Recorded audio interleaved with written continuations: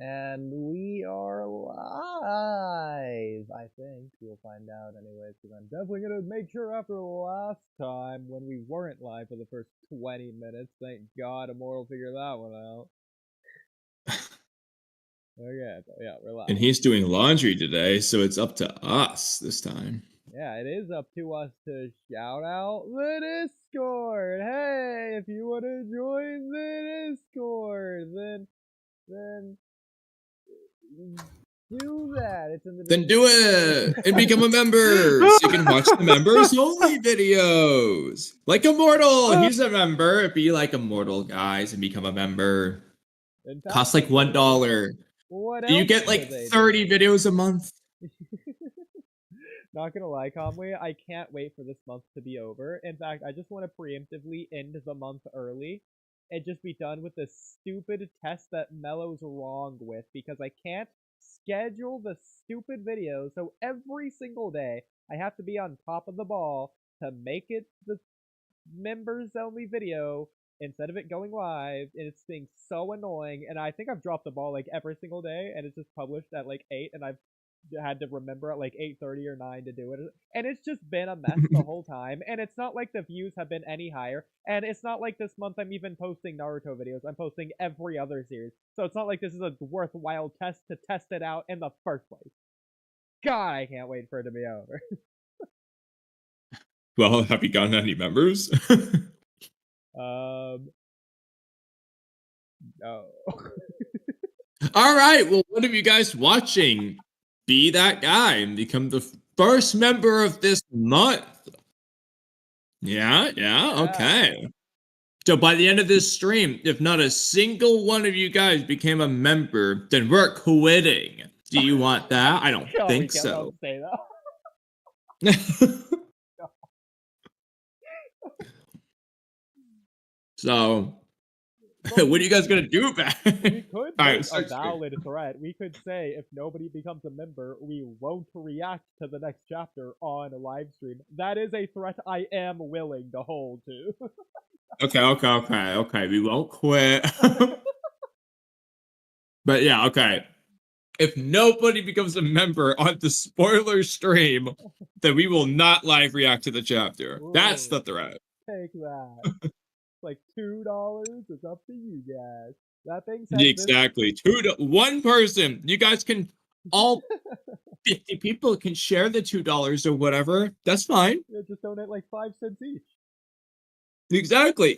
As long as it adds up to a member. It's like one set of $2, which is split 40% between YouTube, and the other 60%, 50% between me and Kamui. Yeah, literally. So, Kamui, how much do we profit from a single member? Let's also remember to remove tax from it as well, which is another, I don't know, 20%. So, like $1 probably. If no, less than that. It probably costs $1. You probably get like 25 cents. So if you want to give me a quarter, then become a member.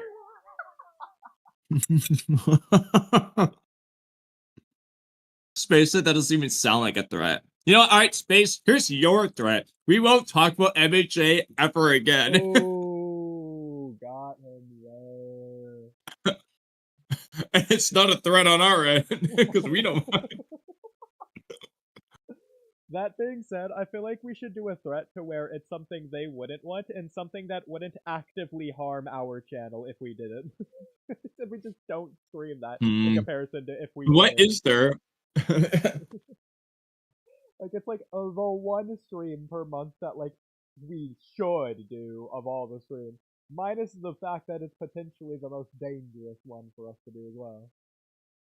Well, I'm fine with the MHA threat. Space, why can't you be a member?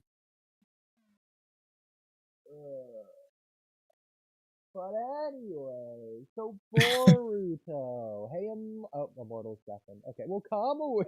So, Boruto. It's spoilers. That guy. Yeah, he's the character. When you put them together, what do you get? Burrito 2 Blue Vortex. Alright, so Kamui, have you seen the spoilers? Yeah, well, what I believe is a spoiler. Yeah, and me, I mean, as you it looked know, I pretty know you knew official. I've that. got people confirming it was official, and the other things I've seen have 4 pages with it, so it's obviously not the sneak peek. Okay. So I'll tell you what I think it is because it was the first frame of Kitamaki's video. But because it was colored. Okay, first of all, was the spoiler colored? No, it Okay, just, no. but people did make some cool colors of it. Okay, well, yeah, well, obviously that's more so what I meant. So okay, so it's already been colored, which is by the way very impressive. But that aside, so I saw at least a colored version of it, assuming that was it and not just a previous page from last month because I looked away as soon as I could. So tell me, was the spoiler Boruto fighting Jura by like slashing at him with his sword or whatever? Yes. Okay, so then I did see that. Yep. Okay. So it's I mean, I already told you. I had no problem telling you, like, the gist of it because. Oh no, who would have thought? yeah.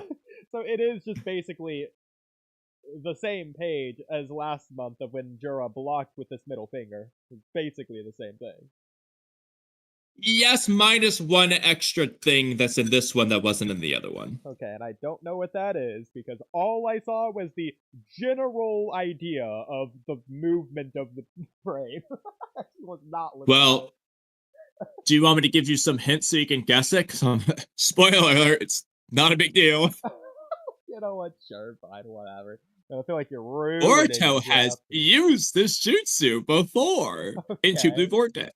Into the vortex. Well, we're really limited on our ability usage here. Let's You've see. got 3 jutsu to choose from.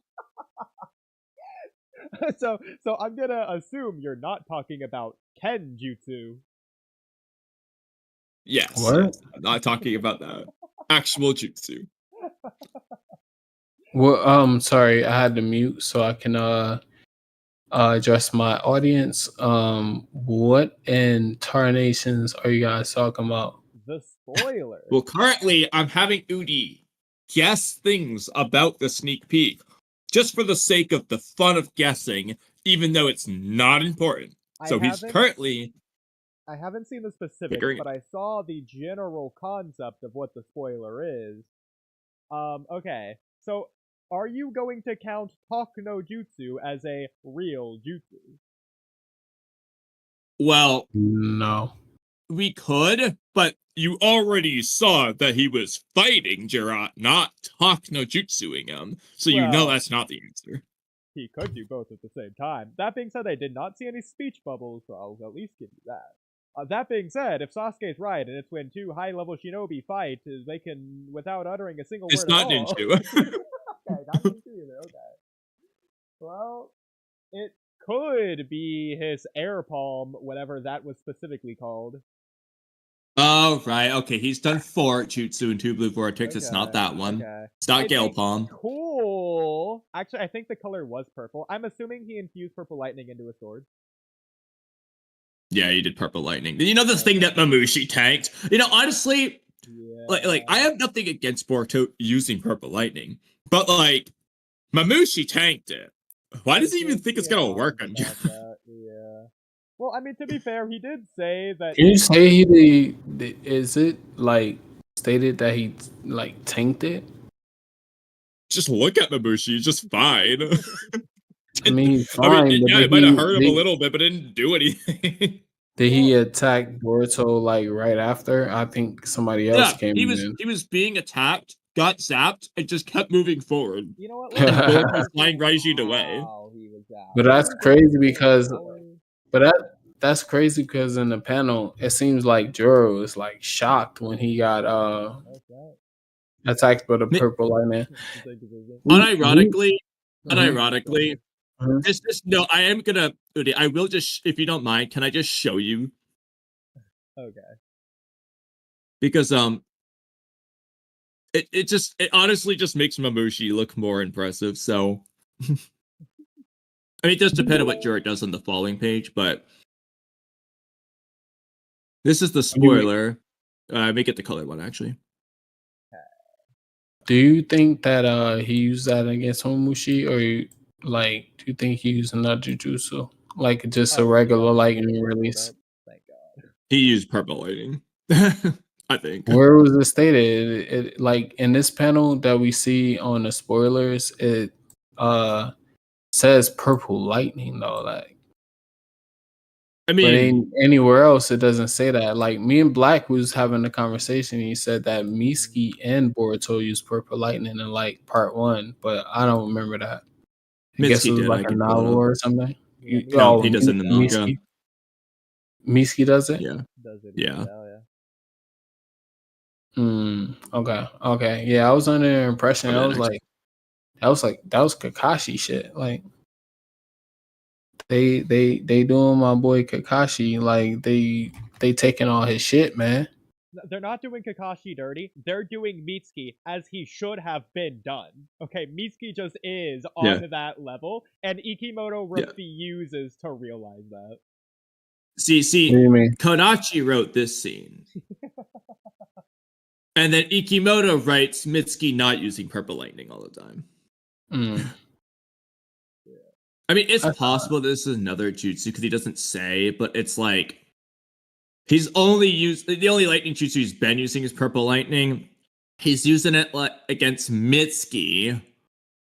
Why wouldn't he use it against Mamushi? Like, he's trying to beat them here. Like, if he can. He's trying. Why would he use a weaker jutsu in this case? Either way, Mamushi just tanked this shit.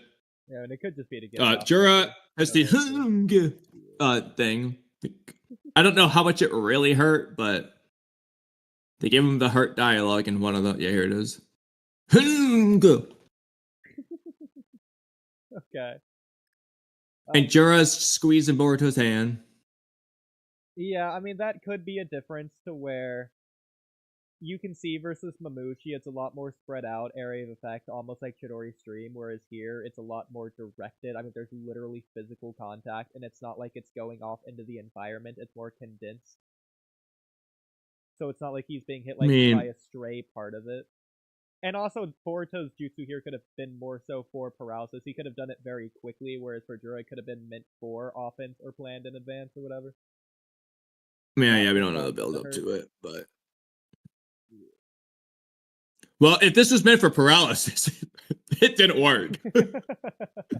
It didn't hurt him or paralyze him. Wait, but I saw in the panel that it seems like Jura was giving Boruto to work. If you look at his face on some of the color panels, I don't know if that was just like somebody who's like adding some artistic flair, but it looked like because like look at this though. See this one, these big bruises, and then this one, the sweat beads.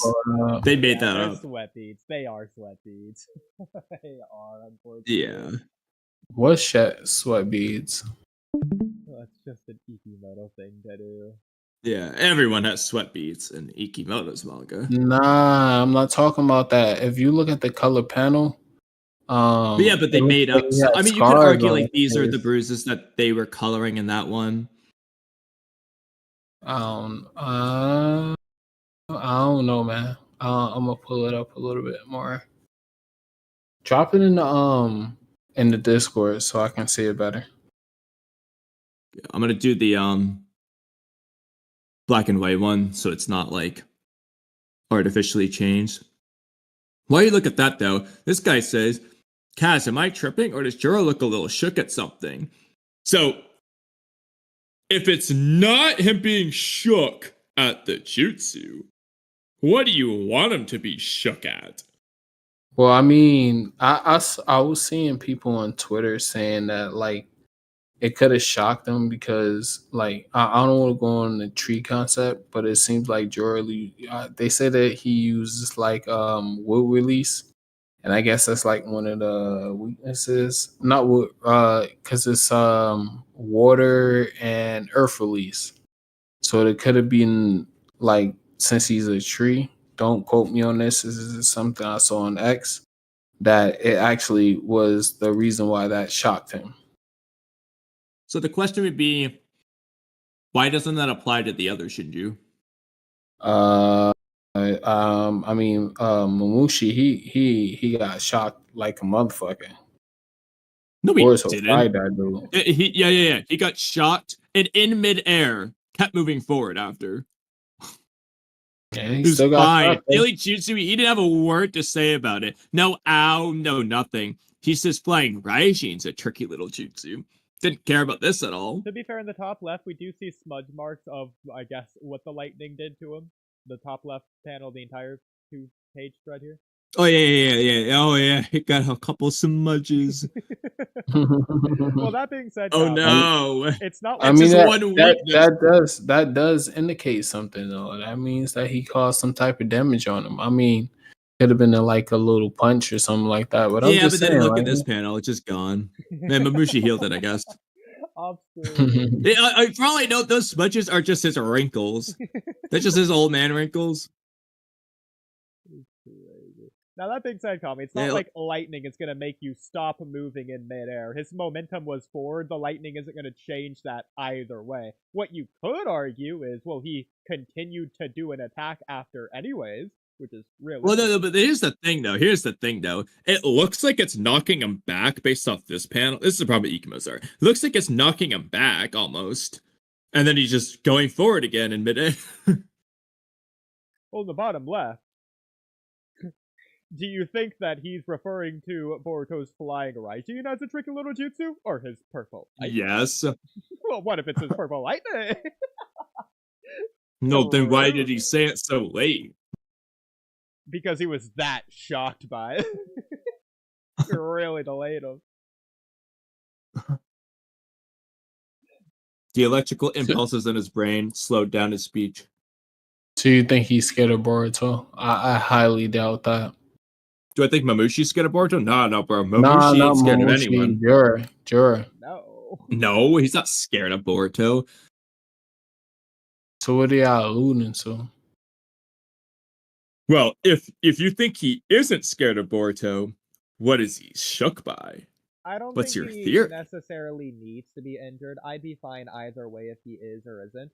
But if he's not, it's totally fine if he was just thought this was like something unexpected and he's reacting accordingly to that.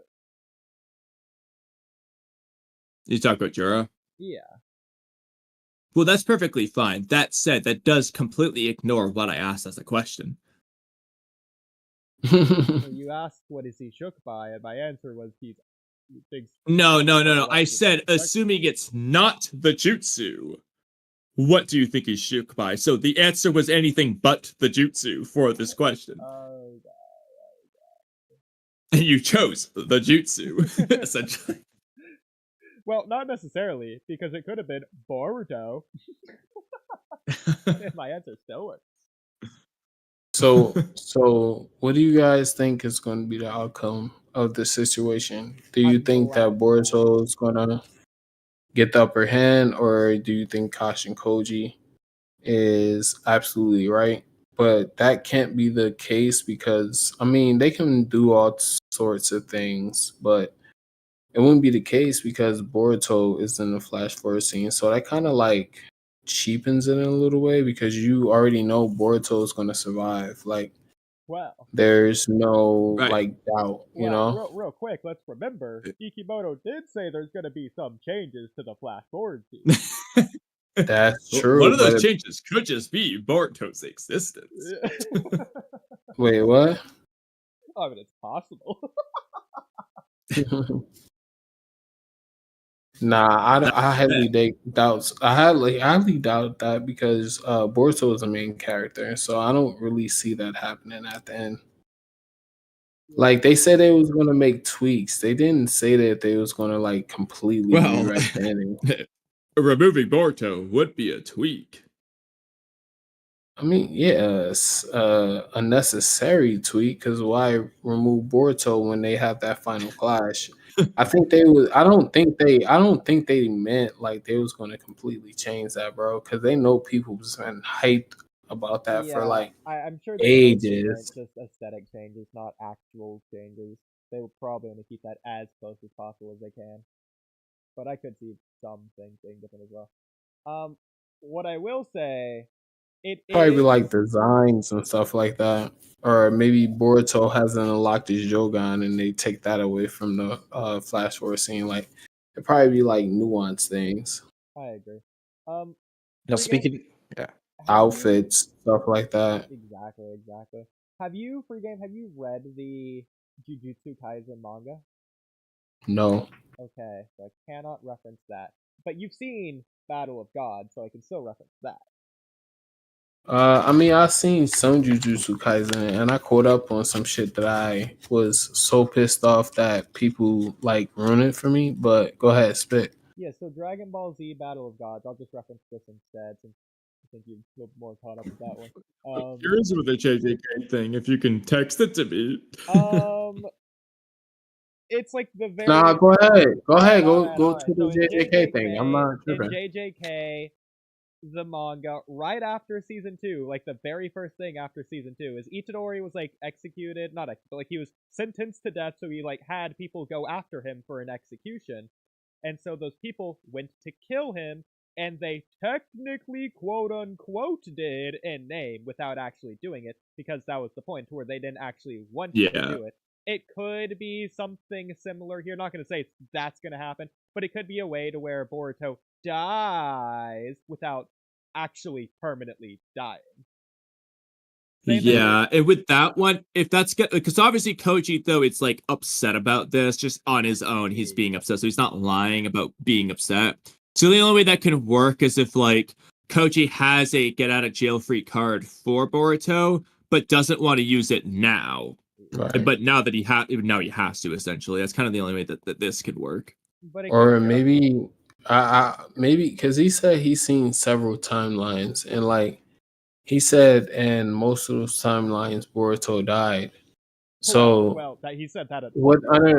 the most recent thing he said to Ada is Boruto's finished without a doubt. So, Without a doubt. It becomes extra annoying if he's like, it's like if he just says, "Oh, he'll most likely die." Okay, whatever, that's fine. But if when he's saying it so assertively, it's just like, all right, like stop, like don't say Boruto's done for without doubt, and then just have him be wrong. Like, just don't say that if you're not Right. sure. Right. Have it be something else. Now we Or have. actually- Don't you worry, Oodie and I have an answer, but we're gonna delay giving you the answer as long as possible. Why? I don't know why we said that, but I just want to say, for the Battle of Gods movie, Dragon Ball Battle of Gods, if you remember the ending of that movie, Beerus is like, I'm gonna destroy the Earth, and so what does he do? He flies down to the Earth and just like shoots one rock and is like, hey, I technically destroyed Earth. And he's like, haha, alright, Oh my now let me get God. some food. That is so it's stupid. Stupid guy. Yeah. No. Please. Please. Please. Please. Please. Yeah, Jura's gonna kill one of Boruto's skin cells and say, "See, Don't. I killed him." Please. Please. Ikimoto, don't do that. You're gonna- Please. My thing is, I mean, you say that, but he's also the one who killed Boruto in chapter 66. Well, he didn't actually kill him technically, but he. Kawaki, You yeah. know, here's the problem, actually. Ikimoto both said Boruto died and said he didn't die. I don't know. This might just be mistranslating things, but he's literally just said contradictory things about that. What do you mean? Who? In chapter, you know, when Kawaki, quote unquote, kills Boruto and then Momoshiki heals him?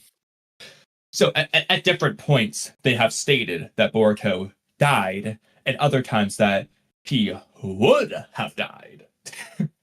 If like, and Momoshiki also says Momoshiki himself says, if you were to die, my soul would be instantly extinguished, and you would have died if not for me intervening. And he says he resuscitated, which is basically just waking him up.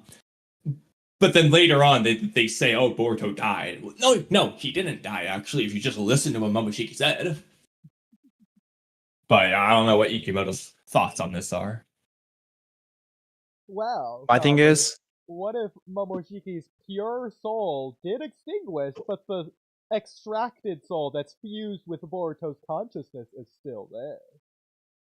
But it wasn't quote unquote fused with his consciousness until he intervened and did his data bullshit. As far as we know. I mean, that's what he said. Yeah, we're gonna take Momoshiki's words for it. Oh, it's all we have to work with. But as Immortal was saying, Immortal. So I was Tell gonna us. say. So when you guys were talking about the Jougan, I think there was like an old theory when Boruto had died that, you know, I didn't think Momoshiki was gonna revive Boruto at the time, but it was kind of a surprise to see that. But I should have known that because Momoshiki was just does actually want to stay in the living realm for as long as he can, so that way he can finish out the process of reincarnating into Boruto's body and staying tethered to, you know, anchored to his soul. I would say. I want if Momoshiki is actually anchored to his consciousness or his soul in some way through the karma or just the karma itself. But, anyways, the point is, I didn't think Momoshiki was gonna come out and just, save Boruto. I was kind of hoping for the idea of, you know, when Boruto died, he was gonna, die and potentially go to potentially try to, I wouldn't say acquire the Jougan, but be like in some sort of spiritual realm where he has to fight for it. Well, Mello. You're sounding like Mello like that. You sound like Mello right now, bro. I was hearing about that theory, and I was like, ooh, that could No, be a it really would have been cool fire. thing. It would have been Yeah. definitely fire. Yeah, I agree with But Mello on that. Like, I was because kind of when they upset that they didn't like extend that. Like, give us something more. Like, he's an Otsutsuki. Like, let us see some would it be like premonitions or some shit like that. See the Otsutsuki clan and like a backstory or some shit like that. Like, they could have gave us anything. Like Mello, he was like he wanted to do like where Boruto he dies, he goes to the Pure Land, he trains with this person and that person. But yeah, I think they should have did it a little bit different. I don't know. But I do agree with Mello though. They should have did it way better than that. Yeah, I mean, honestly, Boruto just shouldn't have died from that attack. No, what do you mean? I agree. He just got pierced through by Yeah, Kawaki. I realized that. He also got his spine broken by Ishiki, and that didn't stop him from surviving. But ignoring that, you remember Garo, the outer member of Kara, Garo? Yeah, Kawaki did a bigger version of that attack, and Garo took it. Was he hurt? Yeah, but he was alive. Kawaki had to then blow him up. You know what Boruto has? Well, he has karma, which was stated and shown to give him healing powers. You know, like when Momoshiki healed his spine? Yeah, it's because it can heal. He also is part Uzumaki. Oh god, him and Warrior's Uzumaki blood, like so great that she has perfect Kurama synergy, right? Yeah, they know what the Uzumaki are known for? Not dying. Okay. Oh yeah. So no, Boruto's okay, this is a little. bad. Now I know this is. I know I actually have a little bit of a contention with the whole karma healing thing because Ikimoto doesn't kind of, But yeah, if I would say, Kodachi wrote yeah. it, he ignores it. I'm so glad Ikimoto the has- first word that Immortal started there with was Ikimoto.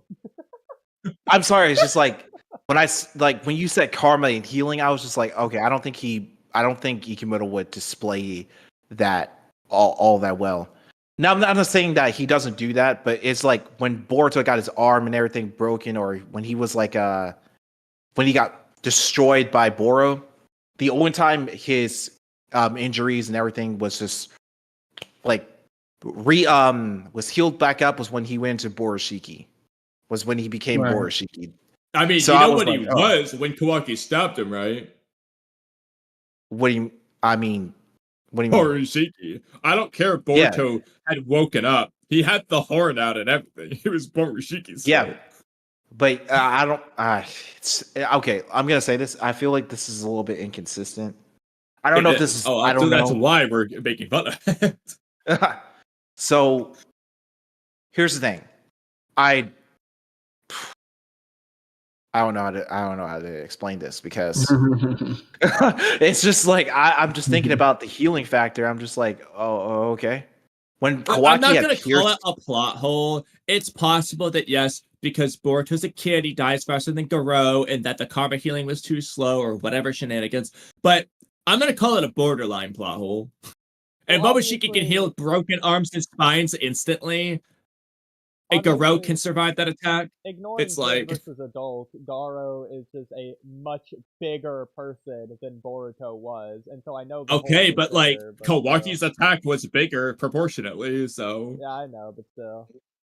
And also, I don't think his heart organs are going to be that much bigger in comparison to like the rest of his body. Like, yeah, his heart might be bigger, but I mean, like 3 times the size. Yeah, Yeah, but facts. where exactly did it even hit on Goro? Is it the exact same place? I know it's supposed to Same be. way. Potentially Yeah. between the lungs and the heart. I mean, when you think about it, when he pulls it out of Boruto, the hole's not that big, but like Yeah. it's especially bad in the anime. I'll go find the manga version for Garo. Sure. Wait, It's just what do you want ridiculous to in say? the anime, though. The Garo stab is just so. Oh no! Don't forget that Garo also lost his arm moments before this. He's already like half dead. Yeah. Give a pretty. I mean, look at the back of this thing sticking out of him here. He's pretty darn big. Okay. And By the way, Kamui, do you have any way to get to the Japanese law for Boruto? Yes, depends on. This is Boruto's hole. For like chapter? To what chapter do you want? Okay, numbers are interesting. Well, what thing are you looking for? So, okay. Well, really quick, I wanted to, because, okay, Immortal said something interesting that made me go on a long tangent of thinking. So, Momoshiki wants to stay in the realm of the living as long as possible. Well, what are the Otsutsuki's goal? To do what? plant a god tree and become a god. Yeah, to do what Shibai did, which is to... Yeah. Ascend into godhood. Yes, okay. So Yep. ascend to a higher dimension. So I was like looking into it, and I'm pretty sure the realm where Momoshiki took Naruto to, like back in that Momoshiki arc in like the very first arc or whatever of Boruto, the kanji they used there was the kanji for like a higher dimension. And so I was hoping you could like Interesting. look at the Shibai higher dimension scan, and we could just compare those kanji.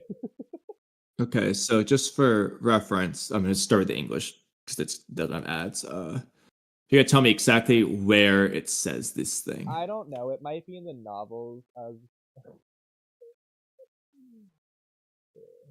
I'll go look real quick. With the kanji. So would it have been like here, like this, or something?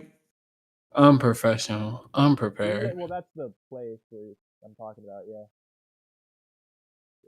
But like, where on the page? I'll just go chapter 7. We'll just see. Okay. Because I know Thunder God made a video about it, and I was helping him translate things for that video. Are you talking about like the Said anything important? It was Naruto. Naruto, as you know, 2025, and it went over Kaguya's dimensions, and then he brought up like Is this it? Ninja's dimension, and then the Boruto stuff. Is this anything? This looks like the same thing over and over again, but Oh, Kamui. What that says is Gua. okay.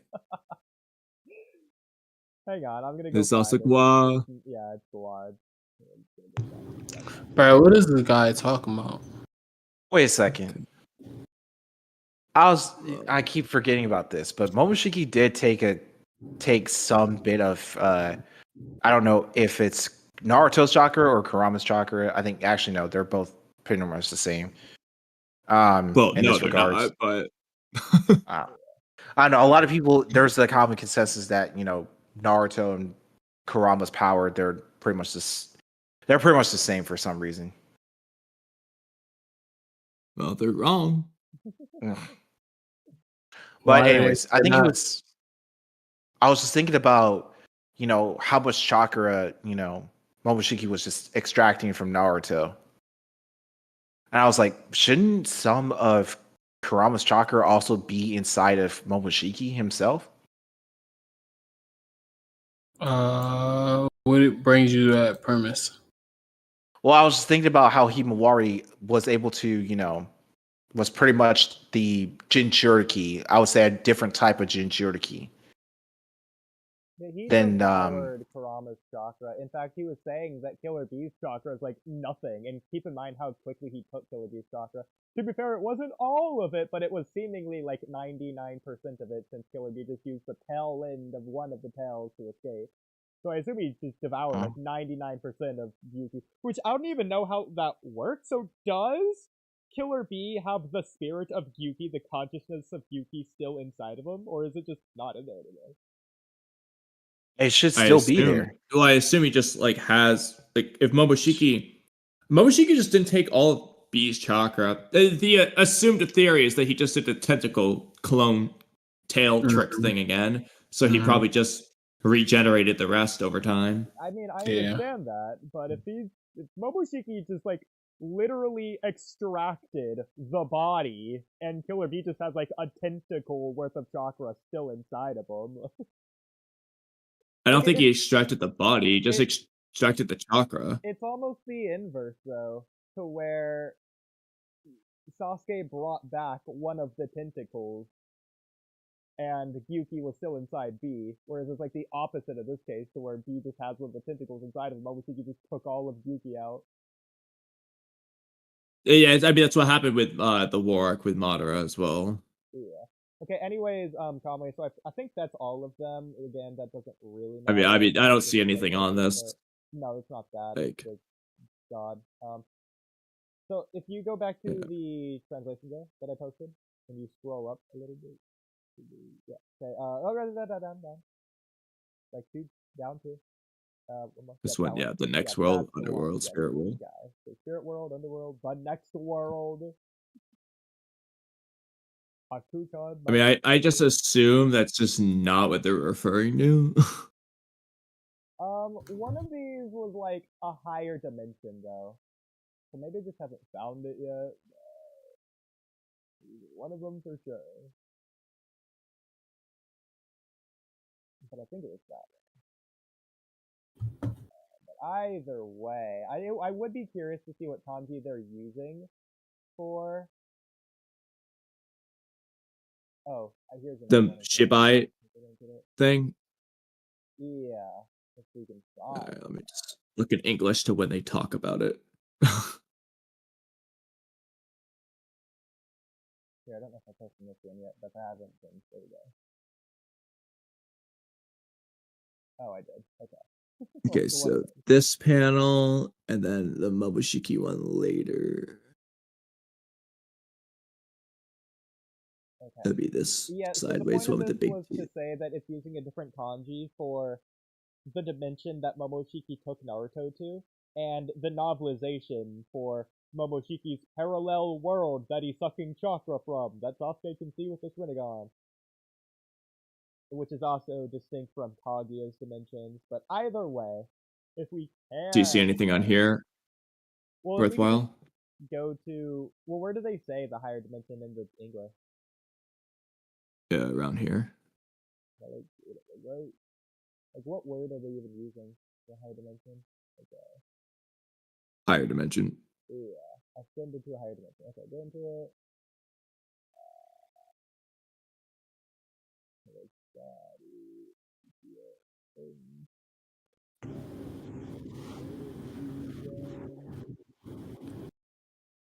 This is all in kanji.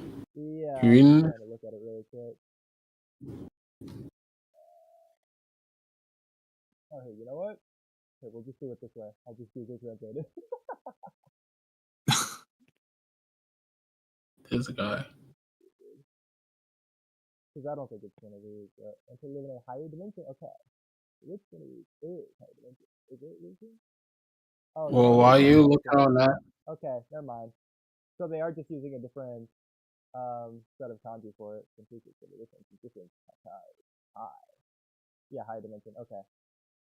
Okay, so they are just using a different thing since it's this word, which is near the middle of where you were just looking, Kamui, on that omega thing.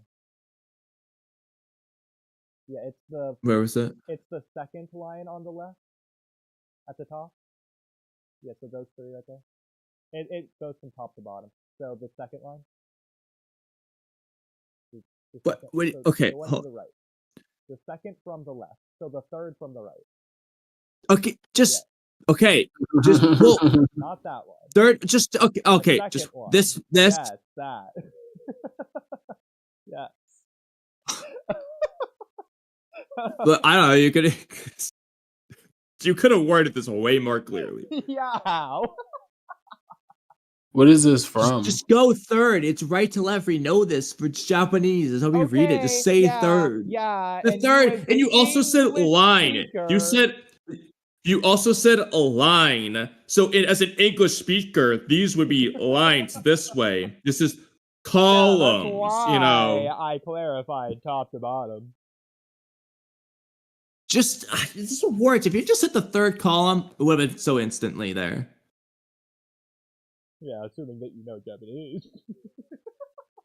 Well, I know this much about Japanese. Okay. Alright. Either way, if that's how Y'all Alright, speaking anyway, nonsense right now. Y'all speaking nonsense right now. Okay. What do y'all think the chances of Boruto actually beating Jura? None. It gotta be something, bro. Well, no, it could just be someone else bails him out, or tag teams or something. Who do you think? Well, okay. Well, I'm glad you're saying that. Tell me, should we get into it now? Well, I don't know. Do we want to like delay as long as possible? We already have. Okay, so Okay. pregame. How can Boruto get out of this? In the most reasonable way possible, considering Koji is saying it's impossible. But what do we know about 10 directions? How does the future change? I mean, they got that singularity. They got that singularity thing that they've been Right. hinting in. Yeah. The only thing Koji can't see is what will happen if he tells someone about the future. So basically, the only thing Koji can't see is if he makes someone else a singularity. All of it, and when he does, so for example, when he told Boruto how to make Rasengan Uzuhiko, his future is updated. Every future he sees from now on includes Boruto having Uzuhiko, because he already told him it and taught him it. So it will update, but before he told him, he doesn't know what will happen. So future singularities, that's what he can't see. And reminding you just how 10 directions works, it can see the future, and the future is dictated based on lines and pathways, and those pathways split off at choices that people make. Right. So keeping that in mind, what singularities of fate right now can make a choice? Who would be most likely? Who even are all the singularities of fate for example? Wait, say that again? Who are the singularities of fate right now? So you got Ada, you got Boruto, you got I think that's it, right? And well, Koji as well. Koji. Well, I don't count him as a singularity because he's the most singularity. Well, no, I agree. I mean, with he's I don't count him, even though he is the most singularity. It's almost by default. He just can't count. It's unfair. Yeah, but I think that it was stated that once Koji tells you about certain features and shit like that, then you are now a part of singularity. I mean, I could be right. He could be the antithesis. I can't say that word. Antithesis. Yeah. Sorry. Yeah. So that could possibly be it. It doesn't mean he's the singularity because as far as I've seen, I don't see anything where they say Koji's singularity, I think he would have mentioned that. Oh no, well. I mean he himself just makes it very obvious that he is one of the singularities. It's but Boruto and Ada. Again, yeah, I agree like with he you. he Pull is. up the chapter. Pull I up the agree chapter. with I'm you. cool with that. It's Yeah. stupid, but that's what he says. Yeah. Pull it up so real quick. the more So, futures you know, the prove me greater wrong. you diverge from the track called fate and become a singularity, a heretical existence, which makes the future unstable. So it's better for most of us, blah, blah, blah. The duty of we singularities of fate is to aid the past and good futures from the shadows. For to us, we, just like me, you become a singularity, as well as Ada. Ah, He got literally you. says he's I a- must have missed that. I must have missed that. No, But Sounds like regardless, weird. regardless though, based off Koji's behavior lately, even if Koji's a singularity, I guess he's dumb and he doesn't have any ideas. So we can rule him out anyway. He's got nothing planned right now. So do you think that the singularity could cause some type of like diversion in Koji's plan? Because he Yes. can't account for them. Yeah. Yes. So So with Boruto being the singularity, hold on real quick. So with Boruto being the singularity, he said he's seen all these features.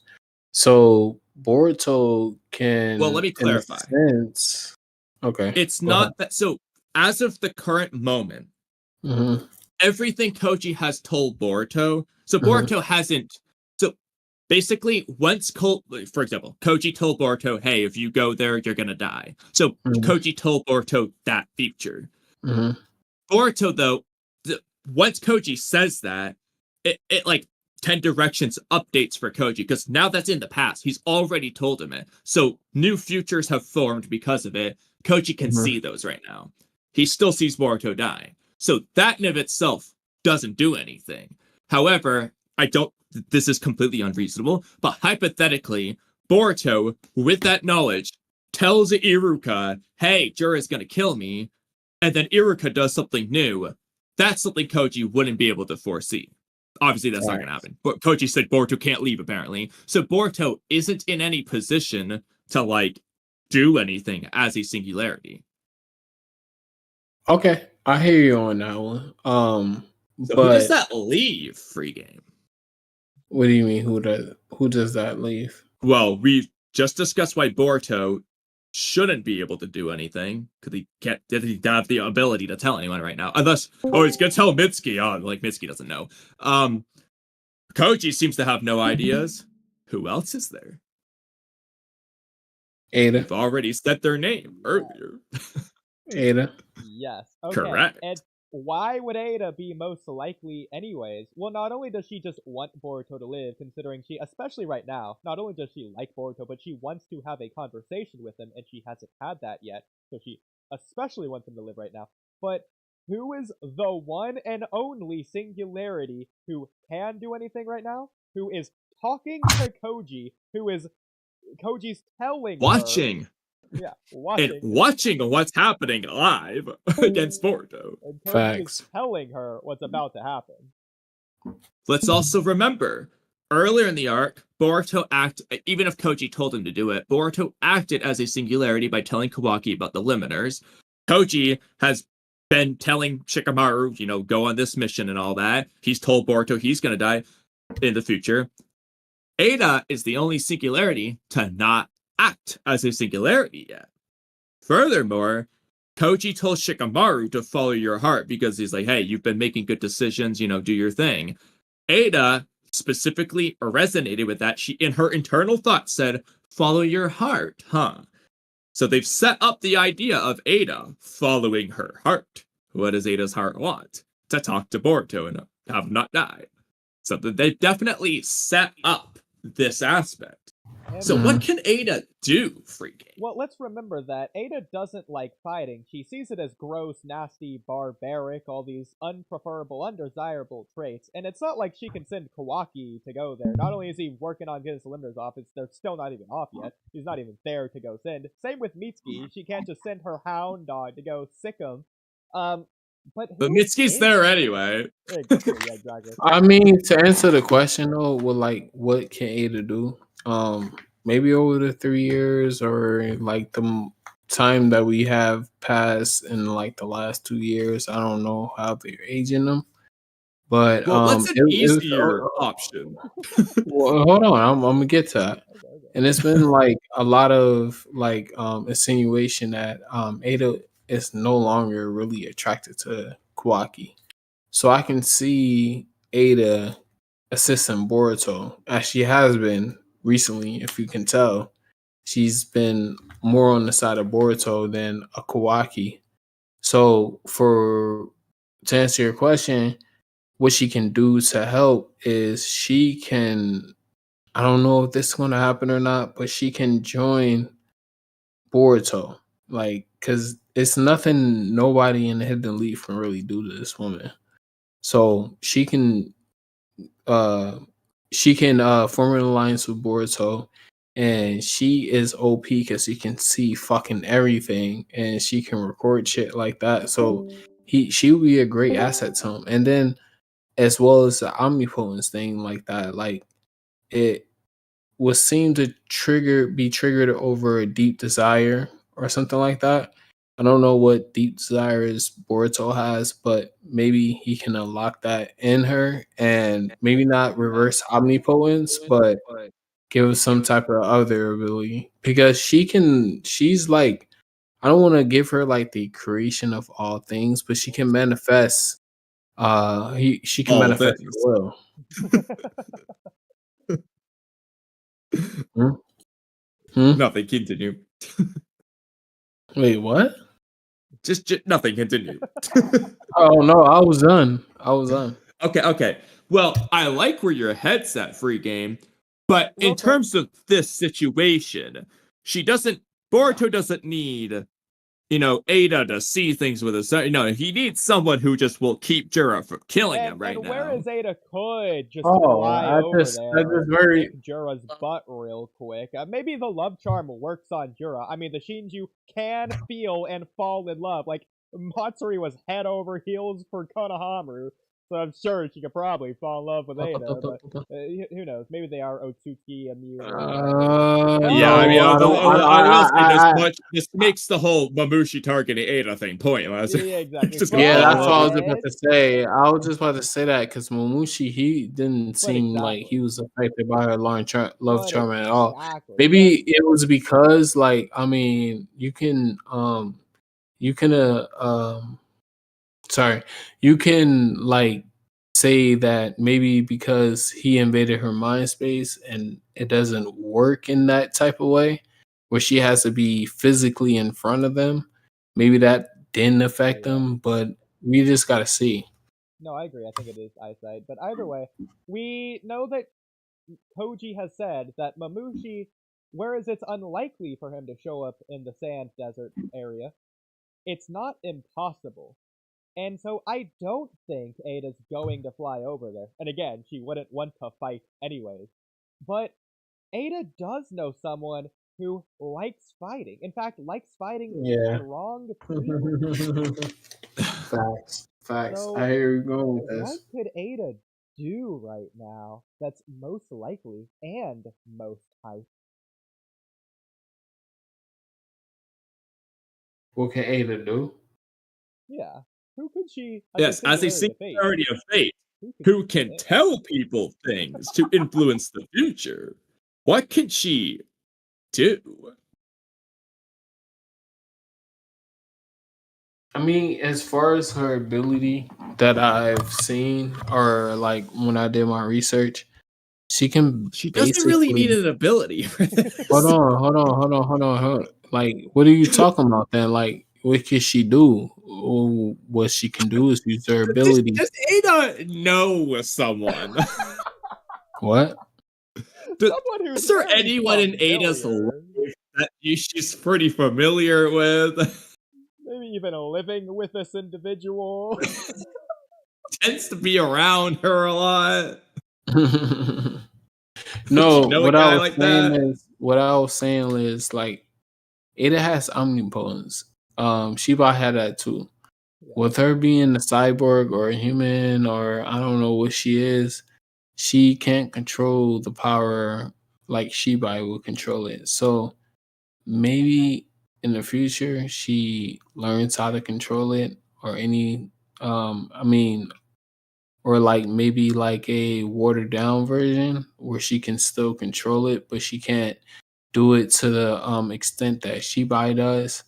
But I see her most likely being able to use her ability one more time, even if she can't control it, just for the deep desire, because I think she feels kind of wrong for what happened to Boruto. So I don't know. I think that's interesting. You did say something that caught my eye there, though. So Ada is a cyborg, yeah. In fact, Amado made several cyborgs stronger than Jigen.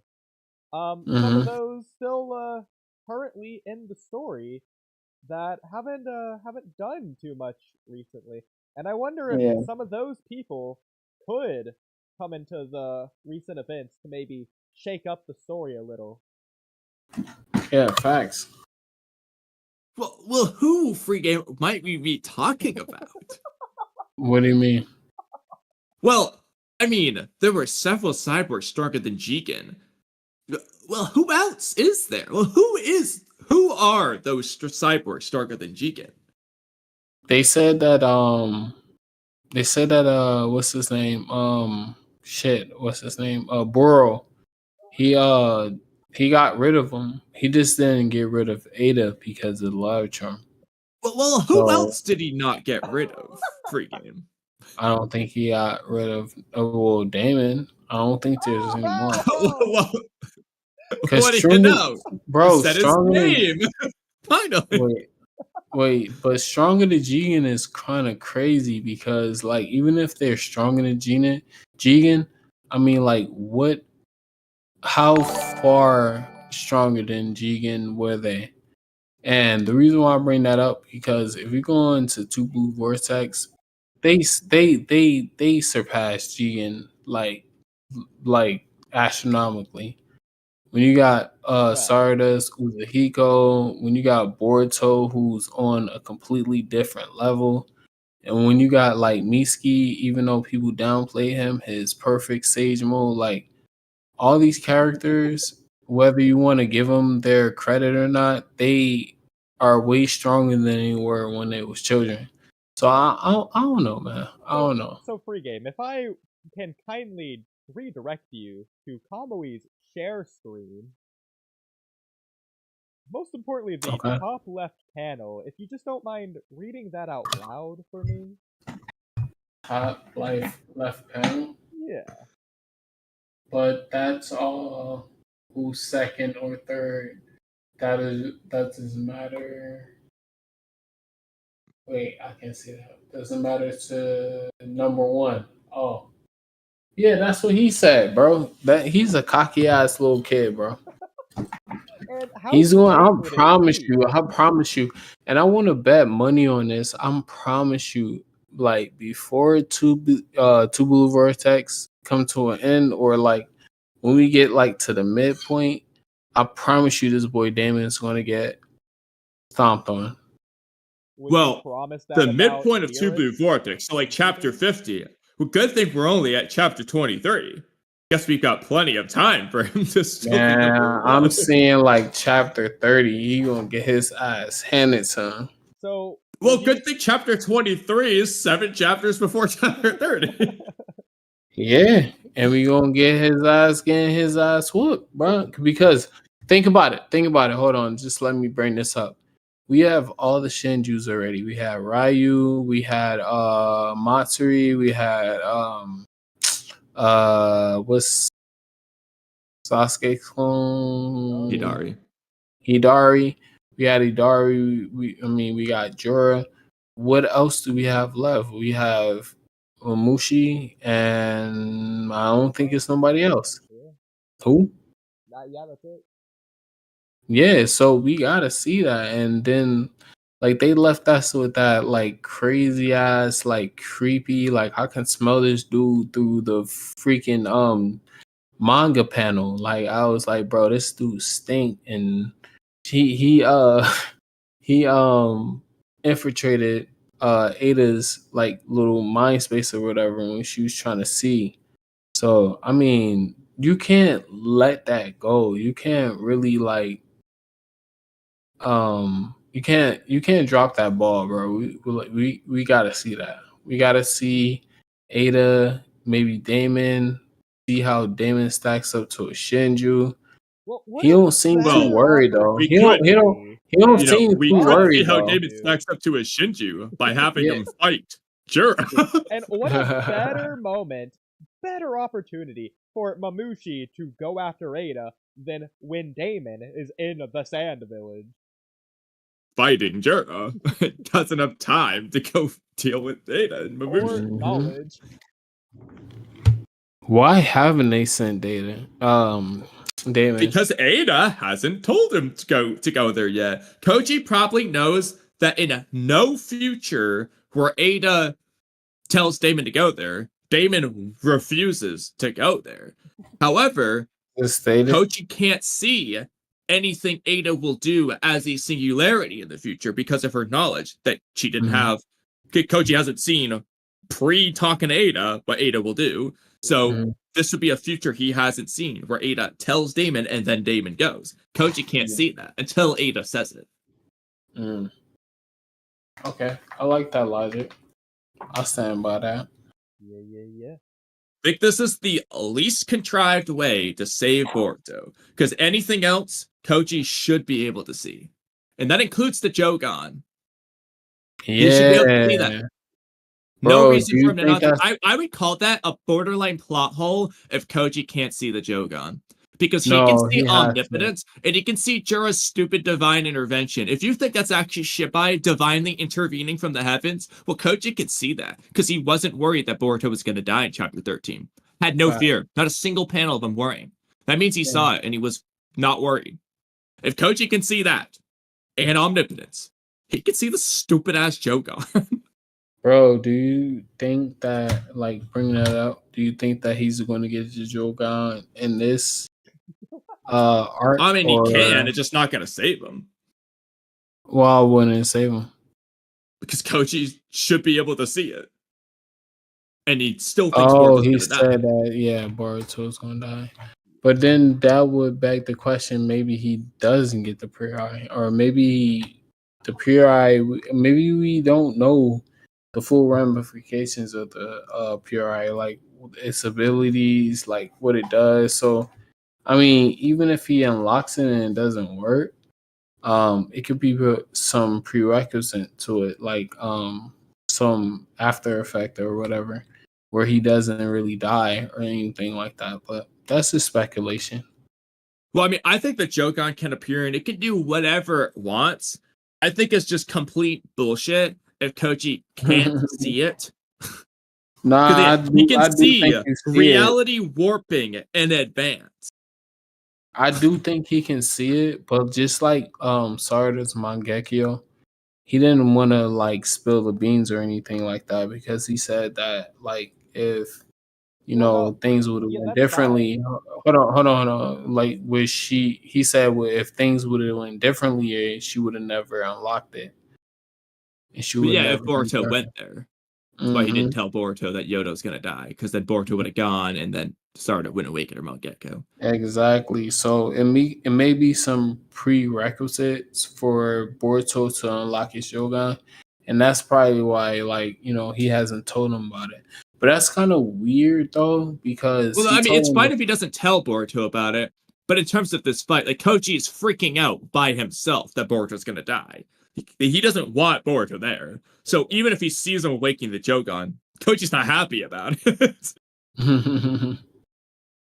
I mean, who else is a singularity? We just said that. But just those three.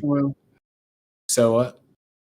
You could consider Kawaki like a 1% singularity because he knows about his limiters, but that's all he knows. So I'm not counting him. Well, Koji, he didn't even say Koji told him. He just like hinted that Amuro did that. He didn't tell him how he knew. That's what I'm saying. Well, it doesn't matter how he knows. Boruto just told him that he told him vaguely, but he told him this is something you were gonna do in the future. Go ask Amado for your limiters now. But I'm not gonna count Kawaki as a singularity for that.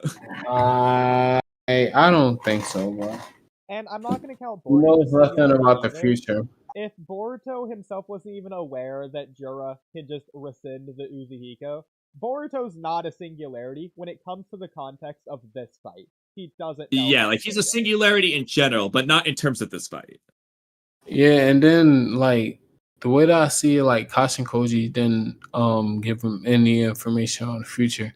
That was past stuff that he gave to him. Like, yo, he took off your limiters. Like, so I don't think that accounts to him being a singularity because he's not giving them any information on like the future or anything like that. We agree. I was just saying that I'm not going to count Kawaki, despite the one thing he knows. Okay. I thought you said you was going to. I'm sorry. I said you could count him as like a 1% singularity, but like I'm not going to count him. 0%. And we know that There's Momoshiki no has way. the same knowledge as Boruto. I would consider Momoshiki also just generally a singularity of fate. But if Boruto doesn't have knowledge of this fight, then Momoshiki should have the same knowledge of Boruto. Yeah. Not knowledge of this fight.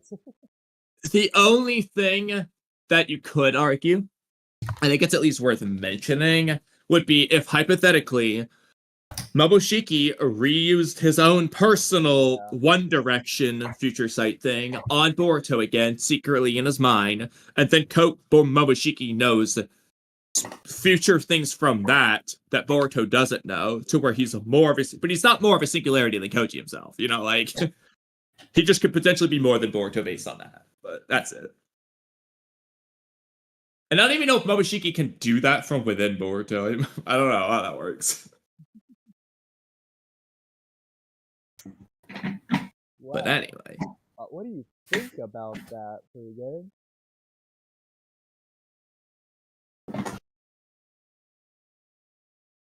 So if you like, hey, I was just talking to Bar and Black. I didn't know Boruto knew purple lichen, purple lightning. Sorry. He has used it a few times in Ghibli Vortex. When with Moshi? It didn't say purple lightning. Well, he definitely used it against Mitsuki at the very least, like it says it. When he fought him in Sage mode. Yeah, when he fought Mitsuki in Chapter 7. Pull it up real quick.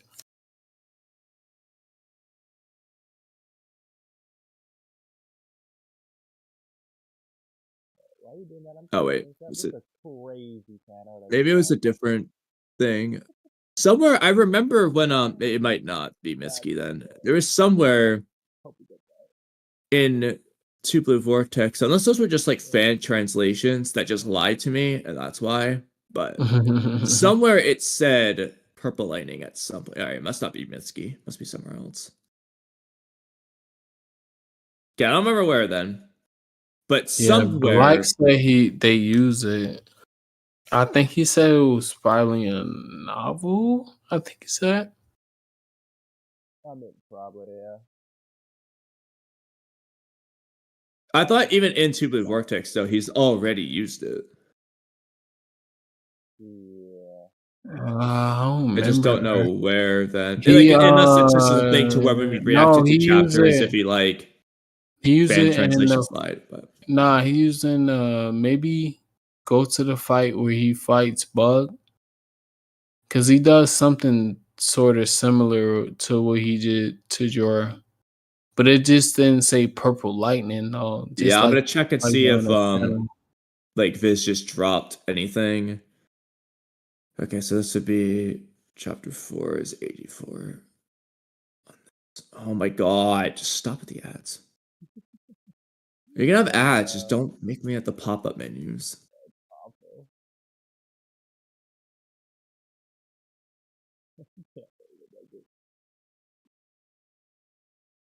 To say anything? No, I don't think so. That just looks like pitching or whatever. Yeah.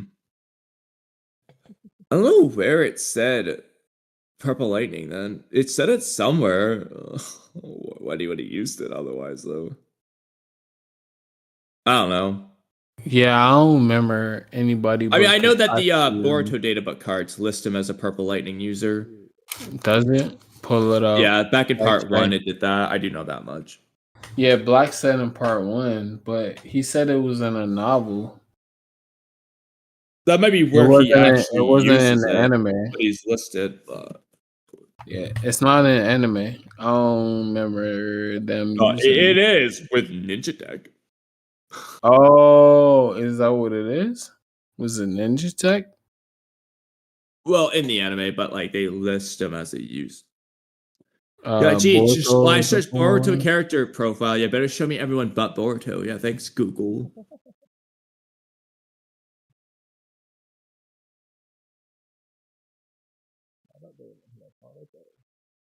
What the hell? Yeah. None of them use it. I'm telling you. Black said that in the anime they use regular lightning release, but in the novel they use purple. But purple lightning release, that's a Kakashi jutsu, and that's supposed to be like the pinnacle of lightning release. So yeah, Naruto was freaking out when Boruto was using it. It's like, there's no way, Boruto, you're obviously cheating. oh, and meanwhile, Mitsuki can just casually use it. Before that's that crazy. Hey, that's not fair though. He's a synthetic human. They put that in him. I don't know why I can't find Boruto's databook profile card thing, but it says it on there. It won't show up on Google. Like they deleted it from the internet, apparently. Why? I don't know, but I've seen it before plenty of times. I just can't find it right now. Let me look for you. Hold on. Let me see if I can find it. Boruto's databook. It's not really a databook. It's like a profile thing that they used to have at the end of some of the chapters. I'm gonna pull it on Chat GPT. Oh, but if I search databook, that actually worked though. Okay. No. Well, thank you for saying that, free game. Okay. You can see it right here, Purple Lightning. This is listed in his ninja art skills, Purple Lightning. Oh, it does? Yeah, right there. Oh, okay, gotcha. I never do that. Well, that's crazy. had one of these as well, and it was a very interesting jutsu that she had. Yes. Do we still have that like up in here? It's definitely somewhere.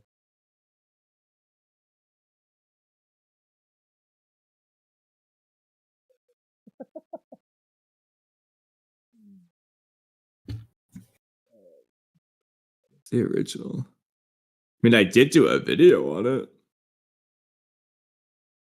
Did we delete it?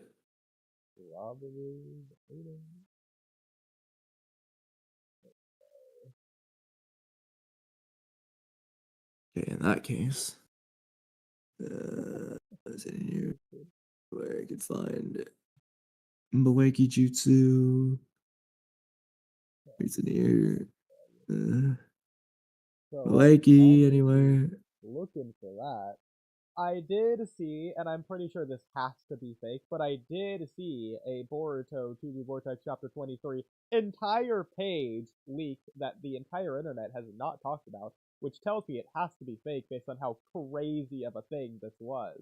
If you guys want to hear about it.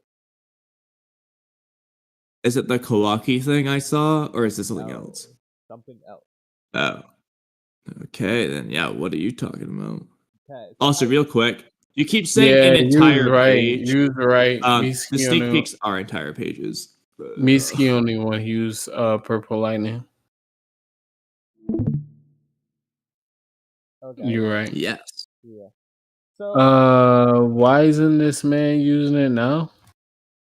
Because Ikimoto forgot, bro. Like everything else. I'm so tired of hearing that excuse. Yeah, so are well, we. it's the reason, bro. Yeah, So we're tired Rengoku of Kishimoto giving. didn't We're do tired it. of having to say it. Man, they need to hire some people so they can fact Replace check Ikimoto? lore. Yeah, Like, they do. Like Kodachi. They no, do that. not even replace them. Just fact check their like shit. Like, I don't know.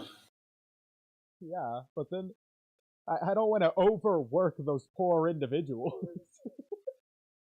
Wait, you said what? I don't want to overwork those poor individuals. The mental stress of having Bruh. that job, fact checking Ikimoto. Oh my god. To make it more cohesive, but I mean, They'd be I working guess overtime, 100 hours a week.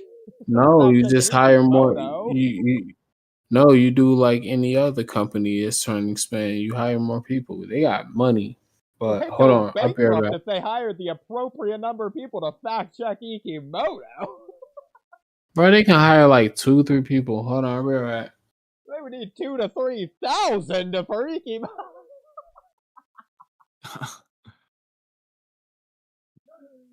Oh my god. Okay, well, I'm gonna wait for Freegan to come back. But Kamui, assuming this is real, you probably won't want to hear it. Just letting you know. It's Well, probably not real. But on the off chance, 5% chance it is real. do you want to share your screen? I haven't been able to re-find it since I scrolled past it immediately since I didn't want to see it when I first saw it earlier today on my phone. I've been looking I don't for even know since what I've it been looking at is. Well, I know what it is because I saw it. Oh, yeah, but okay, but there's been times when you scroll really quickly past something and then you didn't really see it. Okay, but just like the actual sneak peek that we got of Boruto vs. Jura, I saw it. I might not have seen the But purple ice cream. sometimes, yes, I agree. Sometimes you see it right, but sometimes you don't. So it tells me that we don't know. Well, the specifics don't matter because I don't know any specifics that happened. I just know generally what I did, in fact, definitively see. Which is the important part. It's not even that crazy, but it's still something big. Mm-hmm. But as soon as Freegan gets back, hopefully we can talk about it. I really wish you could find it. I wish I could find it too.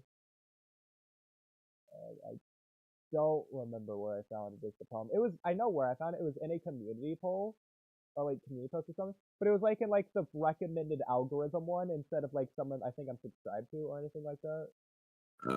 Okay. Yeah, because it was Yeah, right that's gonna after I hurt. clicked on Tito's video and sent it to you.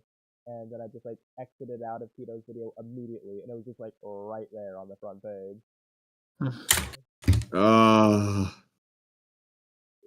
you blew it. Technically. Thankfully. No, because you already know it's wrong anyway. Well, no, I don't. That's the problem. Yes, nobody else. You suspect it. I do suspect it, yeah. I mean, it'd be pretty cool either way. But free game, if you're back, I might be able to no, let me just go.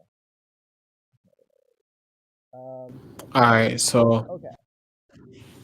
alright, what's your topic? Yeah, so I did see another sneak peek spoiler page, but I think it's fake. So, but it might be real. So I'm just gonna warn you. It's kind of crazy. So, what I saw, and I didn't see the specifics since I just blew past it really quick, but what I saw was on the page, it was similar to the code arc to where time was frozen and Momoshiki was sitting there looking evil with Jura in the background and Boruto like freaking out or whatever. But it was like a couple panels of like Momoshiki just like sitting there, just like talking to Boruto and looking at Boruto and stuff. I feel like this was a fan edit, but like I want to see it now. I know. Yes, and then I can put it on stream. I don't have it on my screen. I can't find it since I went past it really quickly a couple hours ago and can't find it. Damn. Maybe we could like try and look it up. I've been somewhere. for it. Is there a way to that like history community post. Try look that up. Where did you search it on Twitter? It was on YouTube. Look in your history. Look in your history. Yeah, I'm doing that right now, but I don't think I'm gonna see it here. How long ago did you see it? It was like earlier today. if you can see like a Let's play it. thing for like community post scene. Let's play it. I'm trying to find it. I'm doing my darndest, but it's not gonna be here. I don't know where it is. What was the title? It was a picture posted on the community post. Bruh. It had some caption of like, wow, this is crazy, look at this, or something. But, you want to go over wild theories on Twitter? Sure. Again. All right, hold on. Let's see. Fuck. Hold on. Let me move something real quick because it's in my way. Oh, that's why I'm not typing on the right keyboard.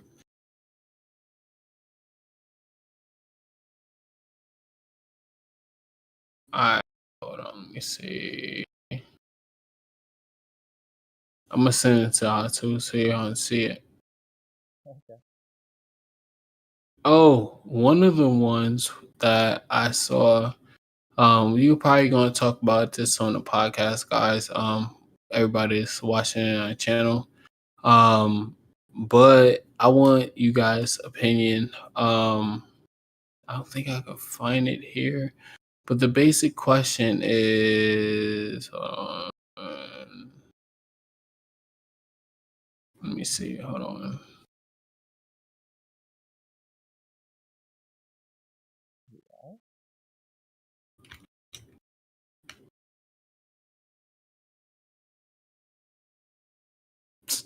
What the fuck?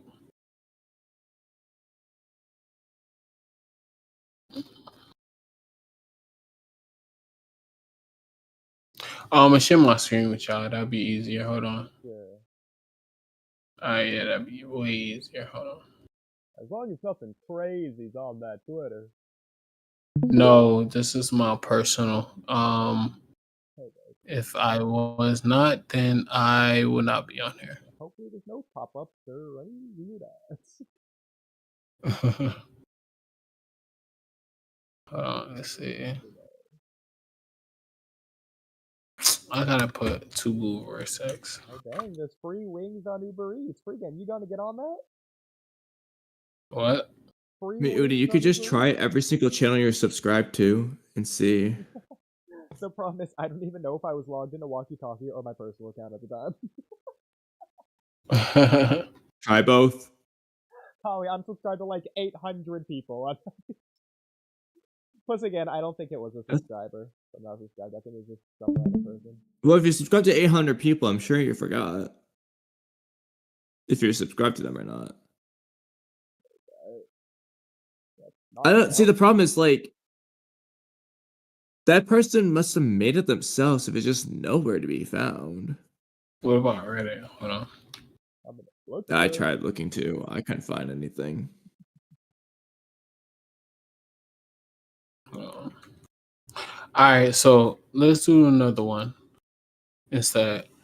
So we was going to discuss this, but what do you think is the most how do you go? What do you guys think is the most missed opportunity in Boruto? Oh no, sorry. What is the shit? What I was trying to say? What's some drop plot holes that we haven't seen in a while that you want to be mentioned in Two Blue Vortex to like cover the plot hole? For instance, the Otsutsuki tablets, like certain theories back in the day, like what do you want to see come into fruition? Well, if that not like a helps plot that. hole, but it was dropped. I think he meant drop plot point. Yeah, I mean, because we haven't seen it. I mean, not a drop plot plot point, but like just something that you want to see be addressed. Yeah, that's good. Well, there's a lot of those. I think Alright, so. well, Where do we even start? So if it's a lot of those, then that's going to be a great discussion. So let me see what you got. The one that stands out to me would be the Byakugo seal and Karma link, but I am afraid You they're just said that as well. I'm afraid they're gonna just have that be Sarada scaling up because it has a similar tier of power instead of any actual link or connection or scientific mumbo jumbo there. I mean, I will say if they're gonna go to the lengths to give her it after all, then I think it would be extra stupid if they didn't try to tie it in any way. Because they already have the setup for it, so it's like, why would you not go all out with it?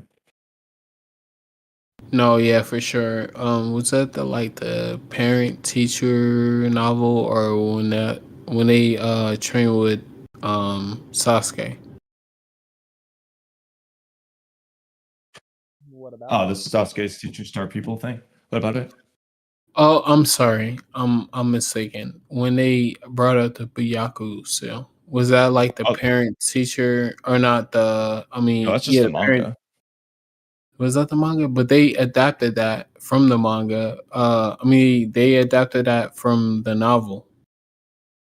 That was the anime. I'm not sure, man. Yeah, the novel. I don't know if a novel ever mentions They it, put it but they put it in an anime, but they adapted it from the novel. the anime actually cut that part out about the Byakugo seal entirely. Yeah. So, what do you guys think is the link to the Byakugo seal to the karma? Do you think that it holds any relevance to the karma seal, because it doesn't really have all the attributes as far as being able to resurrect the Otsutsuki or another person or another being through that karma cell. So what do y'all think So to about be that? honest, honestly speaking, taking what the Byakugo seal is at face value and what we got for Karma, I do think, I really hope Ikimoto surprises me, but I do think the whole concept is going to be dropped because I think they kind of just rushed to the answer when Amado came to the Leaf Village and was being interrogated the first time. What is the Byakugo seal? You essentially partition and compress all your chakra into a single, mark on your forehead, and Right. it contains all the chakra you've compressed all those years, and then you release it and it overlays your body. That's basically what karma does. The only difference is that it also includes like genetic information in addition to the chakra.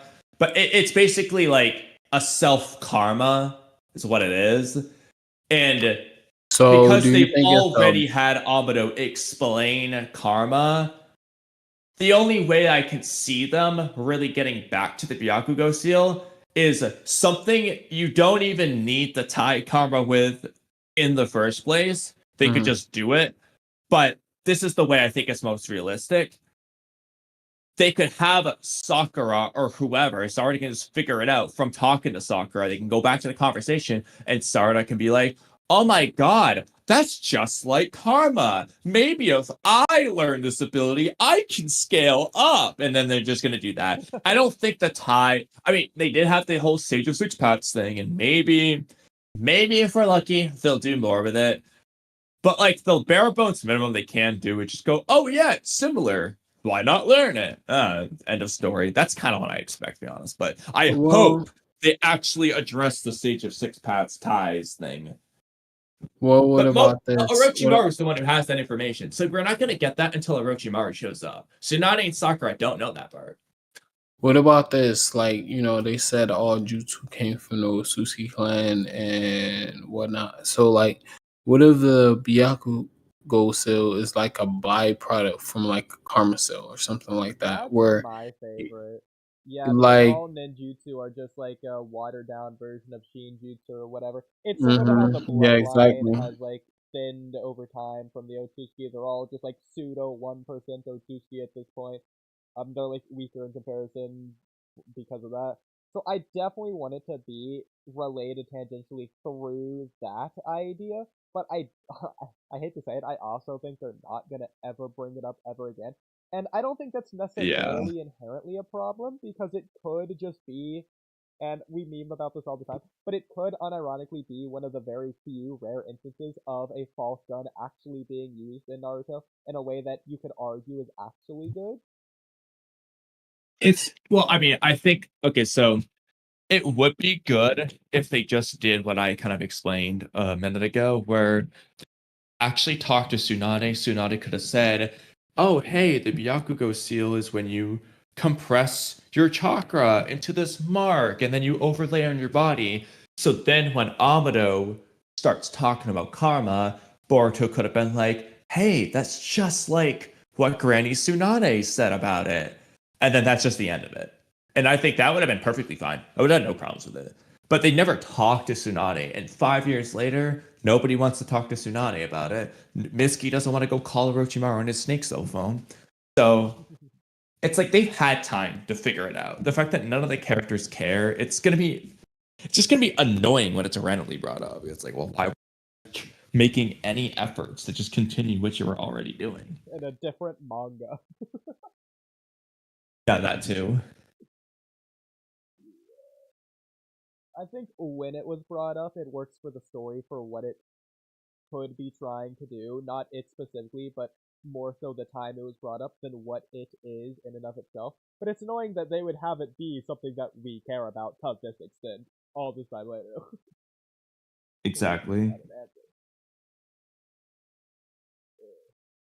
anyway, Hey, at least put in those stupid database pages. tell me, did we want to cover some Boruto topics that were in our topic tab? You can, certainly, yeah. Wait, what happened? I was saying Someone got a super donation, yeah. whatever it's called, super chat. Pretty good. Mm-hmm. Do you want to get into the donation? Yes. Well, we should. I mean, it is All your right. donation. Don't you want to? Hey, hold on real quick.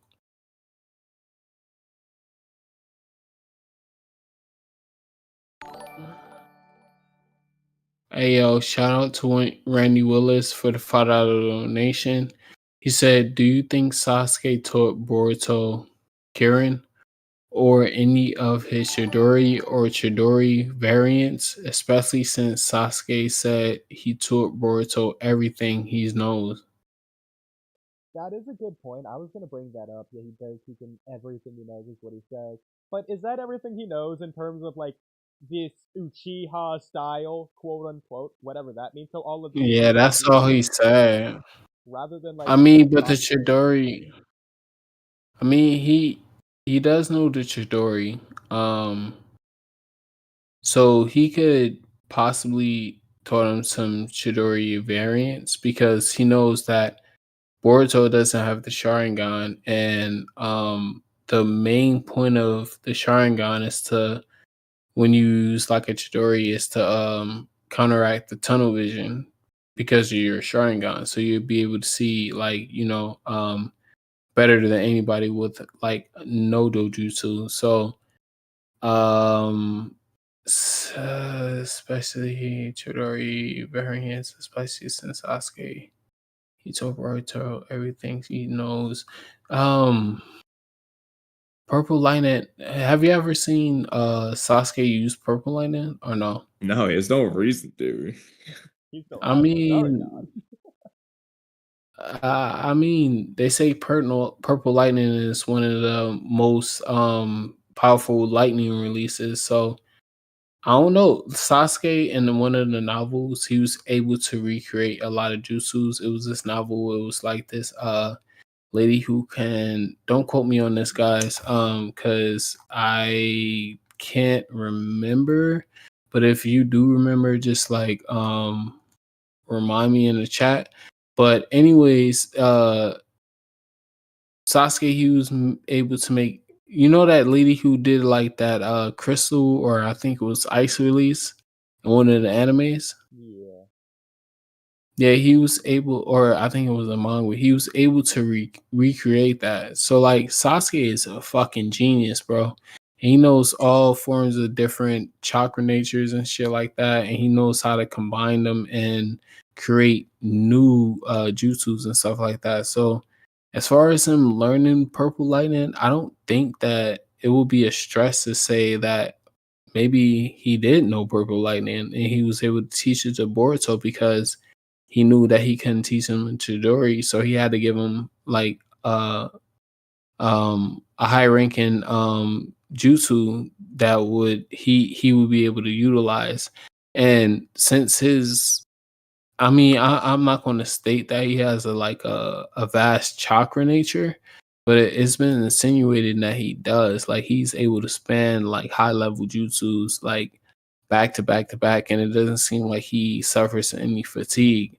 So for him to master purple lightning, yeah, I think that would be something that Sasuke taught him. Yeah, that's fair. That's I fair. mean, it's also possible that Koji Oh, taught he him said it, though. Karen too. He said Karen too. Do you think he taught him Karen? Kieran is the important one here since that's the question. I will say, whenever someone says, and this isn't specifically for Sasuke, this is just any time this is ever said, whenever someone says that they taught someone everything they know, we can't take that literally at face value because you have to take it from like the colloquial use. Well, it can only mean everything that they can actually teach them. For example, there's no reason Sasuke would teach Boruto how to use the visual acuity of the Sharingan because Boruto doesn't have a Sharingan. But that's something that Sasuke knows. Like, but obviously, why would he teach that to Boruto? And so it'd be things that only Boruto can learn. Another example is Gaara said he taught Shinki everything he knows. Gaara knows how to use Shukaku. Did he teach that to Shinki? I doubt it. He probably only taught Shinki all of the moves that Shinki can use with his Iron Sand. So that being said, can Boruto use Kirin? I don't see technically why not. It might be more difficult for him to use than Sasuke, and I don't even know how long Sasuke took to master that. I mean, I don't even know if that's true. Well, actually, no. There is a serious reason why he might not be able to teach him Kirin, because so far at least, Boruto. I noticed the one anime opening or anime ending. Okay, so far in the manga and anime, Boruto hasn't used fire style. So, sure, he could teach Boruto Kirin, but how practical is that? Because Sasuke can only teach it to Boruto on days when it happens to be thunderstorming, and Boruto can only use it on days when it's already thunderstorming, because he can't shoot fire in the sky to make it thunderstorm like Sasuke could. Oh yeah, true. I was about to say not true, but yeah, you're right. But then again, the whole point of That being Kirin, said, it does seem like it's possible, theoretically, for Sasuke to do his own Kirin without the lightning that just uses his own chakra. Yeah. But we've just never seen it used to know for sure, like, how that works. Does Boruto even have enough chakra to do a Kirin without it being pre-prepped or whatever? I would say yes, bro. He's like I said, he's been spamming high level jutsus. He's able to be fair, flying. Well, actually, this flying Raijin doesn't necessarily. This one doesn't necessarily cost as much chakra as Minato's, though, so I guess it doesn't really. It is stated. It doesn't even cost chakra. It's just a karma ability. It's not a karma ability. It is. No, he's just using. Well, he's not using karma, even though that's all he's never known how to do it. But he's using his Otsutsuki space-time jutsu really fast. Is basically what he's doing. It makes no sense. I think they said that he was able to put I don't think it's just Otsutsuki and being able to go through generation sorry.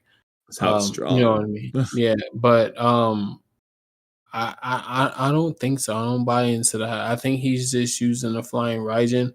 And Koji explained that he said nothing about his Otsutsuki lineage making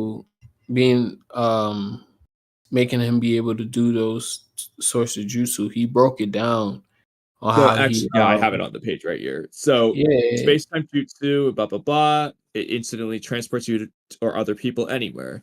As with flying, it's a basic Otsutsuki ability. You've manifested it several times in the past. No. Flying. Space-time ninjutsu does this. As with flying, it's a basic Otsutsuki ability. Space-time jutsu is a basic Otsutsuki ability. Yeah, They have but set this one design. have you seen him use play? Oh well, is all right. So I'm gonna ask you this. So is the flying Raijin space-time ninjutsu? Yes. Okay. So Okay. Koji's telling Boruto But you manifested space but through he this said that portal. he said he had a weakness though in it. Like he had to have marks around the place and shit like that. Yeah, so one thing at a time. The big black portals and stuff. Space-time jutsu. Boruto's used this with karma in the past. Now, I don't like the fact that they're just equating the Otsutsuki ability to the karma ability, but they are. So he's used it in the past. But it was something difficult to control. However, in about 6 years' time, you manage to master this ability. And then by marking metal objects with your chakra, you can sense them. You evolve this into a ninjutsu that allows you to move freely and instantly wherever you want to those markers. That's his knockoff flying Raijin. You can see with the way this is drawn, though, he's essentially. No, we never see this in any other panel, but what Boruto's doing is essentially making a portal in front of him, jumping through it, and teleporting to a kunai really fast so it looks like he just teleports. It's basically out what this is showing you. He's going through these portals really fast, which doesn't make sense, but it's fine. I mean, isn't that in the sense what Minato using when he was like using his kunai? If you ask Sage of Thick Calves, yes. But if you Who? ask anyone You else, used who? no. If you ask who? Sage of who? Sage of Thick Calves. Oh, that's Sage of who? It's fine. He's a person. Oh my goodness. All right, I'll take that. Because he likes to reference the Minato subspace. So if you ask him, this is what Minato be doing. But if you just look at how it's been depicted in Naruto, they're not depicting it this way. And realistically, pre-game, you just are right. Boruto is using Flying Raijin, but Kamui, you're also right, which is why it makes no sense. Where Ikimoto just wanted it both ways. He wants his cake and eat it too. He just gave Boruto Flying Raijin. Boruto isn't making these portals and speed blitzing, perception blitzing into them instantaneously. He doesn't need a hand sign. You know, the Flying Raijin hand sign. He doesn't need he wouldn't need to mark his chakra on his tools or whatever in an active battlefield where he can just see the locations in the first place. That doesn't make sense either. He just has Flying Raijin, and Ikimoto just is using this other explanation at the same time. Yeah. Yeah, and another point with that though, when we talk about that, he said, and when he first used the Flying Raijin, that he said that he couldn't do it as good as his grandpa. So you can say that he has maybe not an inferior, but his Flying Raijin doesn't compete with Minato's. Yeah, I mean, they say it's inferior, even though it might as well be basically just as good. It is as good, because the only way it's inferior is long distance, and we're seeing that in the current chapters where he needs to focus in order to teleport long distances, whereas Minato could just do it. Because in short distance, like I was just saying, he doesn't need to focus on a different shape in order to teleport to it. He can just use his eyes and see where he wants to go. He could just do that.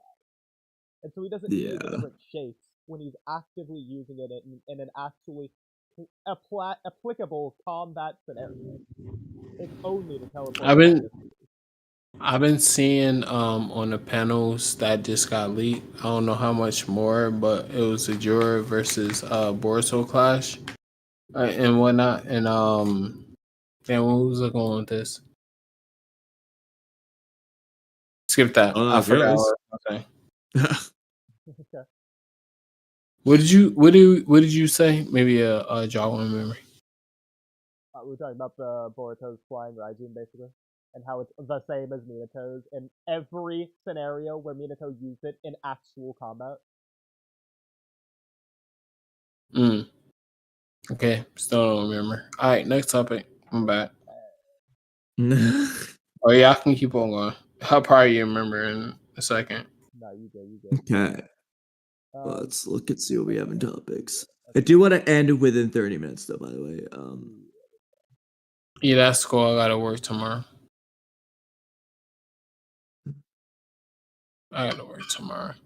Yeah, so y'all don't see this as being the last battle. So all right, if let's say that Boruto gets dog wash, who do you guys seeing helping him or saving him? Well, I think we already answered that. I know you said that Kashin Koji, he said that he had no choice. I mean, like he was going to die either way, but I don't believe that. The answer Something gotta happen. Free game. Are there any Boruto characters whose names start with the letter D that you know of? That we might have talked about earlier this stream? There might be OP. Oh, Damon. Yeah. That's our answer. Bro, Damon's not coming, bro. Damon's not coming, bro. I mean, it we going double the most sense out of every possible theory. Yeah, I know that, but I can bet my bottom dollar in the next 2 chapters. No Damon, bro. I don't care. What if he happens in the 3rd chapter? Ooh. 3rd chapter, I'm still willing to bet. $1. Yeah. I'm still willing to bet. I got $30 on it. Well, I mean, to be fair, we're not saying that the Jougan, Momoshiki, Mitsuki power-up, and Kawaki can't all happen first. We're just saying Damon needs to be the final thing that makes Jura leave. Nah, I don't think that's going to be it. I mean, I could be wrong. You know, I'm not saying that my theory is going to be actually true. But what is your theory? This is my opinion. I think Kawaki will show up before Damon. Well, so why don't you think Koji foresaw it? Well, let's ignore that. Let's ignore that for now. Let's just get to the most important thing. Why don't you think Koji foresaw it? Koji foresaw what? Kawaki?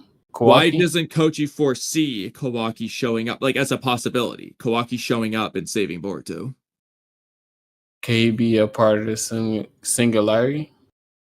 Well, you yourself argued vehemently against that idea earlier this stream. What, that Kawaki was part of the singularity? Yeah, you said you were arguing, no, there's not a chance that Kawaki is the singularity of fate. I mean, Boruto... I said maybe 1%. You said 0%. Oh, okay. I remember what you're talking about right now. Let's just say for a moment he is. Ikimoto comes out with an interview tomorrow, says, yeah, Kawaki's a singularity of fate. It's confirmed. Even if that's the case, the only way Koji couldn't foresee it is if the last time he used 10 directions was before Kawaki became a singularity of fate. If Koji has used 10 directions at any point between now and when Boruto told Kawaki about the limiters, then Koji should see the possibility of Kawaki showing up. Right, and I'm pretty sure Koji has looked again, or at least told Boruto to do this in the first place, because Ada mentioned that they've teamed up, and Koji's just like, yep, great. He's not surprised. And among other things, he's also been like talking about the future 50 times after the fact. So I'm pretty sure he has reused the ability. But even then, there's a big problem. Kawaki doesn't know about the Sand Village yet. Nobody told him. Koji specifically told Shikamaru to only tell Team 7 and the people in the Sand Village, so Raya and Yodo. Nobody told Kawaki about it. He doesn't know about this mission. So how would he find So the out? only way he can know is if Ada tells him instead of telling Damon. And if she's gonna go to the lengths to tell Kawaki, she might as well tell Damon. But why would she tell Kawaki? Damon's closer. He's right next to her. That's She has true. to go across the village to talk to Joe. She gotta see Amino, by the way, the person she hates, just to tell Kawaki this. And that's assuming Amino is able to start to finish all the modifications in the time it took for them to fight Ryu. Because Kawaki didn't even start talking to Amino until the Ryu fight starts. But Ada isn't gonna leave. She's using her Senrigan to watch the battle. She would have to stop doing that to go to Kawaki, and Koji doesn't want that to happen. But it's not like Koji's telling her to go ask anyone anyways. Not yet, anyways. Exactly. Koji didn't come up with the idea, so it's gonna be Ada coming up with the idea. She's gonna follow her heart. Mm-hmm. That's been like a real staple point in the series. It was like follow your love. Like the Shinjus are like kind of confused why they would like not follow their instincts to survive and like sacrifice themselves for their comrades. They're like very new to this. It's something that's an anomaly to them. They don't understand it. So this has been a real like driven point in the manga. Well, let's remember. I also want to add, though, I'll go first. I'll slightly segue away if yours is more related. Mine's more related. For the Kawaki thing, we see how fast he can fly.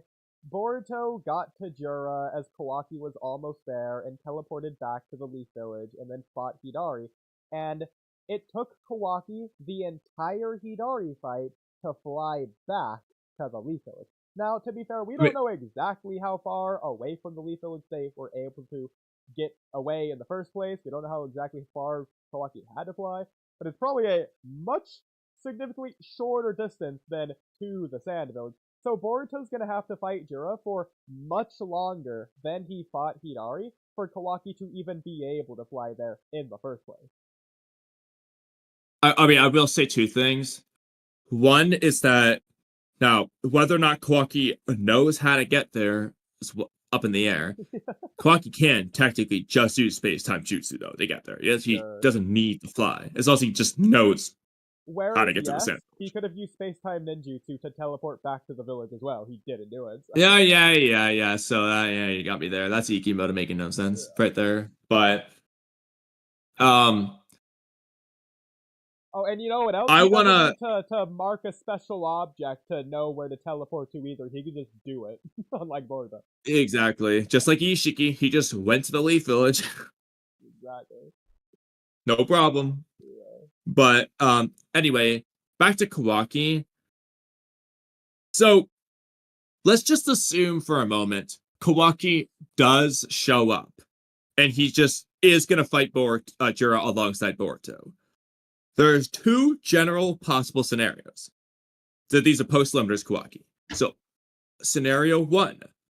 Post-modifications base Kawaki is so strong that he and Boruto are able to defeat Jura and make him retreat.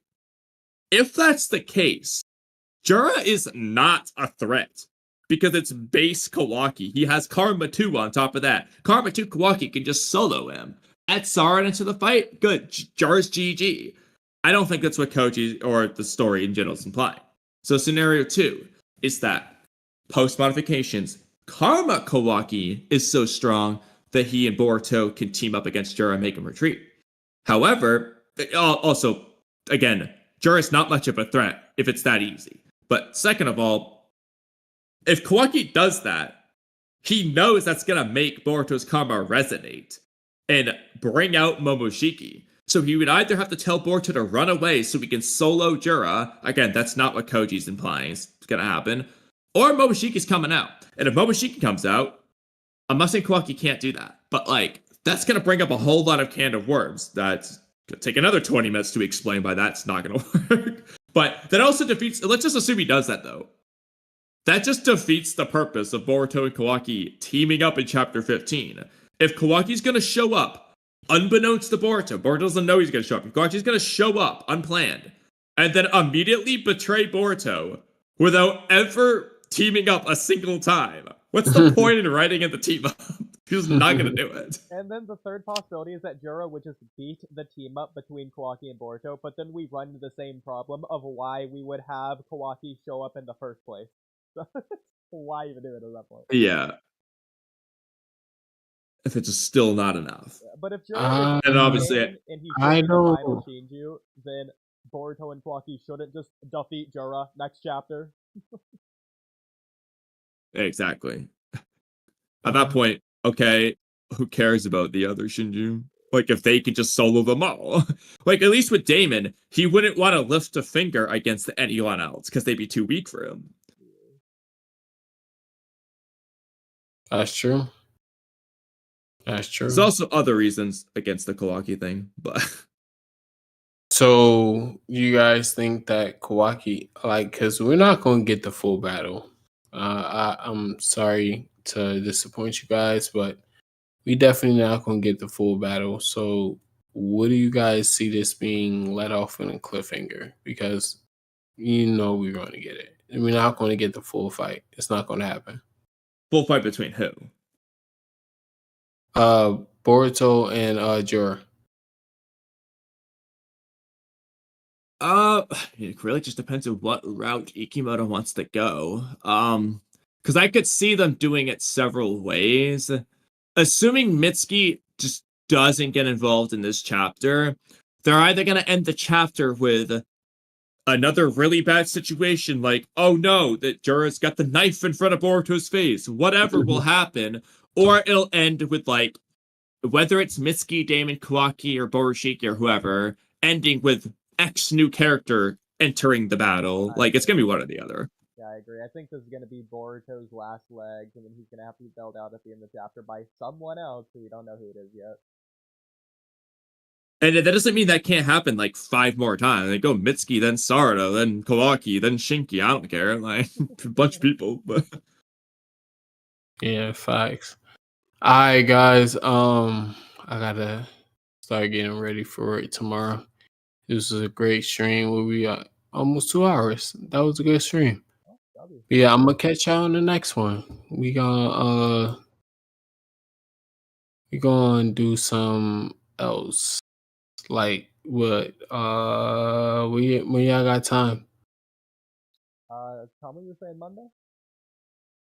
Maybe Monday after I get out of work. That Oh, I forgot to tell you this a billion.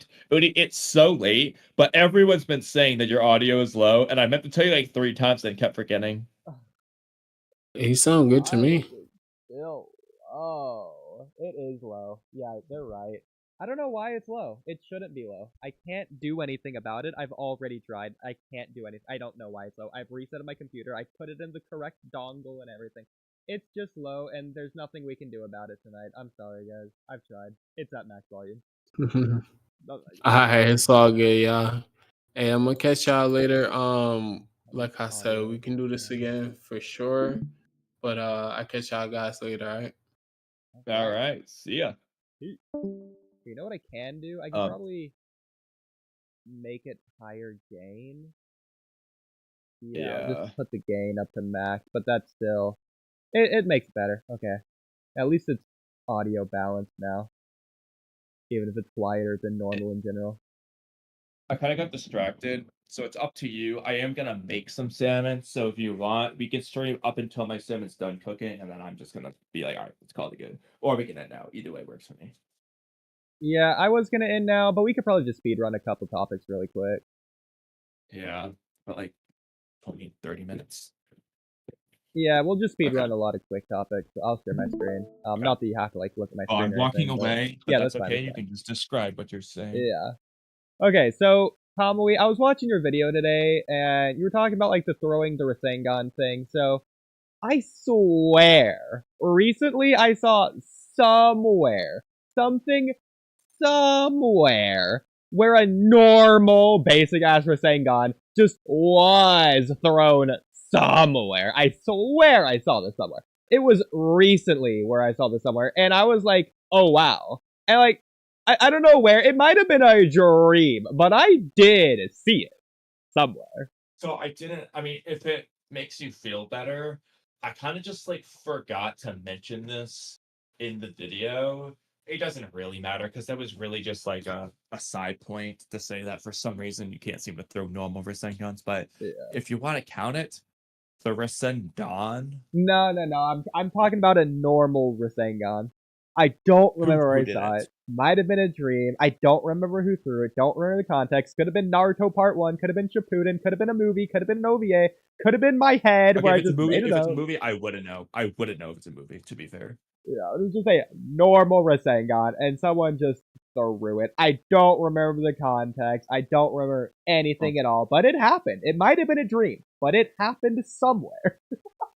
I mean, I won't say you're wrong because it's possible, but even if it did happen like one time, one off, for whatever reason, it seems pretty implied that it's generally not throwable because otherwise, why doesn't Naruto just throw them as an adult? Like, why not?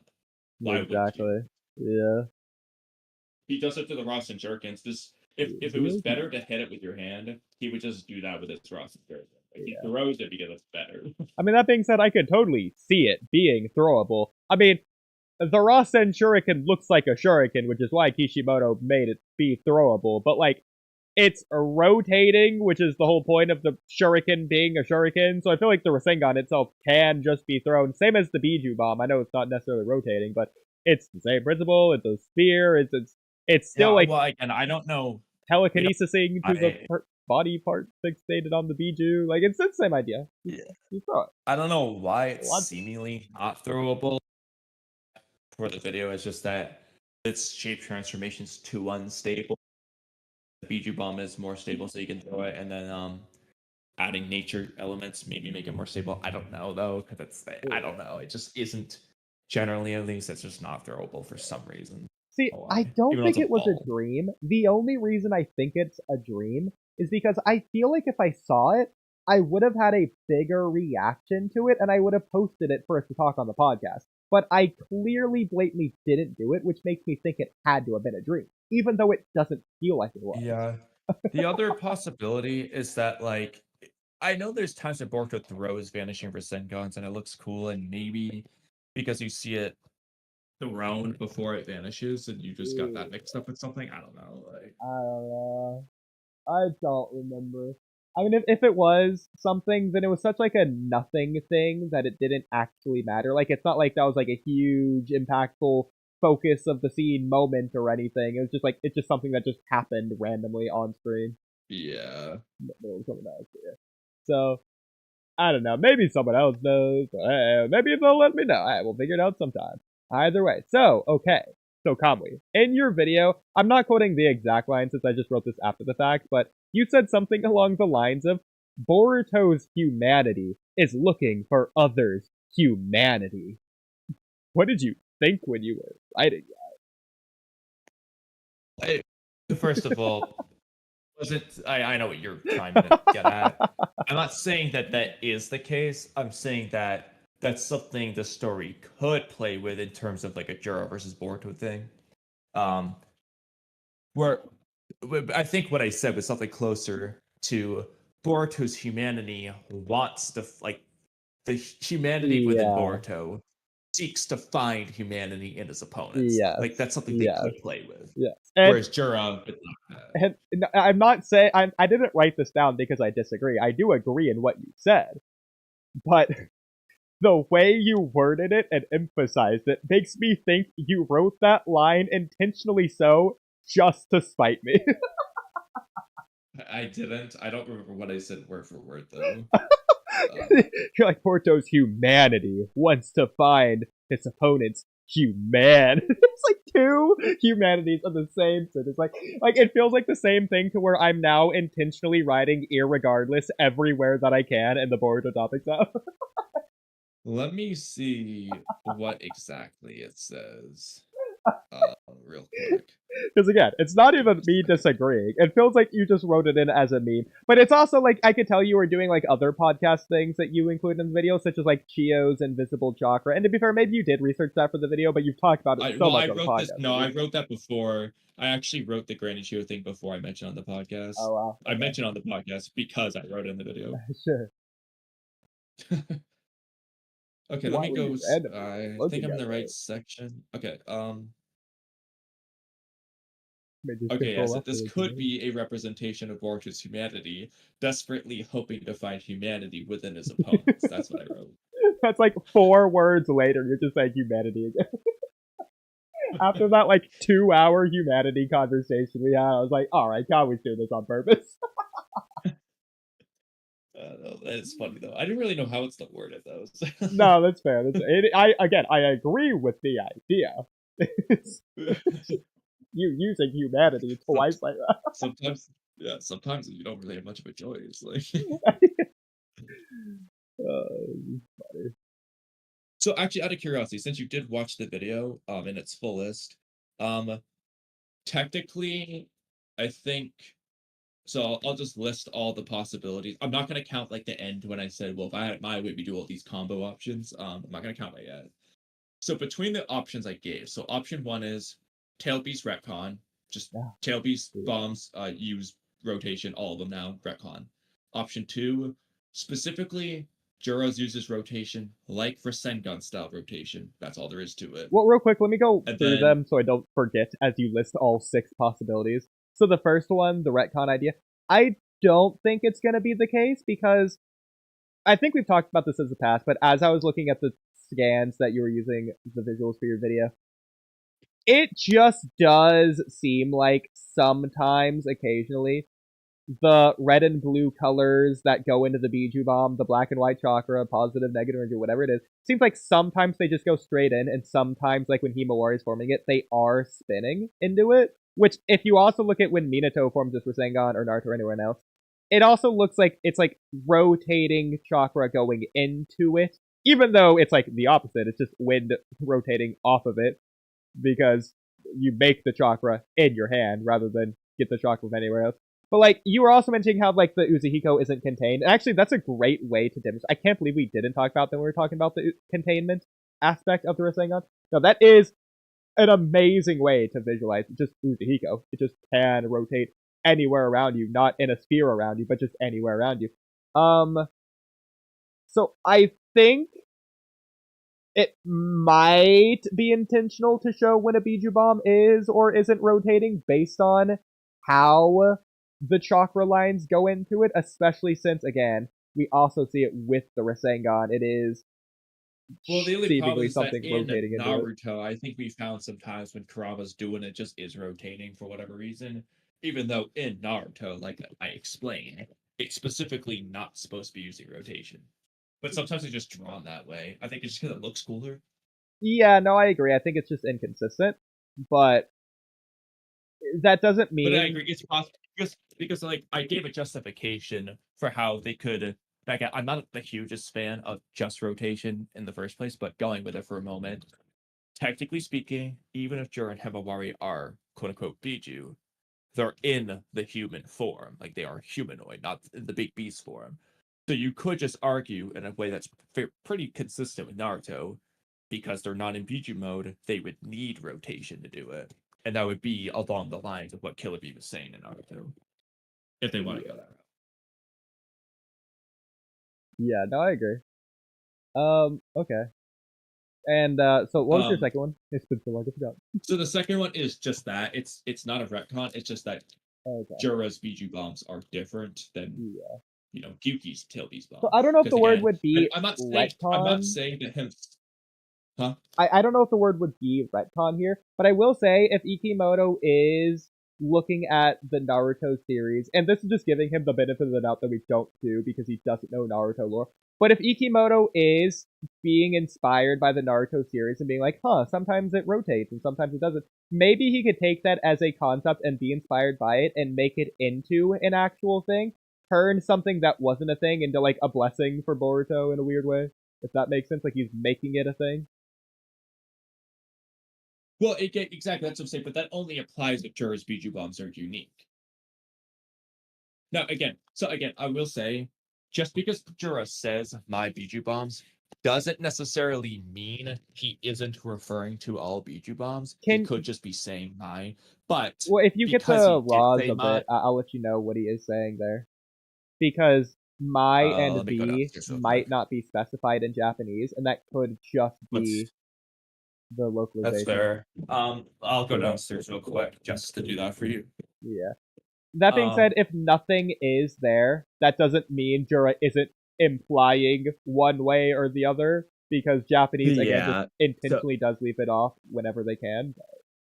The only issue would be if he says like the Biju bomb, then it's kind of implying, okay, just like all Biju bombs in that case. Well, to be fair, there is no word for the in Japanese. So just see what your interpretation is then. Yeah, so real quick, I it's just wanna make either sure I it's just know. saying Biju bombs or my Biju bomb. Yeah. Okay, should be right. The particle would also matter, but we'll see what it says.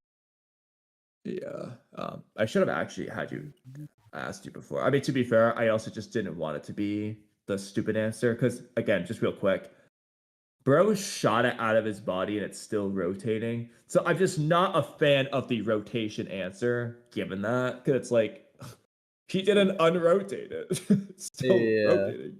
Well, I think you actually guess I posted can't make this, it but I saw somewhere, I think it was you posted a Twitter thing. Someone, I think I did the skull emoji react to it as well. Is this visible Someone, enough to you? oh, where did you post it? Oh, I might not share my screen, sorry. If you could just take a picture of it and send it in the chat. But someone posted somewhere Biju bomb of Jura from the latest chapter, and it has like those lines around it, which you could imply is rotation. But it's like, my opinion, it's not, but it'd be cool if it was. Okay, I just DM'd you it. Okay. Can you delete? Not just post it in the general chat. The chat here. Because yeah, yeah. That's so funny. Okay, yeah, you're right. General chat it is.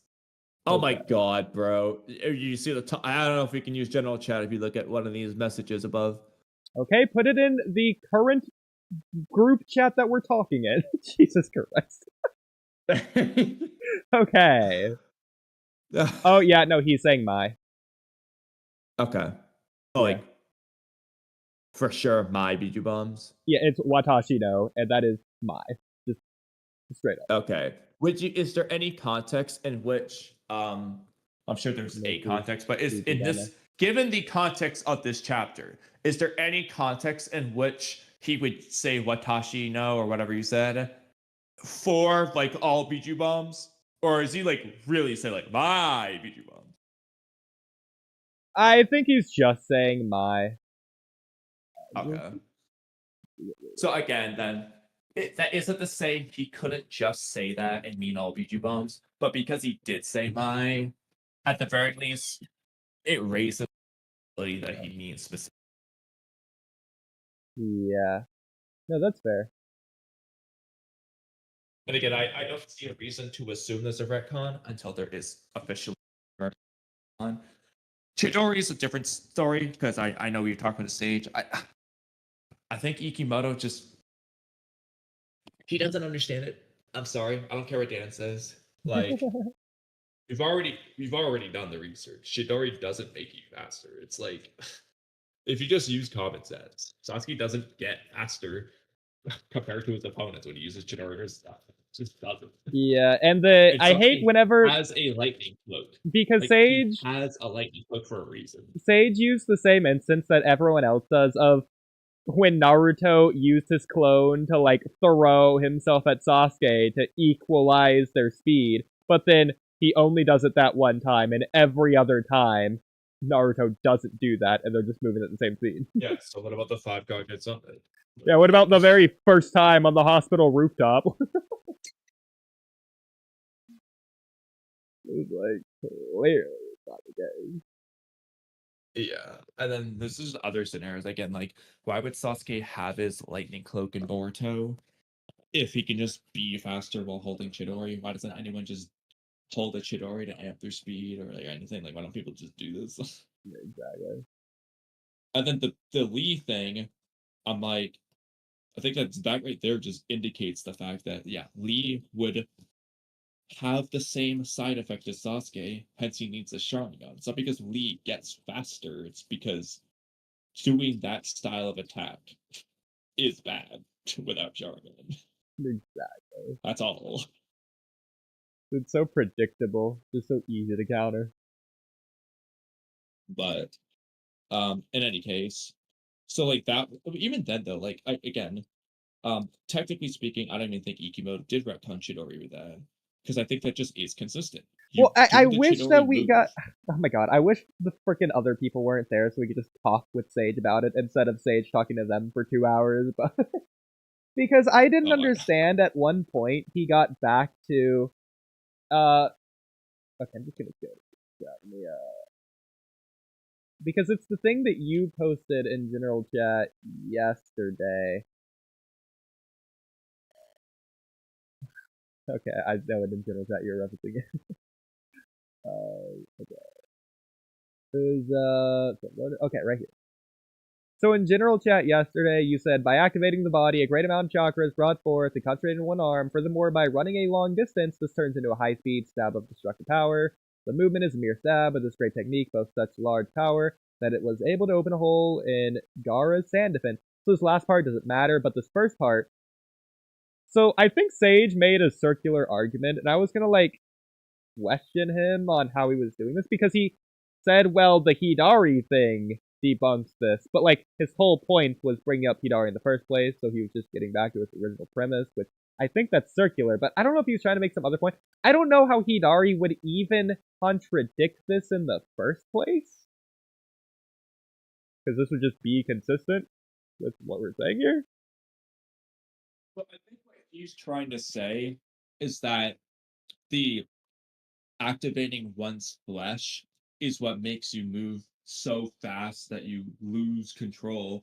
But I mean, even then though, so this is where I'm going to say the Boruto was just wrong. Chidori isn't hard to control. It's just hard to see your opponent's counterattacks. So the best way to explain what Hidari said in a way that's consistent is that when the opponent dodges you, it's and you're not expecting their counterattack, it's hard for you to stay in control of your movements because you're surprised because you were expecting to hit them and so on. But it's not hard to control. Kakashi had no problem controlling Chidori without a Sharingan. He just couldn't see his opponent's counterattack. Exactly. So that's what I'm saying. You shouldn't be hung up on the Hidari thing. But it just is inconsistent. But also, I feel like he wants the Hidari thing to be that because he wants Sarada to be able to contend in speed because she's activating Chidori, thus proving Chidori's speed amp because Sarada got fast enough to match Hidari. The problem with that is Sarada doesn't activate her Chidori until she's already ducked Hidari's amplified speed from Hidari's Chidori's. So if anything, that makes it worse. To where Sarada's dodging a faster Hidari in base. So they're not relative. Sarada's faster. Yeah, Sarada should speed bullets Hidari normally, if that's the case. Let alone with her own she activates Chidori, it's just game over. Like, why isn't she just bodying Jura with this Chidori if she's that fast? Exactly, like Ryu's reacting to it.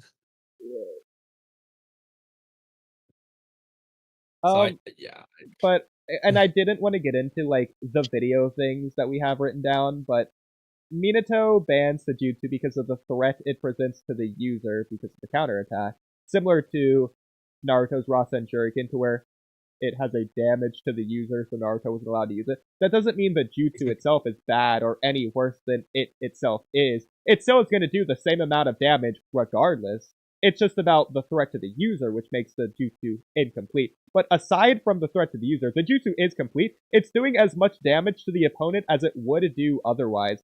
What's important about this is Minato does present a solution to the Chidori's weakness or whatever, to where he does say something for Kakashi can help him get around the counterattack. And narratively, it's significant. Yeah. And that's all I want to go into with that. Because it wasn't what you would think it'd be. Well, maybe it's exactly what you think it is. I mean, it's both what you would expect and not expect. But that's why the whole collab video was gonna work the way it was gonna work, because you would talk about that while I talk about the essentially you'd be talking about the narrative, I'd be talking about the plot aspect of this. Yeah. What's the plan? Well, it's not just that; it's also the Japanese aspect of it, which technically Yeah, is the narrative aspect, but it's also the plot aspect. Well, technically it's in both because we're gonna Yeah. discuss it in terms of like both aspects. But yeah. Exactly. But it's not just that. I wanted to go over like a whole overarching thing with not just Kakashi's character with the Chidori and Obito there, but also Obito's character with how that pertains to Kakashi and Kakashi's promise to protect Rin. Like, it's not just that moment I want to analyze in that video. Well, exactly, but especially considering what they do in the war arc when they team up against Madara, it's like Well, this is what specifically, Minato is telling. Yeah. specifically the They don't do it. They don't do it with Chidori. They do it with Kamui there instead.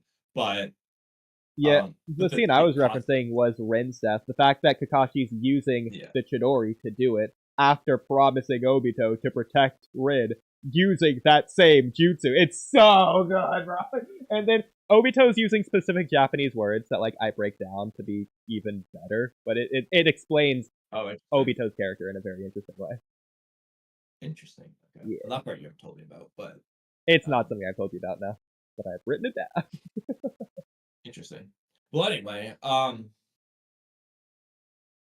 yeah. So I don't remember exactly what Sage said, but yes, it would be circular if you was saying like Hidari. Well, why Hidari? Because data book.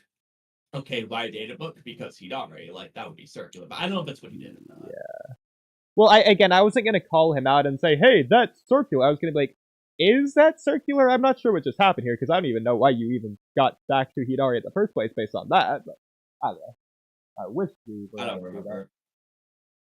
But either way, why do we mention Chidori again? But going back to your video, because you were saying something about the Chidori wasn't retcon. I think I do with the retcons. Yeah. I see no reason to assume there's a retcon with a Biju bomb until we have reason to believe there's a retcon. You know what I mean? It's just like until it's confirmed, why assume it's there? Yeah, I agree. Okay, so going back to your video, so this isn't in reference to anything you said, but because of the things you said, I thought to write this down in a way that you're probably gonna think I'm talking about you, but I'm not talking about you. It's just because of words you said, it made me think of this. So, in Naruto, in my opinion, you can disagree, but Gato was being fully human. And then you can argue the same for Hidan as well. Would you agree with that? In terms of like human versus tool, where Gato, we'll just start with Gato. Was Gato being? Yeah, it depends on what you mean by the human thing. It's gonna be the answer, but well, because I think we do have an answer for that. Because in Naruto, humanity is not inherently a positive thing, and I wrote that down because I agree. The way your video was framed, in my opinion, it sounded like you were almost implying that.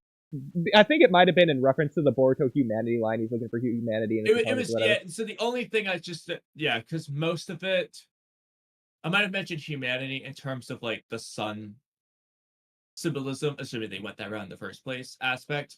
But in terms of the Boruto thing, the only thing I said there was that assuming Jura is using centrifugal forces, they could do a thing to where the way they use their abilities is different. So Boruto usually chooses to just debilitate, basically restrain the opponent, gives them the option to have it resigned if they change their ways, whereas Jura, it just blows them up. And that was like the gist of that, essentially. The other one was like, it mentioned, it was assuming that they did like nature energy with his wood style and centrifugal forces with his Biju bombs and nuclear fusion with his mini Biju bombs. Assuming they did that, it's ironic because the wood style is the most restrainable jutsu of all these, yet he uses it lethally. Like he stabs Inoji and he stabs those 8 guard ninja and so on, he just kills them with the restraining jutsu. And hypothetically, because again, nature energy would represent his instinctual side of the Ten-Tails. So he would use the restraining jutsu to kill. That's his Tento side. And then conversely, he could, in theory, use like his mini Biju bombs to just hurt people but not kill them because they're small anyway. So he could like shoot you in the arm and say, "Hey, stop it, please." Kind of like when he does with Code. I know he chops off his arm, but like. Well, Code, Don't he's stop obviously not no. looking for humanity with Code or trying to empathize with them. Or I know, but I know. I'm just using him as an example. yeah, there, that's fine, that's fine. To where he could hypothetically use his destructive power Yeah. more humanely. And that would just be an irony thing. It's a hypothetical thing they could do. But I think that's all I ever mentioned for humanity in that video at all. That's fair. I would say, at the very least, if you were to rewrite the Boruto's humanity makes him want to find humanity in his opponents or whatever, how I would rewrite that is, because of Boruto's humanity, he's worried about empathizing with his opponents when it comes to the Shinju. Well, it wasn't really about the Shinju, though. It was more so about, like, his use of it against Code. That's fine. If you don't want to specify Shinju, it's whatever. I would use the word empathize there because, again, I feel like if you word it that way, it is implying that humanity in Naruto is implied to be only a good thing, as opposed to the tools aspect of it. Well, I don't think that's what they're getting at. In Boruto, it's basically only implied to be a good thing. And I was talking about a Boruto thing. I never referenced Naruto for that. Okay, but if we're using humanity as it's used for, in contrast to the tools theme, but go back to that. Yeah, but so that would be more related to like my long Shinju video, where in that one though I never made this potential situation. Yeah. But as an example, I see what you're trying to say, though. In no way was that like the intention at any point in this video. It was really just meant to be it was really meant to be a simple line of Boruto's humanity, that basically his emotional side, would naturally seek to find that in his opponents. You know, make them stop. Like with Cody, he's like begging him, "Hey, stop being evil, please." You know. Well, but even Shinju, that, like Hidari, he doesn't give him a chance. But even that though, so like if Code or the Shinju or anyone else who is Boruto's opponent, if he finds their humanity and there's someone to be like Gato, then that's not going to make Boruto want to stop. That's going to make him want to kill them even more because their humanity is awful. I know what you're trying to say, but that's like for this video, it wasn't meant to be dug that deep in the first place. It was meant to be a simple line that you just would understand. You did understand what it was getting at. Yes, I could have, but it's almost like it's unnecessary to go out of the way to make it some convoluted It was very simple to just say Boruto's humanity would want to find humanity's opponents, and it works for this concept very nicely without being overly convoluted. You know I know. If it was the Shinju video, it would be worded differently. And that's why I wanted to preface by saying I wasn't saying you were saying this or disagreeing with what you're saying, blah, blah, blah. I just wanted to say this is a very, very important thing that I thought we should at least talk about because it's, I don't want to say sensitive or it's a very, not dangerous. It's a tightrope to walk on this topic in a way. I don't know. I don't think so, but I mean, obviously in Naruto, it does, well, it mentions both. You could argue it likes to focus more on positive or not, but in Boruto, it pretty much, like, I hate this, so, Hunter x Hunter loves the dark side of humanity. Naruto does both. Boruto, I agree. I mean, minimally dark side of human. The only thing Boruto's really done for dark side of humanity, I think, is obsessive love. Everything else is just peaches and roses and daisies. Like, well, there's definitely a lot in the filler. Yeah. Well, Byakugo gang leader. The main arcs, anyway. Like, it's pretty much all positive, other than obsessive love with like Kawaki and Obito. Yeah, exactly. Yeah, but like as an example, Naruto in the Land of Waves as a character, the reason he wanted to save Haku is because he was being a tool, despite wanting to be human, or he's a broken tool, he doesn't want to be pushed that far or whatever. Yeah. As opposed to Gato, the reason he wanted to basically kill him, he's like, knock it off, get away from us, because Gato was being human in that moment. Yeah, and he's just evil human. And so Zabuza is an example, Haku as well, but Zabuza being an example of someone who tried to abandon his humanity. He tried to be a tool. Yeah. Couldn't, because he just was human. You can't be a tool, but so there's usually the Naruto characters are people who forsook their, I don't even know if you could say they force on, I don't know, their humanity. They force-itted. Yeah, they force something. Yeah. You could even say they threed. Okay, but anyways. They started it. Yeah, so obviously the dark side of humanity is in the series rather than interpretation. It just is there. So I would say based I'll on the also add, because you're mentioning Hidan as well as even Gato, I'd also add that you can remember Payne's speech about the different reasons people go to war. Yeah, I think that would all be included I as agree. essentially different dark sides of humanity, greed, or I'm not gonna say religion's a dark side, but you know what I mean, like going to war for religion. But Yeah. And obviously so on. the reason I listed Gato first and Hidan was like as an extra is because Hidan doesn't really matter there because Gato's really the prime example. But Hidan, you could argue the protection in the Akatsuki and he was serving it for the purpose. But no, bro. At that point, then Sasuke's the same way. No, Hidan's humanity would just be the fact that he like is a religious worshiper. Like, well, exactly. But because the whole idea is that Hidan's tasked with bringing the Jinchuriki back, and he's not doing that. He just is doing his religious sacrifice worship things on the Jinchuriki. Yeah. So, not doing what the Akatsuki wanted him to do. I mean, he is, but he is gonna do what he wants to do. He didn't kill her as much as he wanted to, but he's doing as much of his Joshin shit as possible. I mean, he got her like 99% of the way there. Exactly. Yeah. I mean, well, actually, technically, he did kill her. It's just like we just had to delay it a little bit. Exactly. Yeah. I mean, honestly, if Kakuzu wasn't there, Hidan might have just accidentally gone all the way and just did it anyway. Just gave into his urge. Yeah. Yeah. I wish we saw the fight because they like did Kakuzu stop him.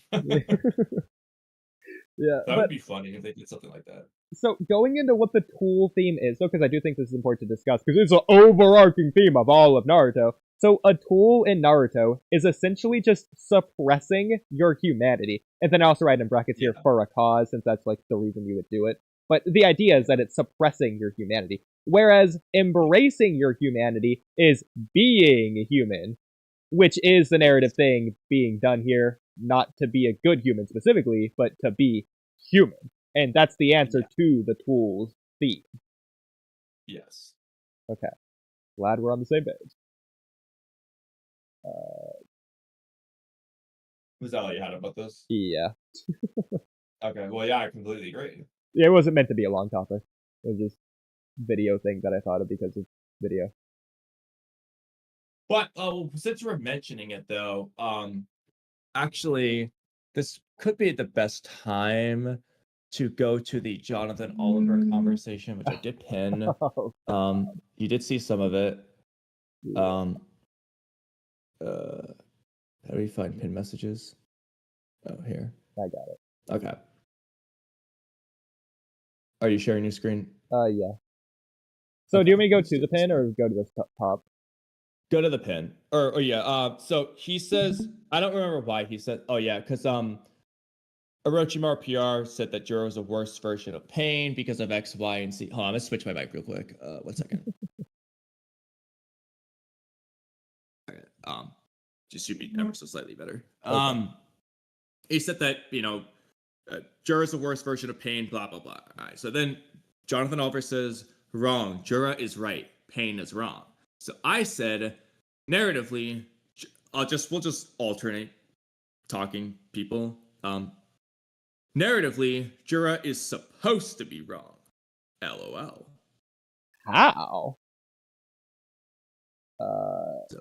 You skip it down to yours.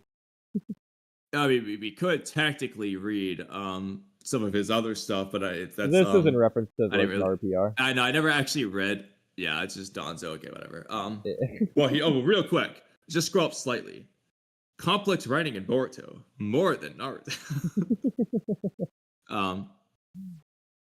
Also, wait, also real quick, this is okay. By using Jura philosophy, you see the problems with humans by seeing it in TBV. I agree with that, but he's acting like you don't see that in Naruto. You do. Yeah. A lot of people, in fact. But anyway. Okay, this one, let's just alternate, like, wherever there's like a new paragraph line. thing. Yeah. So just every time. So he said, how? I said, both the Naruto and Boruto stories have consistently presented the following similar thematic concept, albeit in slightly different ways each time. Love it. I wrote this for you. Oh my god, no. Yeah, I rolled my eyes when I saw it. Love is both humanity's greatest weakness and greatest strength. I covered this quite a bit in my really long Shinju video that I made pretty recently. It said no comment on the way I read that. So, Jura's mindset is extremely similar to the old shinobi mindset, the one made famous by Zabuza, Danzo, and the Blood Mist Village. A shinobi's human heart can sometimes hold them back from completing a mission. As we see with what Sakura says as she was instilled in the academy, as she isn't supposed to cry at Sasuke's death on the bridge, and then she does. So essentially, or like another example, Sakura literally wasn't able to kill. I know this wasn't technically her mission, but like assuming it was a self-made mission, like let's just pretend Kakashi told her to do it. She couldn't bring herself to kill Sasuke at the 5 Kage Summit. Yeah, that's Sakura's human heart holding her back from completing that hypothetical mission, as an example. Yeah. So they taught their shinobi to kill their hearts. What I will say really quick on this is, whereas I see why you're saying this, because it is very similar, there is slight differences between these. For example, I completely agree. There are differences. That's why I only said it's extremely similar. Okay, yeah. Because, like, for just as one example, Jura's is, like, a working hypothesis. He's still, like, figuring it out. He's open-minded, willing to change his mind on it. To be fair, so again, I do mention this several times later on. I didn't write it there. His current mindset is what I'm referring to. Other times I do specify. However, we learn in the Land of Waves, then repeat in Konoha Crush, then repeat like 50 million times, that a shinobi's true strength comes from when they're protecting something precious to them. A sentiment born from love. But that isn't to say shinobi can't be strong otherwise, but not the strongest. This is their peak strength. Yeah. Assuming Boruto TBV Vortex doesn't plan to randomly retcon all of Naruto in Boruto Naruto Next Generations, Jura's current mindset has to be narratively wrong. As wrong as Zabuza, Gaara, Danzo, the Blood Mist Village, and etc. I hope that helps! I hope that helps. Okay, and then scroll down. Well, I guess we could pause there for a moment. Do you have anything you want to add or disagree or whatever with anything that said? I mean, that was just a summary anyway, but... So, I don't think Jura has to be blatantly wrong for it to absolutely retcon all of Naruto and Boruto, but through Jura being potentially right, they can develop the theme of how exceptions could be made without breaking the rule. I suppose if you have a good example. I don't. That was just me playing devil's advocate. Yeah. Okay. I mean, I won't say that's impossible. Yeah, I mean, I would say I would prefer that over just basically rehashing the same thing, reinforcing it even further when it's already as strong as it needs to be. I mean, make it more complex. Plus, I mean, Jura is a villain. It'd be interesting he's like a complex villain too. He could be he's such an innocent, lovely cub. I mean, it'd be interesting for him to have this. So again, we'll get into things. In this conversation. Okay. For where Jura is technically right, but what he's missing that's making it wrong. So, yes, but this is surface level. Jura wants to know why. Tell me, you said this sentence. A shinobi human or humans' true strength comes from when they're protecting something precious to them. Like another word, in a philosophical way, why people has to sacrifice their own life for someone. This is what Jura doesn't understand. And if love gives humans strength, it would be the same thing with the Shinju because they have humanity in them, and this information will be crucial for them for their own development. And as you see, I gave react emojis. And you have the next paragraph for you. Yeah. Or why someone becomes suddenly strong because of someone? Why you need to give your own life your life for someone else? Jura doesn't understand this, and this is due to not being able to overcome love. So can I just stop right there? To not be able to overcome love. So that's Not not why Jura doesn't understand this? It's absolutely not why. Jura hasn't seen it yet. Like, he literally just, unlike Danzo or Zabza, he doesn't even have this concept in his head because he doesn't have the experience to even have the capacity to figure it out. It's not that he disagrees with it. It's that he doesn't know it exists. That's the difference. Yeah, he tried to ask Boruto. He just doesn't know.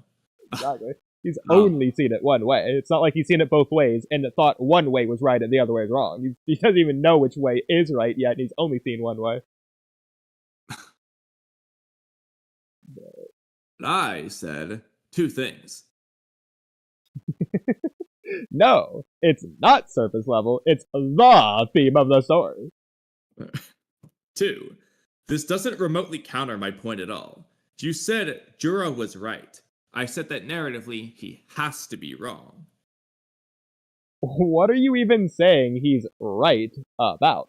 Him having questions and not understanding love doesn't make him right about anything. It means he doesn't have a stance at all.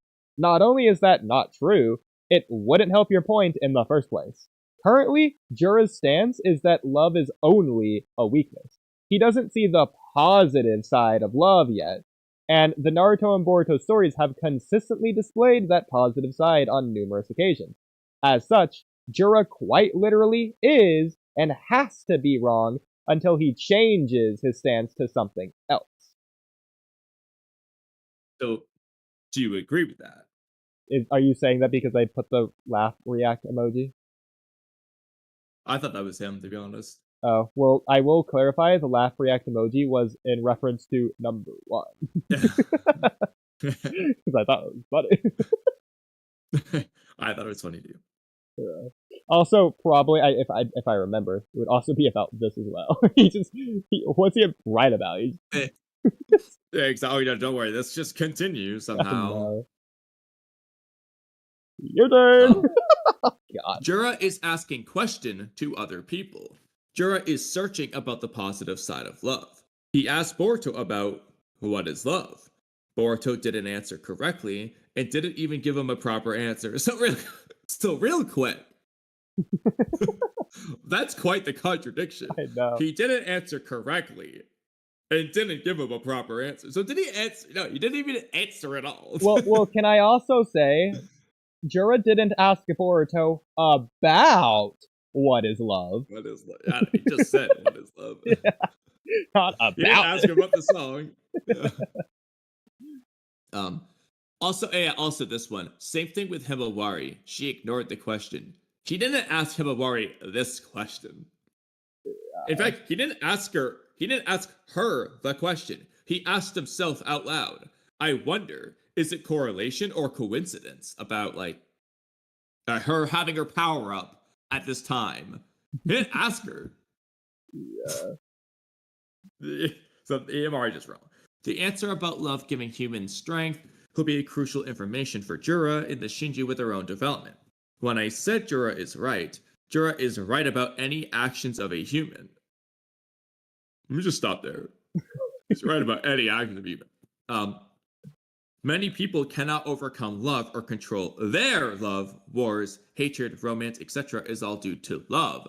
I don't know what you want Jura to be wrong. Love is a weakness, but why make love a strength for humans is a crucial information for Jura and the Shinju. Jura is not wrong. He is just right about everything.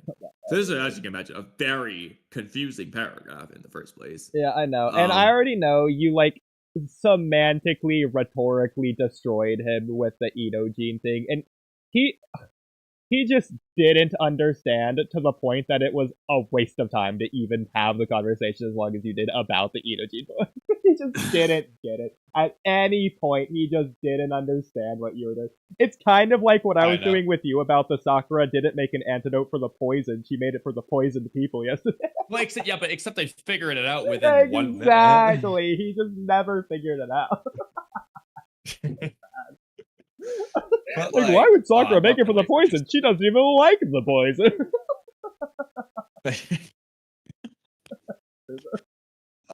Okay, I walked away, so I gotta go find it on my phone real quick. That's okay. I'm the next one to say things anyways. What I will say is, since he's clarifying it, when I said Jura is right about any action of a human.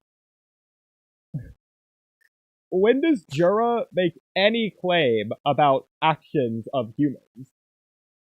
Yeah, I mean, the problem is like with this English, obviously things get really confusing.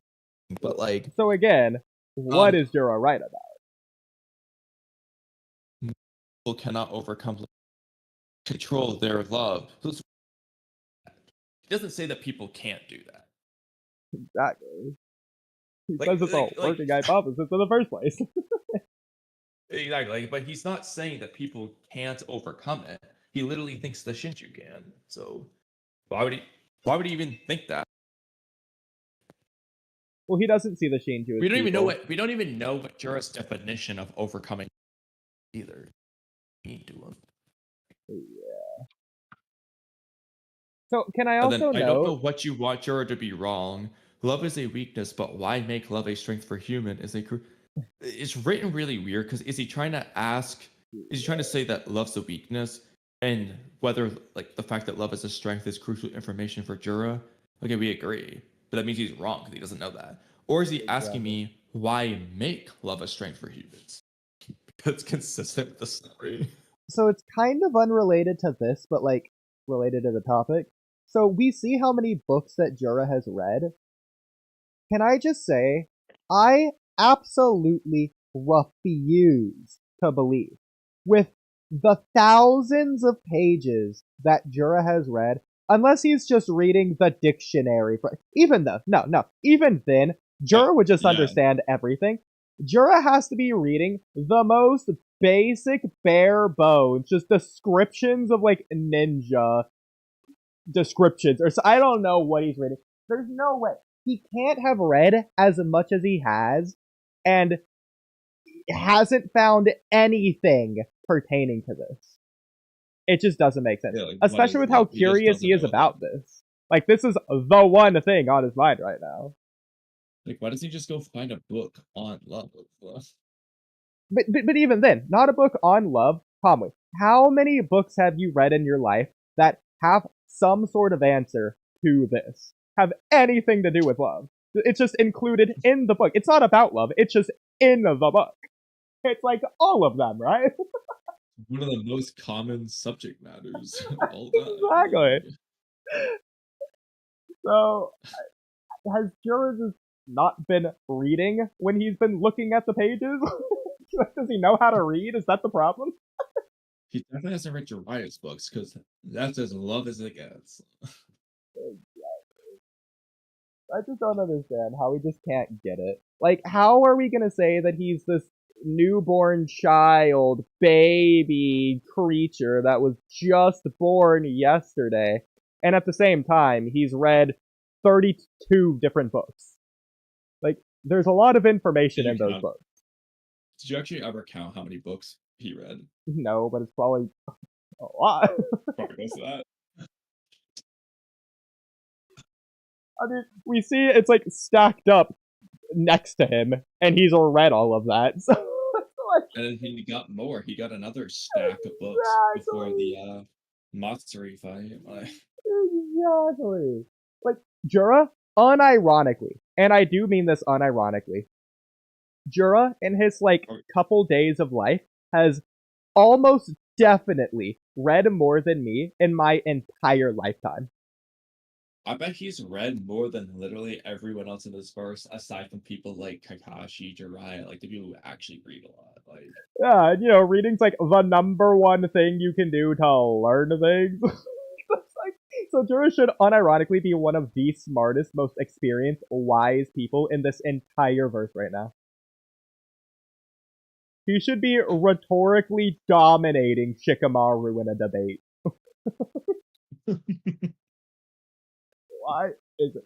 What, because he doesn't have lived experience? That's the point of relating to characters in a book, in any story.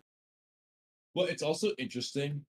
His answer to what is love is that it's a weakness that makes humans like die, basically. That's not answering what love is. In fact, we know that Jura can relate because he's analyzing real life. The fact that he's coming to conclusion about humans, despite not being humans at all, is proof of this. The fact he can look at Inojin and come to any kind of determination about love, even though Jura himself isn't feeling those same emotions, tells you he can do this. And so that would apply to everything he's read, and he's read countless novels. But what is love? I don't understand. Like, how does he not? Exactly. Like, it's understandable if Hidari doesn't know, but it's like, Yeah, I mean, Hidari isn't reading. Like, maybe Matsuri just doesn't know what a tear is, and that's stupid, but whatever. I guess we're retconning Matsuri's information, but whatever. Jura just is a reader. He's read countless books. He's smarter than everyone else in this verse right now. I refuse to believe otherwise. so I have two things. One of which I kind of want to mention at just any point, so we can do that second. But can you go pull up what exactly Jura says to Boruto in chapter 22 there, when he says, like, what is love, and Boruto doesn't answer? Just word for word, like, what does he say? Okay. Going to pull it up. I hate this website for how ad-filled it is. Here, let me just go to Viz. And screw this website. I think that this might be fine for this one thing, you know. Yeah. Shouldn't need to zoom in or anything crazy. Assuming my computer doesn't break. It's loading infinitely. Okay, here we go. Go towards, like, page 30th. So it's before he breaks out of the tree. But it's when he's in the tree. Okay, so right around here. Yeah. So he grabs the sword, he says, I see. So yet again, you shall come to suffer, thanks to love. How about this? Simply tell me where your accomplice is, and this blade can retain its original form. Although, either way, I will still be killing you afterwards. So I think this is where he begins. Oh, never mind. He's already said it because Boruto says you might be right about love being a flaw and weakness of us humans, but and this Okay, is my so it opinion, must be blah, blah. before he gets caught. Yeah. So where do you say it is? Back here. Well, I'm pretty sure he has his Yeah, hands in his pockets okay. at the very least, so that Yeah, tells you anything. He says it on page 26. So he says, well then, Otsutsuki Boruto, this next question is out of pure curiosity. What is love? Boruto ... Jura, my current opinion is that it is a concept that can be a fatal weakness for you humans. Humans? Humans? Humanians, yeah. It's what he sees about a flaw. That is a side effect of being highly intelligent. Take you, for example. I suspect you know how minuscule your chance of winning against me is, and yet you still came here to save your friend. In other words, love has lured you here to your place of death. And then just goes in there. But I think the really important text here is, my current opinion is that it is a concept that can be a fatal weakness for you humans. A flaw. Exactly. So he didn't answer what is love. It's just, well, I think love is something bad.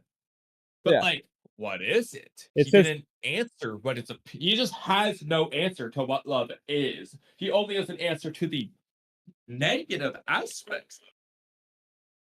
Yeah, not only does he say it's his current opinion, but he says that it can be a fatal weakness. Not that it is.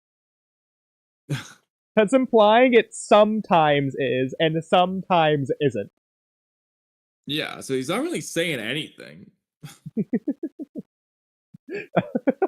So I guess This Jonathan statement doesn't Oliver say was anything. right. Yeah, Jura is right. It can be that. Yeah, I guess, yeah. He's right about this, I guess. But that's such a. But he's not right about. Like, yeah, I guess he's right. He's right about his nothing burger of a statement. Shout out Sauron. Now, what I will say, obviously, the Boruto and Naruto series says if you want to protect something precious to you, you'll become as strong as you need to be. That's your shinobi, your true strength. That should, narratively, that should have applied to Inojin, who genuinely wanted to protect Himawari, and he wasn't able to become as strong as he needed to be. So I do think, Well, narratively, Jura could be the answer. okay. So, I think you're gonna laugh at this. There's two ways I can argue he did. Yeah, through Himawari, I know, in the same way that a bunch of other instances, but So one, the obvious one is it's what led to Himawari awakening her power. Okay, but here's the funnier one. Yeah, he was as strong as he needed to be. He just needed to be strong enough to survive for 20 more seconds, so Himawari could heal him. That's as strong as he needed. Technically, yeah, if we're going with bare minimum. Exactly. Just it'll make you as strong as the bare minimum. Okay, so, well, actually, he didn't protect Himawari there. He got Himawari to protect herself. He did by awakening her power. Yeah, sure, okay. So, okay, what about, like, chapter 8, or whatever chapter it was, to where Jura invaded the village, and those, like, Leaf Police Ninja, or whoever they were, confronted Jura, who are invading their dear, precious village that they love. Well, can you prove that the village is precious to those guys? They were confronting Jura about it. Doesn't mean the village is precious to them. Their That said, shinobi ways precious to them. yeah, in all seriousness, we know that it definitely is like supposed to be when you're at your strongest, but it doesn't necessarily mean you're like immortal against Shibai or whatever. Like it doesn't just guarantee you win against any opponent. It just means that that's it. When you're at your peak strength. Like, yeah, obviously, but I mean, it is still important to keep that in mind. Like narratively, it does still happen the other way still. And for Jura, who's only seen that, to where he hasn't seen Naruto beat Gaara, who was stronger than him, by Naruto becoming more powerful. He only saw Inojin becoming more powerful, and it not making a difference. Honestly, he didn't see Inojin become more powerful. Inojin just stayed equally as ass as before. But you So I can't really blame Jura here. Yeah. I mean, at least narratively, I do think, and like unironically, narratively, I do think Inojin should have been more powerful there for Jura to make this opinion in the first place, for it to be relevant to this theme. Otherwise, it's just saying something else entirely. Yeah. But back well, to the there's a lot of things we think should have happened with Inojin. Yeah. So Jonathan Oliver did do a laughing face react emoji to this message you said. So you say, I'm sorry, but not only does this still not address Jura's current answer, which is narratively wrong, why would you even want or expect Jura to be right about everything? Do you want love to only be a weakness? And you know what? Let me just prove you wrong right now. That's what he doesn't get. Jura's not right about everything. This man seriously said Inojin lost his life when Inojin is perfectly alive and well. Jura said this in chapter 19, 5 chapters after Inojin was confirmed alive and healed by Sakura. He's just straight up wrong about that. Okay, so Inojin was just waking up in front of Jura after Himawari healed him, and Inojin said to Jura, in back, LOL, you are the reader. You are not in the story, Kamui. I do think he meant I'm back. Oh, obviously, yeah. Yeah. But he did say oh and not okay. But even, okay, so just right off the bat, breaking this down. it doesn't matter, Jonathan. Let's just say Jura, like, Himawari healed Inojin off screen, like, later, and Jura never even saw it. Let's just say that. So his information tells him, oh, he must be dead. That doesn't make him not wrong. Just because he lacks the information to have the potential to be right, doesn't mean he's right. He's still wrong. It's understandable. He wouldn't know any better. I'm not calling him dumb for it, but he's still wrong. Not dumb, but you can use, I don't know if ignorant would be the right word, but he's making a definitive conclusion that he's confident on based on something he just doesn't know. Right. And especially in this case, it's really weird because it's like, you have evidence to the contrary, buddy. But, so like, for example, like, when, you know, like, people in Death Note said, like, you know, there's no way Light's Kira. Yeah, they don't know any better. That doesn't make them not wrong. Still wrong. He was. Well, anyway. Oodie, I think you should read this next one. Okay. Inojin lost his life. Why do you think Himawari has to heal him? And why would Jura care about Inojin being alive? It's the result of Inojin dying for someone that Jura didn't understand. So, what do you think about that? Okay, so let's just break this down point by point. Inojin lost his life. So, does Jonathan Oliver read Boruto? Like, does he just... I mean, honestly, based off our conversation, I think Jonathan Oliver thinks he did die. He thinks Himawari revived him. Yeah, because if he's dead, healing a dead corpse isn't gonna bring them back to life. That's not how that works. Yeah, so he thinks Himawari just can revive... Jeez, Amino can go ask her for help. Yeah, I mean, if Tsunade really wants Dawn back so badly, why does she just ask Himawari? In fact, why wasn't Tsunade able to just bring him back to life by healing him?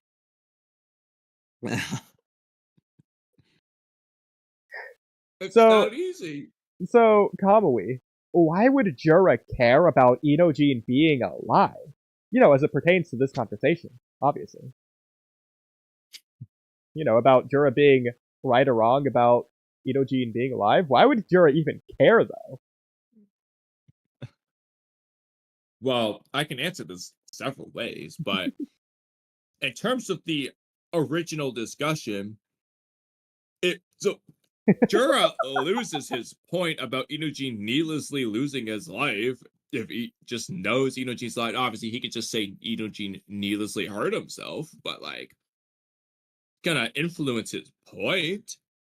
Like, Jura cares. He thinks he's dead, apparently, and he's using that to substantiate his point. Why would he care? Because it has to do with his point. I mean, and also, he just loves Team 10. He fucking loves Team 10, bro. Like, he wants to go to their next birthday party. I think he would care. He's sad. That's probably why he's crying in chapter 19. Because Inojin's died, according to him. He thinks Inojin's dead, bro. He's in tears. He's in shock. It just hit him all at once. Unironically, as great as it was that Jura cried at Matsuri's thing, unironically, I think I might genuinely, not as a meme, but seriously, I think I might like it more if Jura did cry in chapter 19 or wherever because of Inojin's death. Yeah, I mean, it would be much better if Inojin actually died in this case. Like, hypothetically, he just, like, somehow he just found out. He just cries. It's so much better. So cool. Yeah. It works all the same. He's crying because, like, for one, somebody died because of love, and two, it just goes to show how much he just actually liked them. Exactly, yeah. Because of their teamwork. Yeah. Especially as Jura's commenting on love. Now he's not commenting on it in terms of the other Shinju, in particular, Matsuri right now. He's doing it out of himself. Yeah. I mean, that's not inherently better, but it could be. At least you know, this is close enough to being related to the thing I was going to ask. Okay. So, there's two ways you can interpret this. One is going to be a little bit disingenuous, and I'll explain why factually it is the case, but I'm not going to say it's definitively has to be the way you have to interpret story-wise. So, you know how Koji said that Jura can share senses with the other Shinju? Yeah. Do you believe that that in of itself is a plot hole or retcon to the previous statement that Jura could not feel Matsuri's emotions in chapter 5? So would you consider senses and emotions to be the same thing? So this is what I was going to get into, though, because, like, the more scientific you get with it, like, in terms of the sensory information relaying to your brain, Jura can sense all that. Because of how chemically, neuron-y and cell-y that gets, I feel like he could just sense their emotions at that point. Yeah, I mean, it would probably be the senses that they feel because of their emotions. So, for example, he wouldn't feel embarrassed, but he would feel hot in the face, maybe, as an example. But then again, he doesn't seem to feel pain when Ryu's dying over there. I mean, I think the real answer is obviously Ikimoto isn't thinking about it in that level of detail. And I don't think that's necessarily a problem as a simplistic battle shonen meant for kids.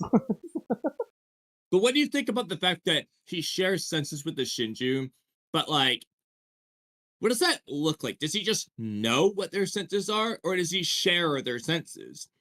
Because he's not in pain when Ryu is in pain. Man, I don't know. I still don't know if the Shinju actually feel pain even to this day. I mean, at the very least, he's not goffing and gutting when they are. Yeah. You could say, well, it doesn't matter if they're in pain, because if they're surprised, why would Jura be surprised? Well, maybe he is surprised. He doesn't sweat when they do. Acting right.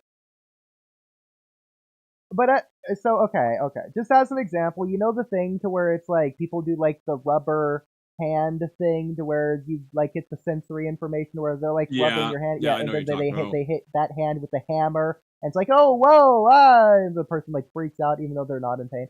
That's what I imagine for the Shinju, to where they're freaking out because their body's being destroyed, but they're not in pain, but they're like, it's like the same kind of idea as my guess.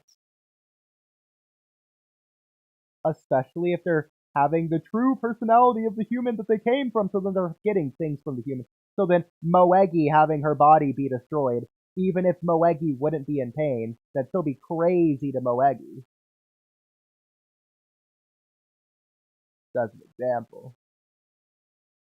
Yeah, I don't know how it works for Jura, but that's how I see it for the Shinju anyway.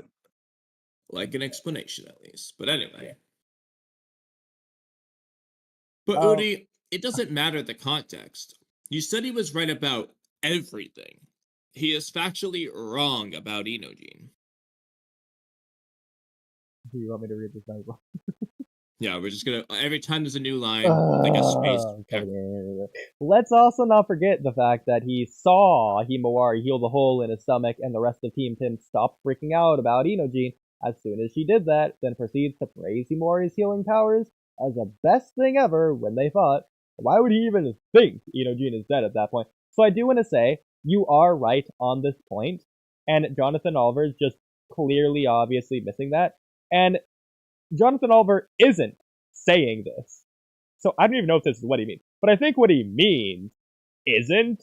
What he's trying to get at is two different things. First of all, the fact that Jura threatened to kill them if they moved, and then Inojin willingly chose to move out of love. He's doing something knowing the risk of death.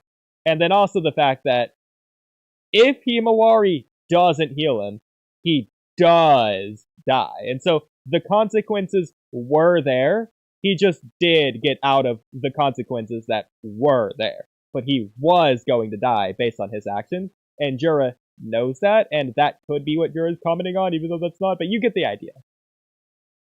So I agree with what you're saying there, but no, I do not think that Jonathan Oliver is thinking of it that way. Okay. But he should. Yes. Okay. Bruh, Inoji did not lose his life. Himawari did not revive Inoji. She healed him. These are not the same thing. It's not about Okay, real Ino. quick. This next one is so funny. Do you want to read it? Just this first sentence. Okay. It's not about Inoji being dead or alive. Like in a philosophical yes, it is. way. That is the entire premise of this current argument. But please comment on that. Yeah, okay. Why Inojin choose to die for someone else? This is the question that Jura wants answered. Inojin died. The dude literally got a hole in his chest, like what Kawaki did with Boruto in Part 1, and you are telling the dude is just unconscious. Bruh. He also told me to think in a philosophical way. That would explain it. I can't hear you. That makes no sense. Okay. Now I can hear you. Hello? Yeah. Okay. Okay. Did I interrupt you there? Is that a thing that happened? I don't know what happened, but Okay. anyway, it wasn't long. Yeah. He said to think in a philosophical way. He wants me to read Rene Descartes. Yeah, see, this top part makes me think it is what I just said. This bottom part makes me think it's not, and he's just an idiot. Exactly. Which one? I don't know, like because he keeps saying stuff like that, it's like it has to be that he just thinks he literally died. So scroll down though. So I mentioned this earlier on stream actually, but in Boruto, they showed you that you can revive someone. Momoshiki did it with the Karma, and Himawari, who has a greater affinity with QB, has maybe a way better regeneration power than the other Jinchuriki of QB. Again, that doesn't mean that you can revive with Kurama's power, just because it doesn't mean that. But second of all, okay, I'll just keep reading. Well, this I just also inherently disagree with. At the very least, Kurama on his own should just be able to heal better than any perfect Jinchuriki. Like, unless being 100% synergistic with Kurama would just mean you have the same healing rate as Kurama. You can't be more than Kurama's healing rate. Unless it just amplifies it. Because, like, synergy could be higher, depending on what the synergy is doing, but... Yeah, but it is just ridiculous. And for what we've seen, Himawari, on her own, doesn't have a healing factor, so... Oh my god, call me. Okay, we are breaking this part in half. What doesn't have. Yeah, okay. We'll go to... Oh my god, there's no, like, middle of... Screw it, we're just gonna get it here! Okay, that's half. End with officially dead. That's about half. No, you went too far. Just go to the left of that. Okay. There you go. It is about Inojin being dead or alive in this dimension discussion, because you said he's right about everything, and I'm saying he's wrong about Inojin being dead. Inojin never died. He was healed before he could die. Also, Boruto never actually died. Momoshiki saved Boruto before he could die. He literally explains that if Boruto died, Momoshiki's soul would have instantly have been extinguished. The word instant means he has 0 milliseconds of time to intervene after Boruto is officially dead. He also said he resuscitated Boruto, not revived him. Not sure if you know the difference in those words, since resuscitate is not a very common English word outside of the medical field, lol. And he also clarifies to Boruto that Boruto would have died if Momoshiki hadn't intervened. So yeah, neither Boruto nor Inojin ever died. They were safe before they could die. Zoro also just straight up survived Kawaki's giant spiky chest impalement move in the Kawaki arc too. Yeah. Now, what I will say on the not sure if you know the difference of these words, since resuscitate is not a very common English word outside the medical field. So there is different ways to even think about this. First of all, I do think because there's some words that just don't translate in different languages, and you have to use like full phrases. Well, we could look it up. Sure, but that isn't necessarily what I was getting at. If that is the case with resuscitate in French or wherever he is in the first place, but regardless of whether it is just a word there at all, I do think every single word has like a different weighting of how often it's used. For example, resuscitate may be used way more often in the United States than it's used over in France, depending on culture or whatever. I think that's like a fair, reasonable thing to where it can be a word that just directly translates, but it's not a word that would be used as often. Or who knows, it could be used way more often. Maybe they use it in daily life over there. I don't know. Well, my point was, I mean, either way, though, it's an English word. I was like, you just might not know that. I'm like, you might not know. Like, I thought that was just fair. Like, just no, like, I you know. might not know. I'm just saying that's the thought process that I had in addition to what you were saying here. Okay. So I am gonna go ahead and just take a screenshot once I find the right page. Okay, yeah. So, we'll just see what he says here. What the Japanese words are. Okay. As you're doing Posting that, in this chat again. how are you doing, Mario Rust? How about Kakashi pulling up? You never know. That would be cool. Okay, so this chat you said? I'm sorry, I put it in the I put in the group chat that we're in. Okay, so we don't lose our spot. I'm just gonna reply to it. Oh, is that actually it? That's what I'm saying. You won't lose your spot. Okay, so obviously I'm not gonna know the Japanese word for resuscitate. Haven't learned that one yet, so. Resurrected. That's gonna be the word in. My lord. Okay, so let's find out what this Japanese kanji means. Revival, resuscitation. It depends on which one it is. Yeah. Oh my god, he gave him the right Kage's lightning cloak?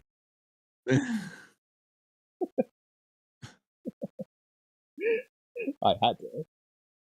But yeah, okay, interesting. So this is the kanji for, like, life or birth. And then this kanji, let's see. Resuscitate, revive. Perilia, I don't know what that is. Like she said, it's the word. But yeah, so there you go. Basically come back to life is how I would think about this. In fact, if we look what sentences it is in, he was PK'd. I resurrected him. Like a video game. See, when I think PK, I'm thinking Ness from like Smash Bros. What is PK? I don't PK Thunder. Yeah, PK Nova. What is PK? I don't know. PK Fire. Like I don't know what it is. I'm so glad we're on the same page on that. We never know for sure what he's actually saying, but okay. Well, he is alive or whatever. Well, one of the words, yeah, but we don't know which one he was going for. So yeah. But he also says you would have died, not that you did die. Yeah. So I feel like you kind of just combine them, but. What is bottom part, yeah. He's a part of the But wedge. It also just would be like the wedge. It also just would be a blatant like contradiction to what he said like the previous page, that the moment you die, my soul's instantly extinguished. Like, shot. I don't like the only possibility would be that in the exact moment of time, like no milliseconds to spare, the exact moment that Boruto died, he paused time and did all this. But even that, I don't know if he would be able to do. Like, I'm not even sure if that would work. More than likely, he just did it right before he died. So, Kamui, I have a question for you. Can't get this in there, God. Is karma a good wedge? So, cannot get this whole thing anymore. What does it say? Do you remember what it said? The whole thing here?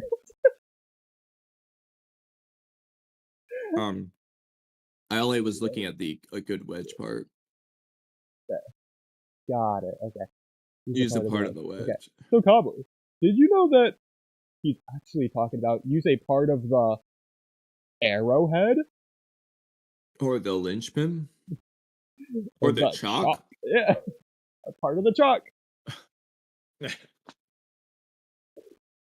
The cuneiform, the slender, the sunfish. I've never heard of it referred to Anything that but way. the karma. The Yeah. bond, the ties. Well, not specifically the karma. slender fish from the Ranzania laevis, of course. Or the oblong sunfish. Yeah, you know, to specify from the other types of slender sunfish out there. As opposed to the non-slender sunfish. I hate those fat sunfish.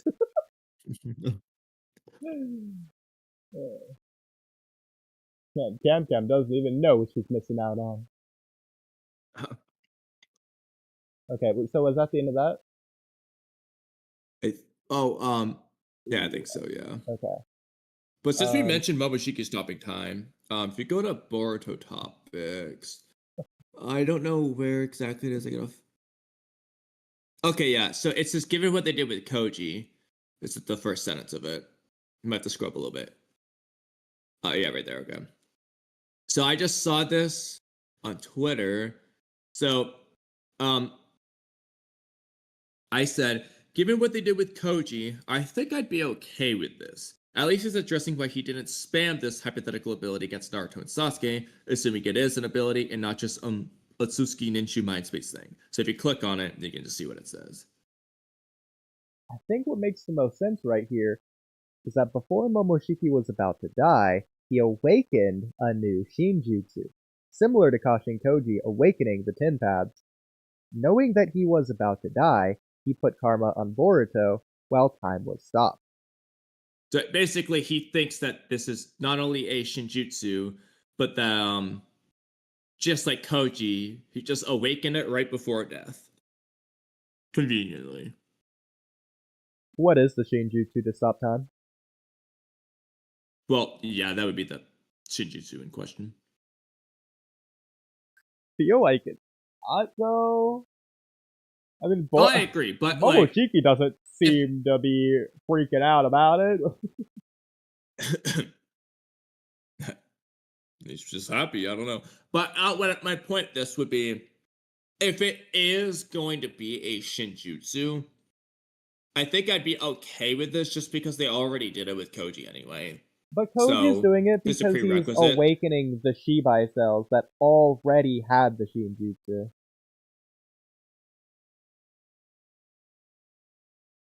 Well, the Shibai cells don't have the Shinjutsu, but I get your point. My point is that the ability was like lying dormant inside of Koji, but it was already there. What if that's the true from Momoshiki from a previous chakra fruit?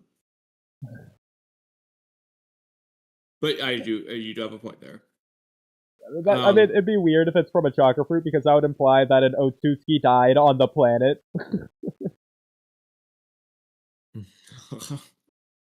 Like, if anything, I feel like this would be a Kinshiki ability if that's what we're going with. But then I'd be asking, okay, why didn't Kinshiki do this ever? Yeah. It'd be really helpful to stop a Metal Tejigara. Exactly. That's where I'm like, I don't really like this as an ability unless Momoshiki did actually just awaken it, like, right at death, basically. But my leading theory has been that it is just, like, Ninshu Mindspace stuff similar to the Tail Beast, and with Momoshiki is just a little bit different. It's either because Ikimoto draws it different, or because Otsutsuki's just have a different version of this, or Momoshiki specifically does, but my leading theory has just been Ninshu. It's the most consistent. Yeah. But personally, I prefer, and not even Ninshu, I just prefer, if this just isn't a Shinjutsu, not even necessarily an ability, but just the power of a god. Because, I mean, that's what Momoshiki's saying anyways. Boruto, this is happening because you killed a god. And that implies this happens every time you kill a god, which we see that isn't the case whenever you kill an Otsutsuki who view themselves as god. But I like the idea that the Otsutsuki are genuinely pseudo-gods. Not just in name or power, but literally, like, pseudo-divine being, higher dimensional tiered structural integrity. I don't know. Like, Shibai literally ascended. We looked up the kanji. It is just higher dimension or whatever. So I like the idea that they are, like, halfway there. And so they are literally half god. The only problem is that, one, why wasn't he using this ability earlier? And two, it doesn't seem like this happened for anyone else. I mean, it's possible that Ishiki crumbled away and died and did this and did something else with it, but kind of stupid of him. Yeah, I mean, you could say that about literally any of Momoshiki's abilities, though. Why didn't he use the shadow possession he took earlier? Why didn't he use the big red Rasengan earlier? He did. He did use those. I meant, like, earlier than he did. Oh. Okay, yeah. I don't know. Exactly. So, I feel like it's just whenever he used it, and I think it's not really a problem. But, like, we see that he looks at Momoshiki. Momoshiki Why looks did at Sir Hunt Boruto. just join and leave like that? I don't know. That's what distracted me when I stumbled on my words there. It's because of Sauron's nonsense. Yeah. But we see that he is just looking at Boruto's future before really the fight even begins. Like, before he's even fused Momoshiki, he's looking at Boruto. Like, you have the craziest future of all time, Boruto. Wow, yeah, you. Yeah, he knows Boruto's gonna survive. That's another good point, actually. When he did that, he already knew that Boruto wasn't gonna die here. Well, not only that, he's almost definitely seeing probably Borushiki. He probably knows at the very least that he's inside that's what he Boruto. saw, because in the visions we saw, Boruto wasn't Borushiki. Yes, but that if never he's happened. But yeah, he only gets fractures of the future. But if he's seeing the freaking whole tableau, where he's seeing freaking, he's dodging Mitsuki, jumping up, he's seeing everything, bro.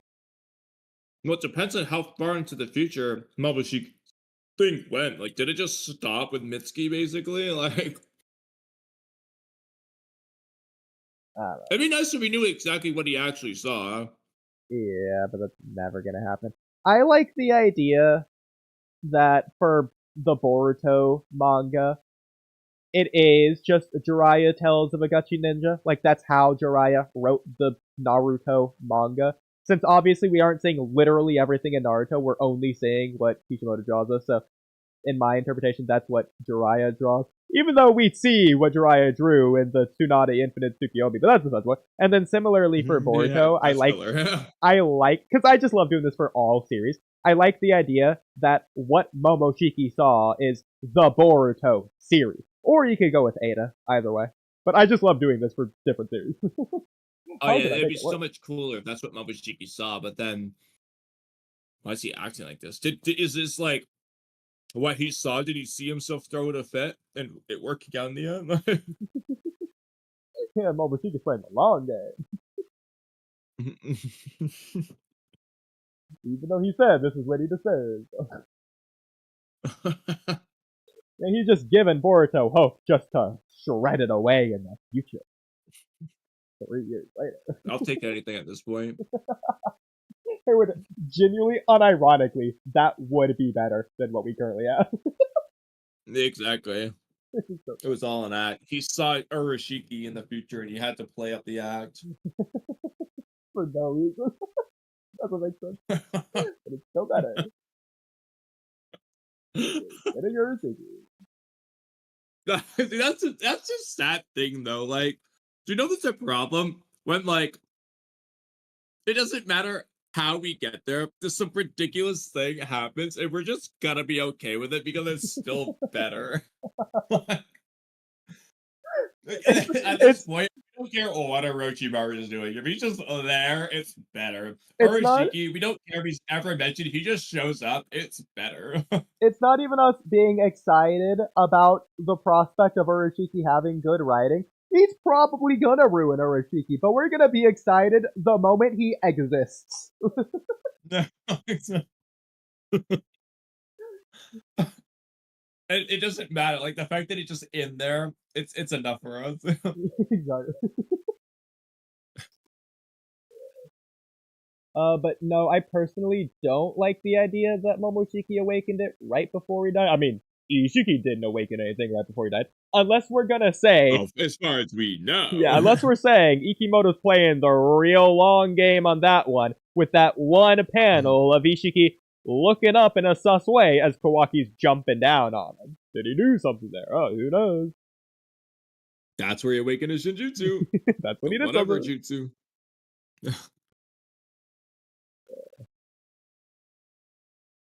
What could be really cool But is yeah, if he awakened... kind of lucky, but It'd be I funny if he mean- awakened like the Senrigan or something akin to that, to where he can see the past and he sees that Koji did awaken the Shinjutsu in that moment to see the future. To see, it's an infinite loop. They're looking at each other, looking at each other.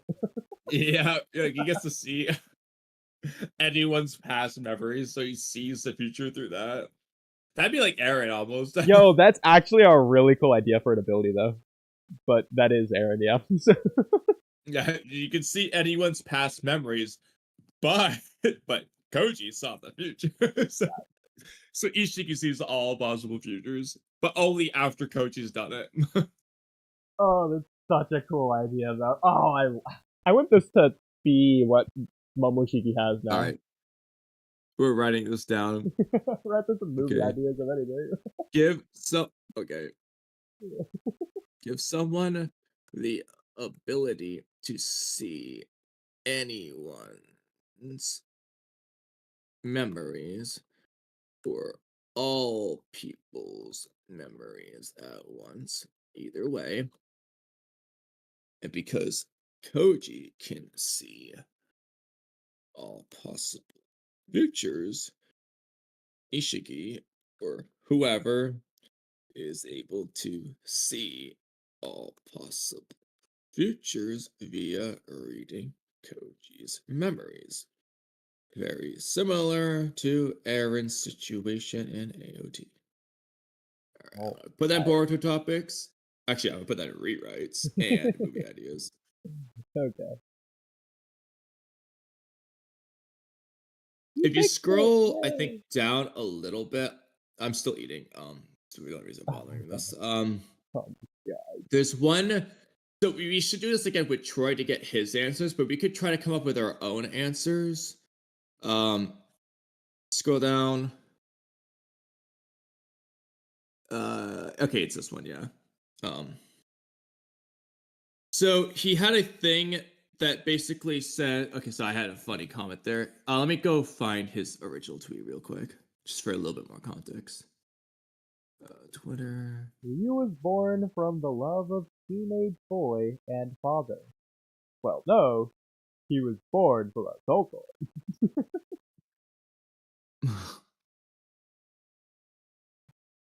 Or if you want me to be even more close, he was born from Shinky.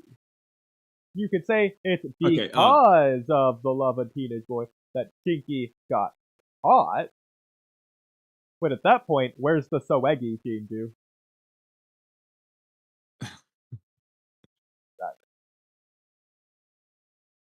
Okay, so I found. I'll share my screen at the same time, just for a little bit more context. I didn't end up commenting mine, by the way, because I was like, I don't want anyone to argue with me. I figured we could just ask Troy, but I thought it would be funny if I wrote it there. So, somebody said, nice art, but nobody cares about this lame ass anymore. Somebody just drew this code thing. Nobody cares about code. That looks so cool, though. Villains suck. This might be the only saving grace. Is basically these arts. And then Troy said, explain Jura's dynamic with Kawaki, Code, or Boruto. Explain how every Shinju's fighting style reflects their narrative / specific type of love. What? I think he's telling them to do this, which is a little bit weird because I think he should have worded it as these things exist, but the way he wrote this makes it seem like, yeah, they're bad. Like, explain it, give it to me. But Boruto made accounts just who want to be like another. Dyson ain't do narrative, so can't copy. Stick to bait, please. David says, how does Ryu's fighting style correlate with a specific type of love? I'm assuming there's a connection with Ryu and Gaara in that aspect. If not, I don't see it. And this is Troy's answer. You want to read it? Ryu was born from the love of teenage boy and father. That's why his is what a teenager thinks is cool, but also pretty childish. He controls people with his hands in his pockets, playing with them like toys. He also makes smart remarks. Yeah, Remakes. It makes smart remakes and insults, even breaking the fourth wall. Davis thinks that's reaching. So I wrote up but didn't post in order to not get into any arguments. Kamui, what are you doing? Go to your stream. Oh, that was so stupid. Okay. When Baweki's love be suffocating, so she's practically choking out Konohamaru. I think you should have posted that. It's probably too late now, but you could have posted. Well, it's not too late. I can still do it. Well, yeah, you can do it. What I mean by too late is nobody's gonna care to argue at this point. I think he did this like, how long ago was this tweet? This is Twitter. It's the dark ages by this point. Yesterday. It's way too late. I mean, I can still do it. But I'm assuming. But you I mean, part of the reason I wanted on... to wait is because I wanted. I didn't know if he was going to come live soon. Yeah, no, I agree. We need to get him on live soon. But I'm assuming we want him. So to part of me wanted to just say this to Troy and see what his answer is, but I wanted to get his answers for each one. Exactly. But we can also give our own. Okay. That's why I didn't post it. Sure. I think I save it for him. But so okay, that's fair. So I'm assuming, in that case, just don't post it. I'm assuming we want to just go with the idea that what he's saying there is true. yes. Okay. So with the idea of every Shinju's fighting style reflects their narrative love or whatever. So are we just gonna make our own one for Ryu, or are we gonna use that as like the example to try and make the other similar to his Ryu one? That's what I had in mind, but we can also rewrite his Ryu one if we have any other ideas. Okay. Well, what I was thinking for Ryu is, rather than what he wrote, because I think his is probably better than mine, but Ryu is using magnet style, and I would say instead of getting it from Chinky, he's getting magnet style from the person he loves, Gaara, but he's transforming it into his own thing to show that he's more than just his love, since he doesn't really care. Not going after his target. So Well, that's how I would do it. but yours definitely isn't what they are doing. He's just not getting it from Gaara. But Yeah, no, I know. yeah. Exactly. It's Yours going should with be the a idea. rewrite. Exactly. Okay. Did you have one for you? Well, I had a stupid one that doesn't make any sense. So it's magnet style, so he's attracting something to him. Okay. Oh, Gaara! Dad. Okay. So I have a really I like my Moeki one. no, I have a stupid one for Moeki, and we might be on the same page. Oh, So Moeki fights. it's penetrating, huh? well, that's the second thing I thought of. But well, she did penetrate Konohamaru. Let's be. Exactly. Just get that out there. But what I was thinking was even stupider, but along the same lines. Moegi's fighting with tentacles, so if her love is something similar. So you know what Moegi's form of love is all about. Mellow is on board. That would be real into Moeki's type of love. So that was my 2 for Moegi. But Moegi also uses her Earth style gravity jutsu that like traps you. So it's like, unironically though, assuming what he's saying is like a thing, I think the answer would just be suffocating, the most consistent one, with her 2 different abilities. That is good. Because what I was genuinely thinking was more so along the lines, well, she's a close range fighter with her weird tendril thing. She likes melee, being up close. So maybe there's like a love language there to where Matsuri is more hands-on with her love, if you could do something like that. I wasn't thinking suffocate. I was thinking more so just attacking in general. But like metaphorically, the problem is the Moegi is not suffocating. Maybe Matsuri's, but exactly. But I do think you could say Moegi's might be more hands-on. I mean, there's nothing to indicate that, but it makes more sense than Moegi's love being suffocating if he loves Kanamu. Kanamu doesn't even know. Yeah, Moegi's real touchy. Exactly. If anything, if based off the Boruto anime, that'd be Hanabi, not Moegi. But Moegi's had it, guys. So what about Mabushi's? It's just creepy. His So, is touchy. I wish Mamushi was Otsutsuki, because since he has like the claw hand thing, you could say he genuinely loves, or like has a tie with love and obsession, since I would say the Otsutsuki's love devouring chakra fruit. They have this thing with power, like Kagi is commenting on the Otsutsuki's like obsession with power, and they're an enemy that you don't want to have because they know no bounds and they're so dreadful and fearful and all these other things because of their obsession with power. And even Kaguya had a weird obsession with love as well. So I think if Mamushi was and power, exactly. So if Bug was Otsutsuki, that's what I would go with since he has a claw hand. I think that could be cool if I were to rewrite it that way. But like the way it currently is, we just don't know much about Bug at all. yeah. I mean, all we know is he just only uses that crab hand so far. So Okay, I have something. Mamushi seems to be the fastest, so maybe Bug just gets like so love stricken so quickly. Yeah, he's love at first sight.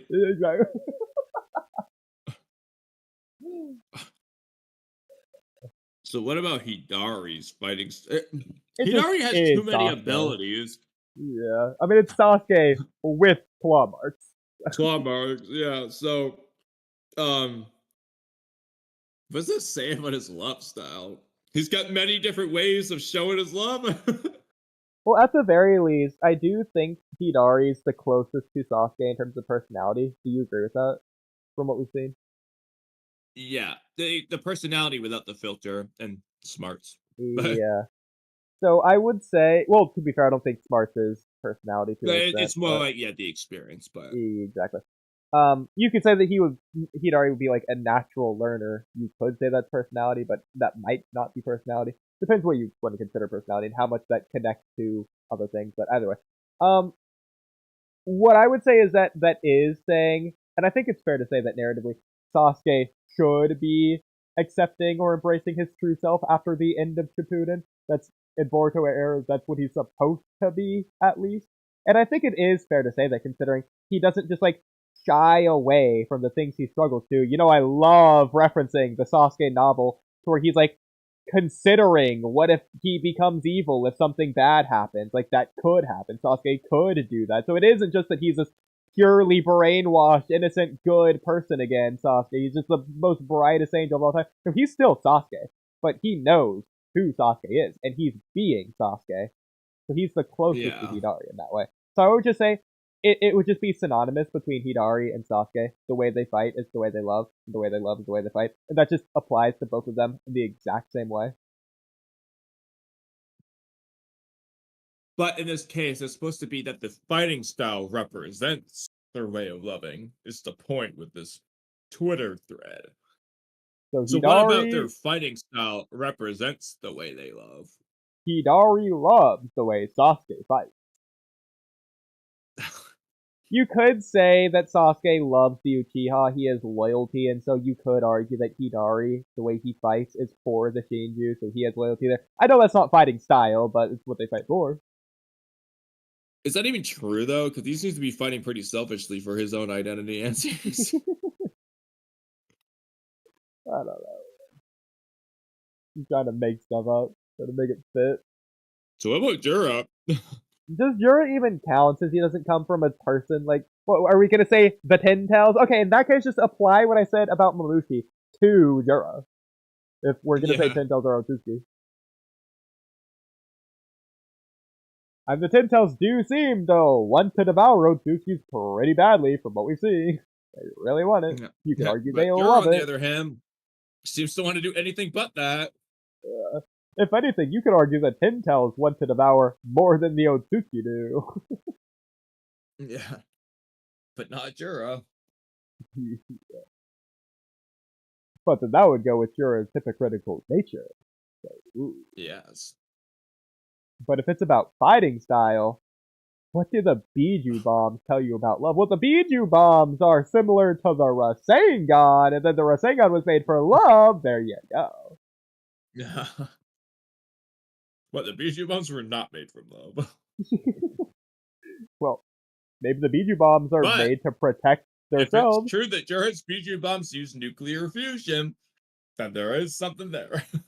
Well, okay. Do you think Part 1 Gaara, do you think he loved himself?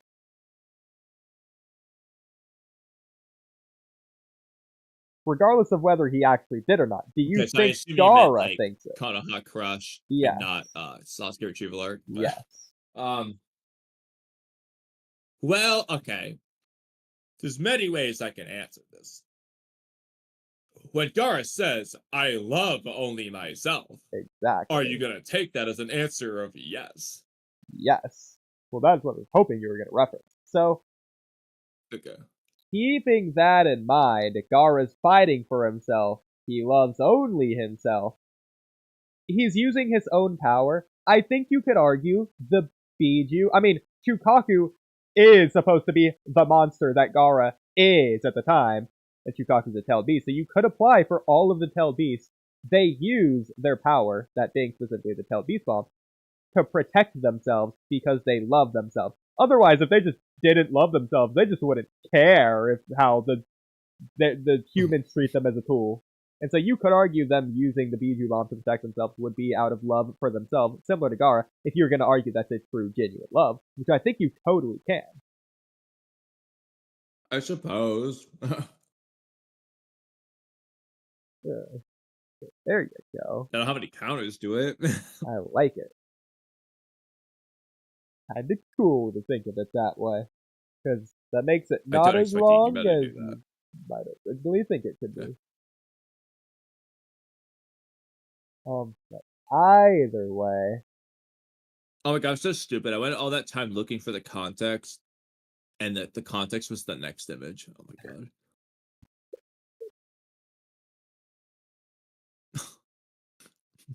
I already took care of it. okay, we did it. Let's go.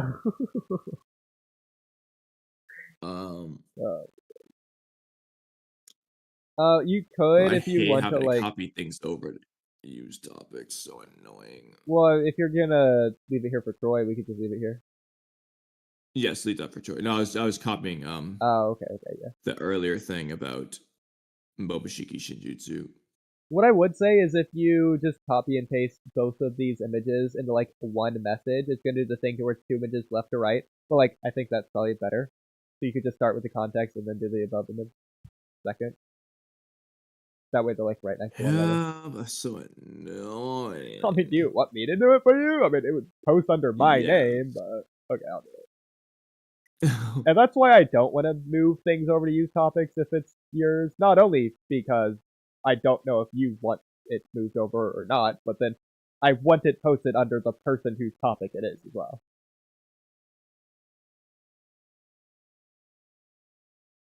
Just for, like, Well, in this case, you're archival gonna know who it reasons or is whatever. because the image shows my Twitter. I know.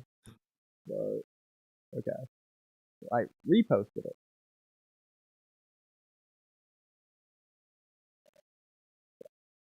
There we go. Oh, did I ever go over I don't think I did. I think I was planning on doing this several times in this. This is the Naruto topics. I remember I was scroll up a little bit. So a little bit more. There he is. Okay. I remember I was planning on bringing this up so many times at different points.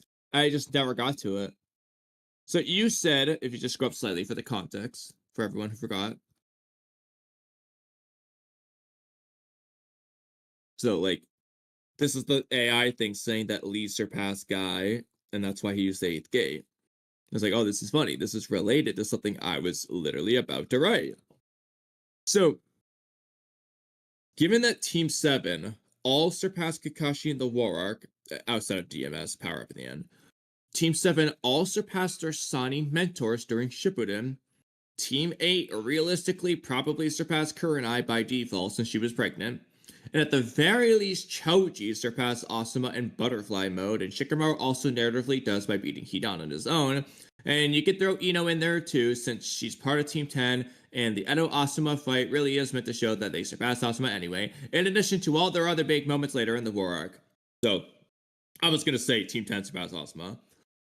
Why is it that no one on Team Guy ever surpassed Guy in Naruto? They're the only team to not surpass their mentor. And no, I don't mean because they didn't surpass 8th gate Guy. They didn't surpass 7th gate Guy either. Or even 6th gate. Did they even surpass base Guy? What the heck? Say what you want about 1010, but Lee was definitely meant to surpass Guy eventually, in my opinion. And same with Neji. The strongest getting to ever come out of the Lee village, apparently. By the War Arc, they should have surpassed Guy, except for the 8th gate, of course. Thoughts? So, yes. I mean, we've talked about this in the past, but regardless of Tenten, who never has character in the first place at all, Neji and Lee's characters just don't exist in Shippuden. They just happen to be there, and so they don't progress, and so they don't progress in power either. There's a reason why people are like, oh yeah, Neji versus Sasuke part 1, and then like Shippuden rolls around, and it's just Sasuke the whole way through, and it just gets worse and worse over time. Because Neji just doesn't progress in power, despite the data book saying he surprised Hiyashi in the middle of Shippuden. But we don't know how powerful we never see him do anything but fight his own clone and then die. Then fights a Zetsu, but he loses. It's also weird that they surpassed Hiyashi when Hiyashi just straight up does better than Neji in the war. I don't understand what they're trying to do there. Like, how powerful is Neji? Where does he contend to base Guy? No, I'm saying, I don't know if they even surpassed base Guy. Because base Guy, in part 1, still is just the strongest Jonin alongside Kakashi. Yeah. Base Guy was the rival to Kakashi, not the Gates Guy. He just is that strong. And we know that Guy and Neji, that Lee and Neji shouldn't be all that powerful in comparison to someone like Guy or Kakashi, who seem to be relative. Because if Naruto gives them a KCM cloak and Rasengan, and they're doing just as good as Kiba and Tenten, then clearly all of them are relative at that point. Yeah, and obviously Neji's dead at that point. But like, meanwhile, Guy and Kakashi just are fighting alongside B and KCM Naruto. Yeah, it's just like that's not clearly necessarily implied. Exactly. That's not to say 6th that gate Lee just is weaker than 7th gate Guy. that's not to say that Guy and Kakashi and Base are just like relative to KCM1 Naruto or anything like that. But it's to say that similar to the 5 Kage assisting Naruto and Sasuke against Momoshiki, they're relative to the fight in a way to where they can assist rather than hold back, unlike everyone holding Naruto back in the Pain arc against Pain. They're just powerful enough to do something to be helpful. Whereas I don't think someone like Lee or Neji would have been in that instance. Yeah, maybe, but I don't know. Like, either way, they just clearly were weaker than Guy. It's implied and shown in every possible way. They're just weaker than him. I mean, we see them like fighting Tin Tail's minions. Meanwhile, Guy's just soloing full-on Tail beasts. Yeah. So, I mean, So then it's just like, okay, so it is just weird though, because again, I'm just like, it would be one thing if only Naruto's team did it, but every other team did. And I understand that Team 8's not like the craziest thing of all time, but they just do surpass Kurenai at the end of the day. I'm gonna count them just because it well, the problem happens, is even if all it's the other senseis don't really matter. Asuma's dead. The whole point was to narratively surpass him. They had a whole arc around it. Kurenai's not even there. She's not relevant to the story anyways. Realistically, not. Her role as a character matters, but her character doesn't matter. Guy just is one of the main characters who's relevant for like end game stuff Yeah. with Jubi Madara. And so to an extent you need him to be as powerful as he is compared to everyone else, as well as Kakashi's rival and Kakashi's thing with Obito, who's like the final antagonist. Like there's a lot of stuff there that you need Guy to be way more powerful than everyone else, but still it's a little bit weird. I mean, in theory though, we have played with some of these ideas before, but in theory, you could have either done, just as the hypothetical for the sake of this, either Guy uses the 7th gate, it doesn't work, and Lee's the one who used the 8th gate. That's one thing they could have done. The Lee becomes the splendid, and instead of a Guy saying, "Oh, no one surpasses you in taijutsu," Guy or Madara would say, "I'll admit it, you're a splendid ninja," or something like that. Or you could have both Lee and Guy use the 8th gate, either at different points or at the same time. They just tag team Madara. Another thing you could have done, Yeah. hypothetically. I mean, obviously, it's cooler this way with Lee instead of Guy, in my opinion. I mean, maybe other people disagree, but like narratively, I think this argument's for obviously. both. There's going to be aspects of both that Yeah, are better. that's So fair. That's fair. But narratively, obviously, you'd have to completely change things up if Lee's doing it. But that's not to say it'd be better or worse. It would just be different. Like you'd have yeah, to you just have change different it to be things. different to be as good. But Yeah. and I'm not interested in doing that right now. What I will say is, if you use the anime, you can argue that Lee did catch up. I mean, he does fight alongside Guy in the Chakra movie, fighting the Four Tails version of Naruto thing that was. Yeah. So they're like equal powers there. Then, hey, Lee only gets more powerful over time. Go with that. Neji, I don't think there's really anything in the anime to point to. Maybe a couple fillers that I'm not remembering the feats of exactly, but there's probably something at least. But like if he is surpassing Hiyashi, who is doing as good as he is in the work, and we know Hiyashi just is extremely powerful for a Jonin, even back in part 1. I mean, again, yeah, you just see him fodderize like 20 Jonis surrounding him in one move.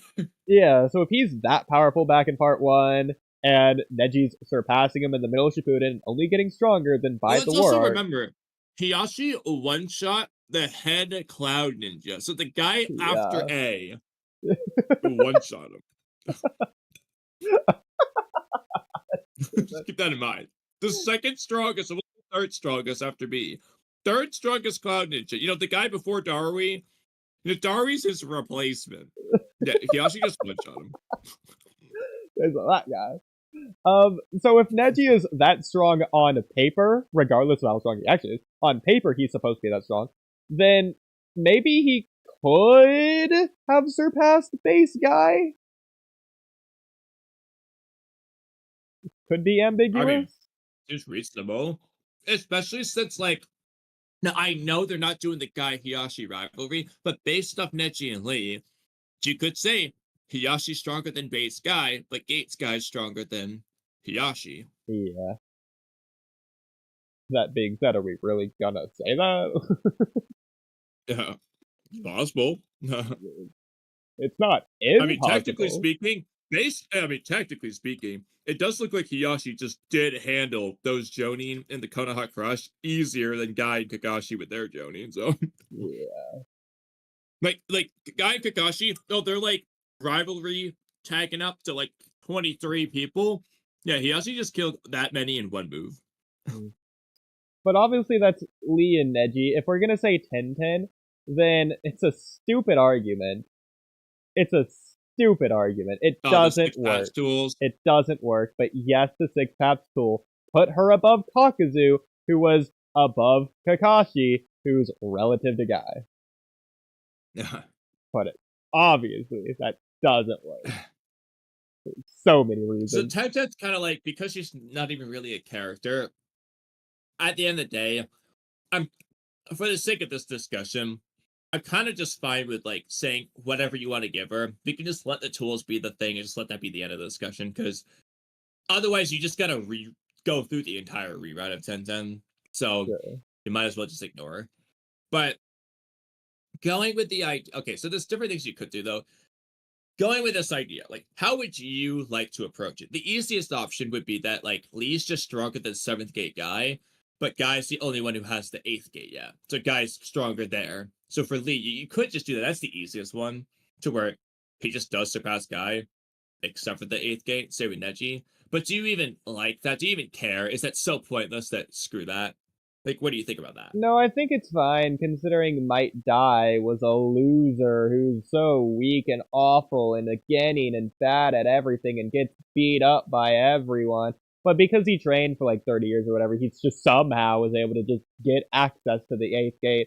And so you could say it's not like a training thing, but amount of training or like time or just literal physical body age. Maybe you just can't unlock it until you're 28 or something. I don't know. It's just something like that. As stupid as it is, but you could just have Guy have it for that reason, even if Lee's technically stronger. The 7th gate.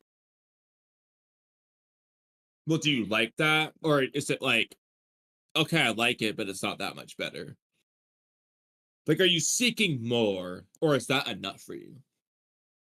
The question. I think I'd be fine with that, if that's the way they wrote it.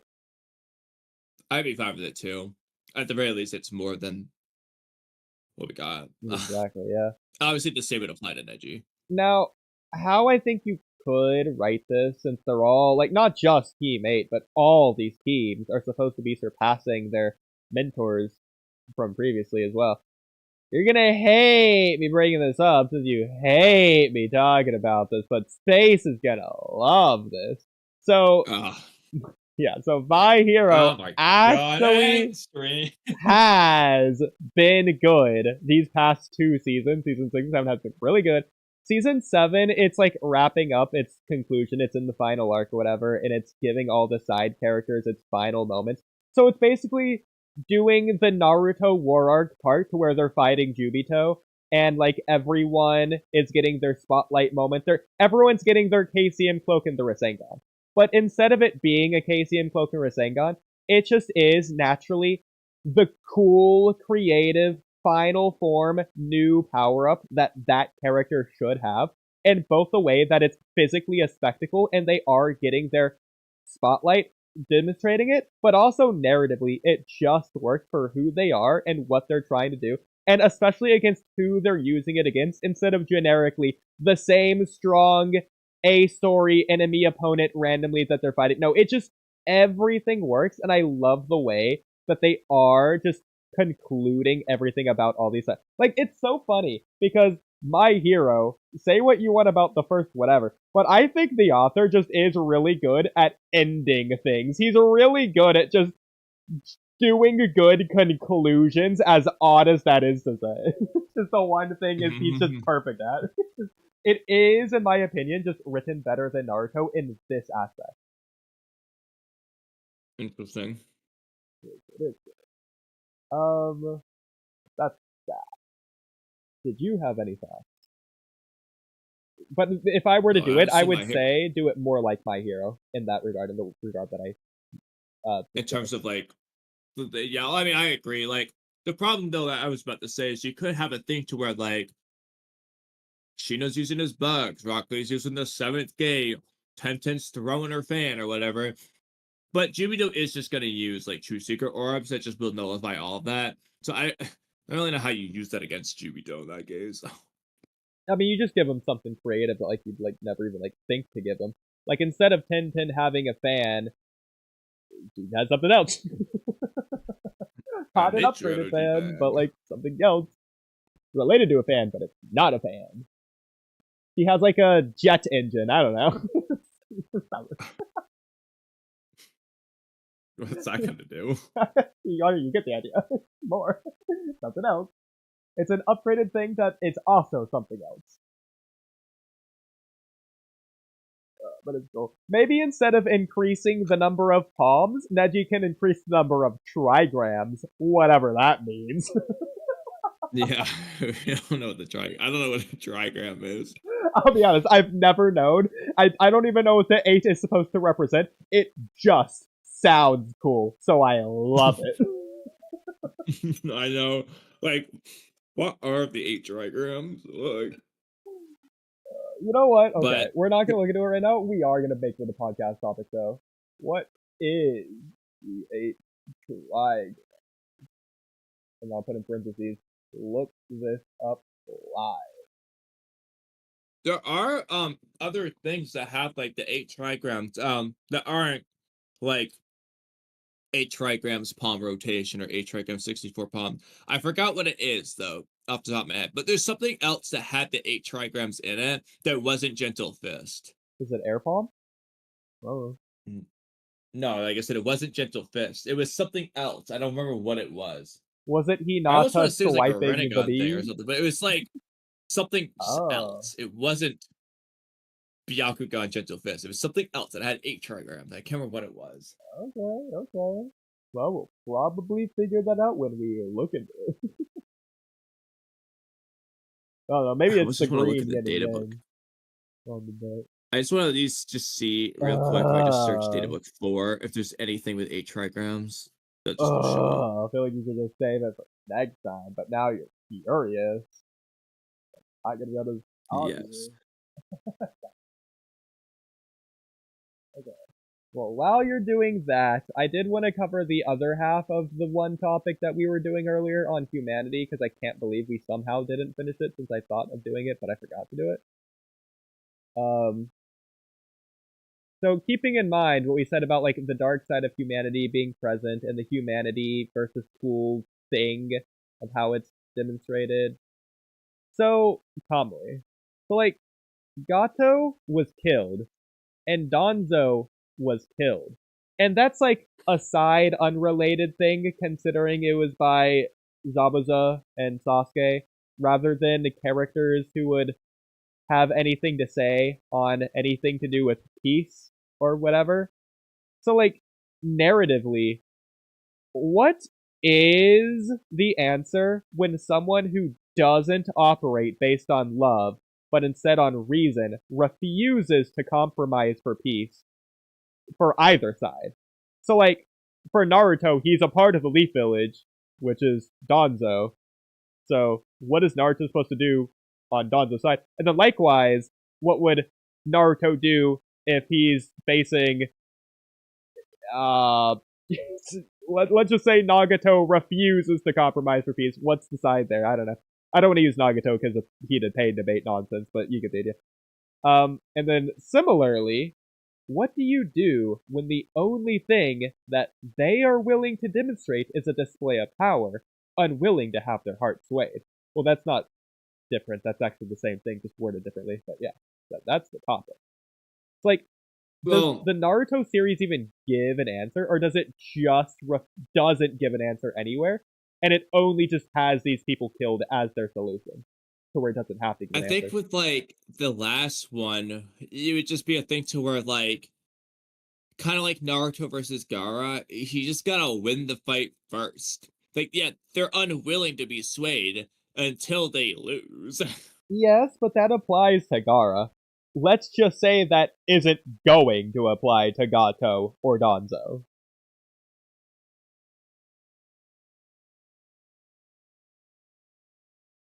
I mean, think Naruto would just be hopeful. I guess he'd put them in like or restrain them in jail until they change their ways or something. He's not gonna kill them. Well, they're not going to change their ways. That's the point of this. I don't think Naruto's gonna kill him though. Like, Okay. Well, I'm not. That's not what I was implying. I was curious. but also though, I think that like Kishimoto writes it to where everyone can change their ways because there's a reason why they're that way in the first place. So if you're able to attack the core, now I understand that some people like Gato could just be rotten, like he could just be a bad dude, and there's nothing more to it. But like the way Kishimoto's wrote his villains is that there's like a reason for them being the way they are, at least post Gato. So I think like he would be like, all right, well, if you're able to find what that is, you can kind of like address it. But I mean, Mizuki that's did how it seem feels like pretty it's written bad. anyway. Yeah. Huh? I mean, Mizuki did seem pretty bad. Well, the problem is Mizuki though, if you just go by the manga, it's just like any other Konoha citizen who just hated Naruto. And that's just like the end of it. Sure. If you want to say that for humans in Naruto, sure. Narratively, you could argue, maybe not Zetsu, maybe not Kaguya because of the love thing, but maybe the dreadful Otsutsuki, such as Kinshiki and Momoshiki, maybe they just don't have the capacity for love. They can't change. Like, they're like sociopaths. They were born narcissistic. Do you think there's anything like that in Naruto?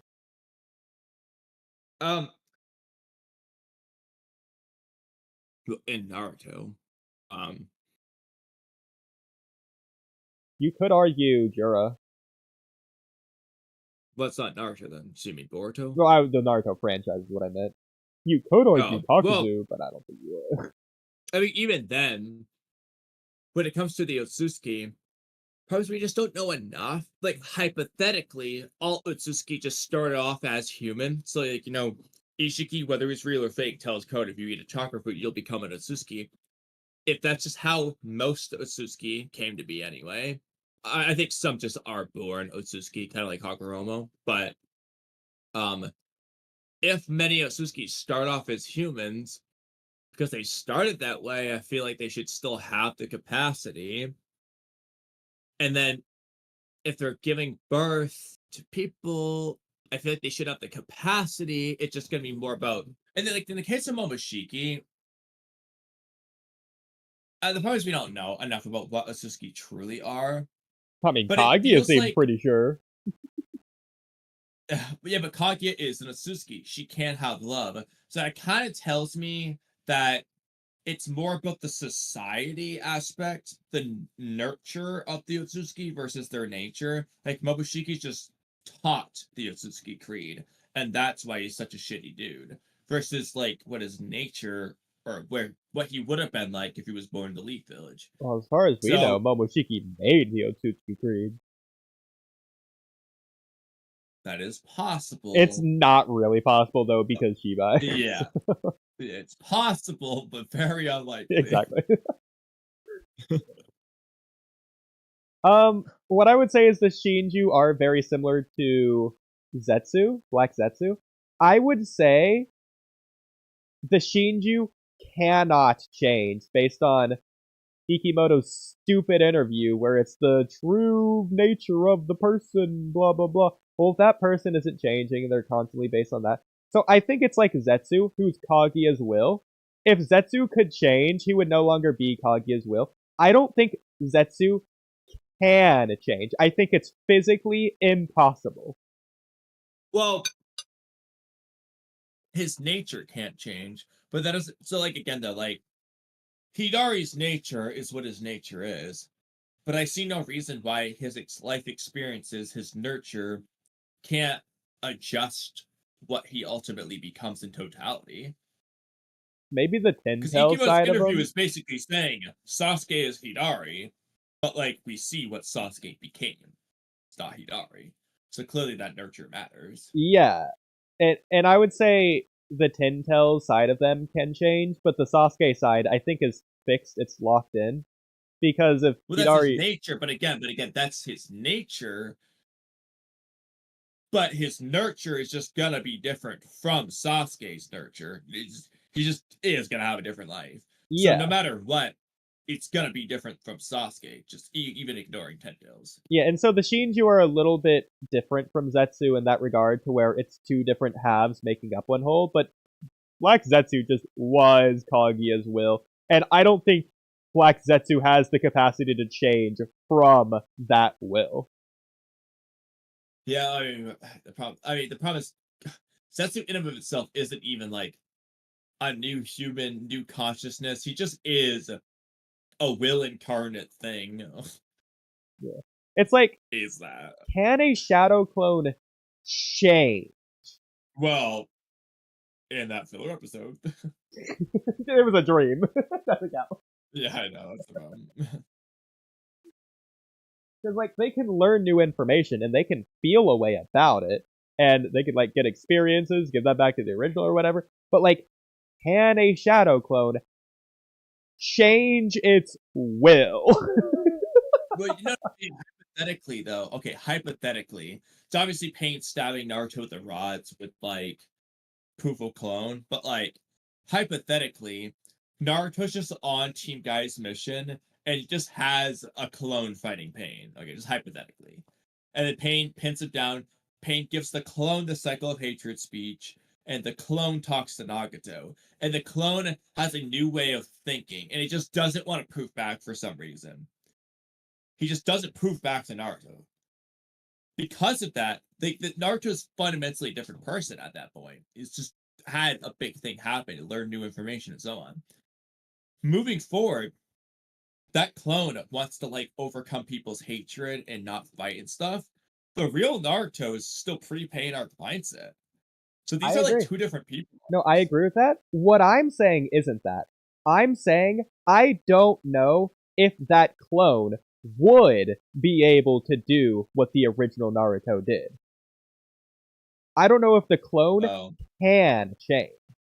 Because it's based off of Naruto, and it's supposed to be a copy of Naruto. If it changes itself, it's no longer a copy. It's just its own different entity at that point. Yeah, but then I would say the moment it gains new information, it's no longer a copy of Naruto. It has things the original doesn't. But I don't think that's changing it, it's just adding on top of it. It is changing it. What's inside its brain is now different. It doesn't have a brain. I know it's an addition. It's an addition, but that's a change. It's a fundamentally different brain chemistry now. So, you're looking at it like... For example, you can change its body. You can scratch a clone. Fundamentally been changed. Well, it proofs away. Well, it depends on the scene. Yeah. So, okay, the way you're looking at it is like numbers, looking at Naruto chapters, 632, if you add one chapter, 633, that's fundamentally different even though it's added. Whereas I'm looking at it like Naruto Gaiden, chapter 700 plus 1, chapter 700 plus 2, etc., etc. Yeah, I know, but like, that just is a difference at that point, so... Well, it's still 700. Plus 1. Yeah. The plus 1's the difference. It's the addition. But Oodie, what is the difference between 700 and 701? Well, but that's because you're looking at everything to the right of the equal sign, whereas I'm looking everything to the left.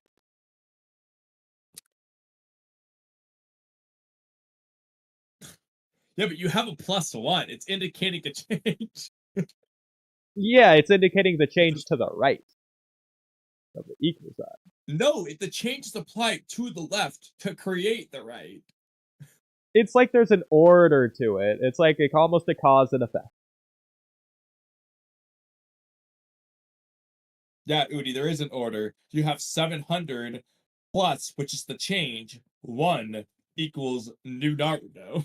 It's like if you have a 700 plus 1, then it equals 701. No, Oodie.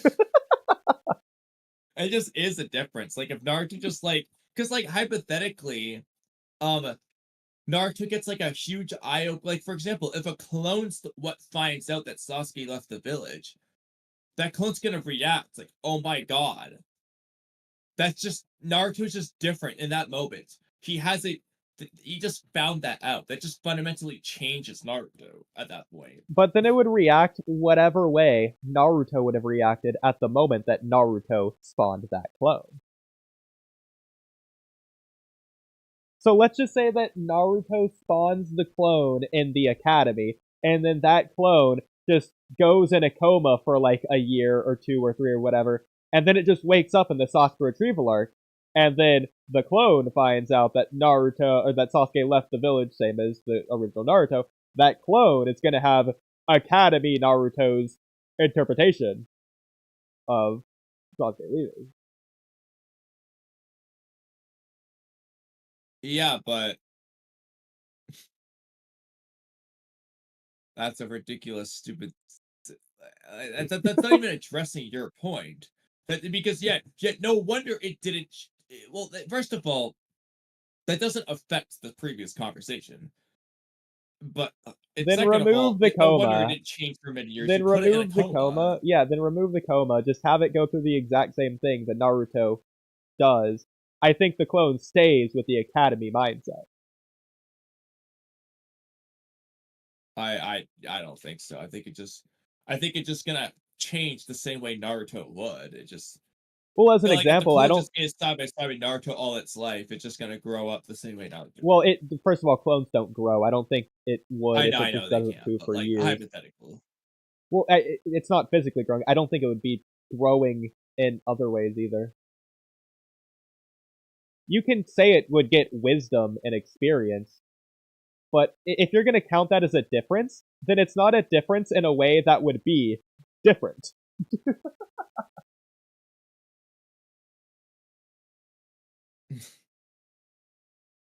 So would it matter?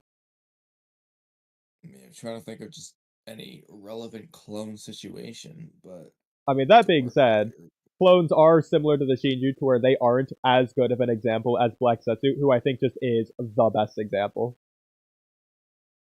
Black Setsu just is Kaguya's will from the moment that Kaguya spawned Black Setsu. He's not like but like Black Setsu just is a will incarnate jutsu thing. Exactly. But in a way, so is the Shadow Clone. Same with Shinju in a way. I mean, I guess, but we should end though. I'm I done agree. eating. And Ikimoto there. Yes.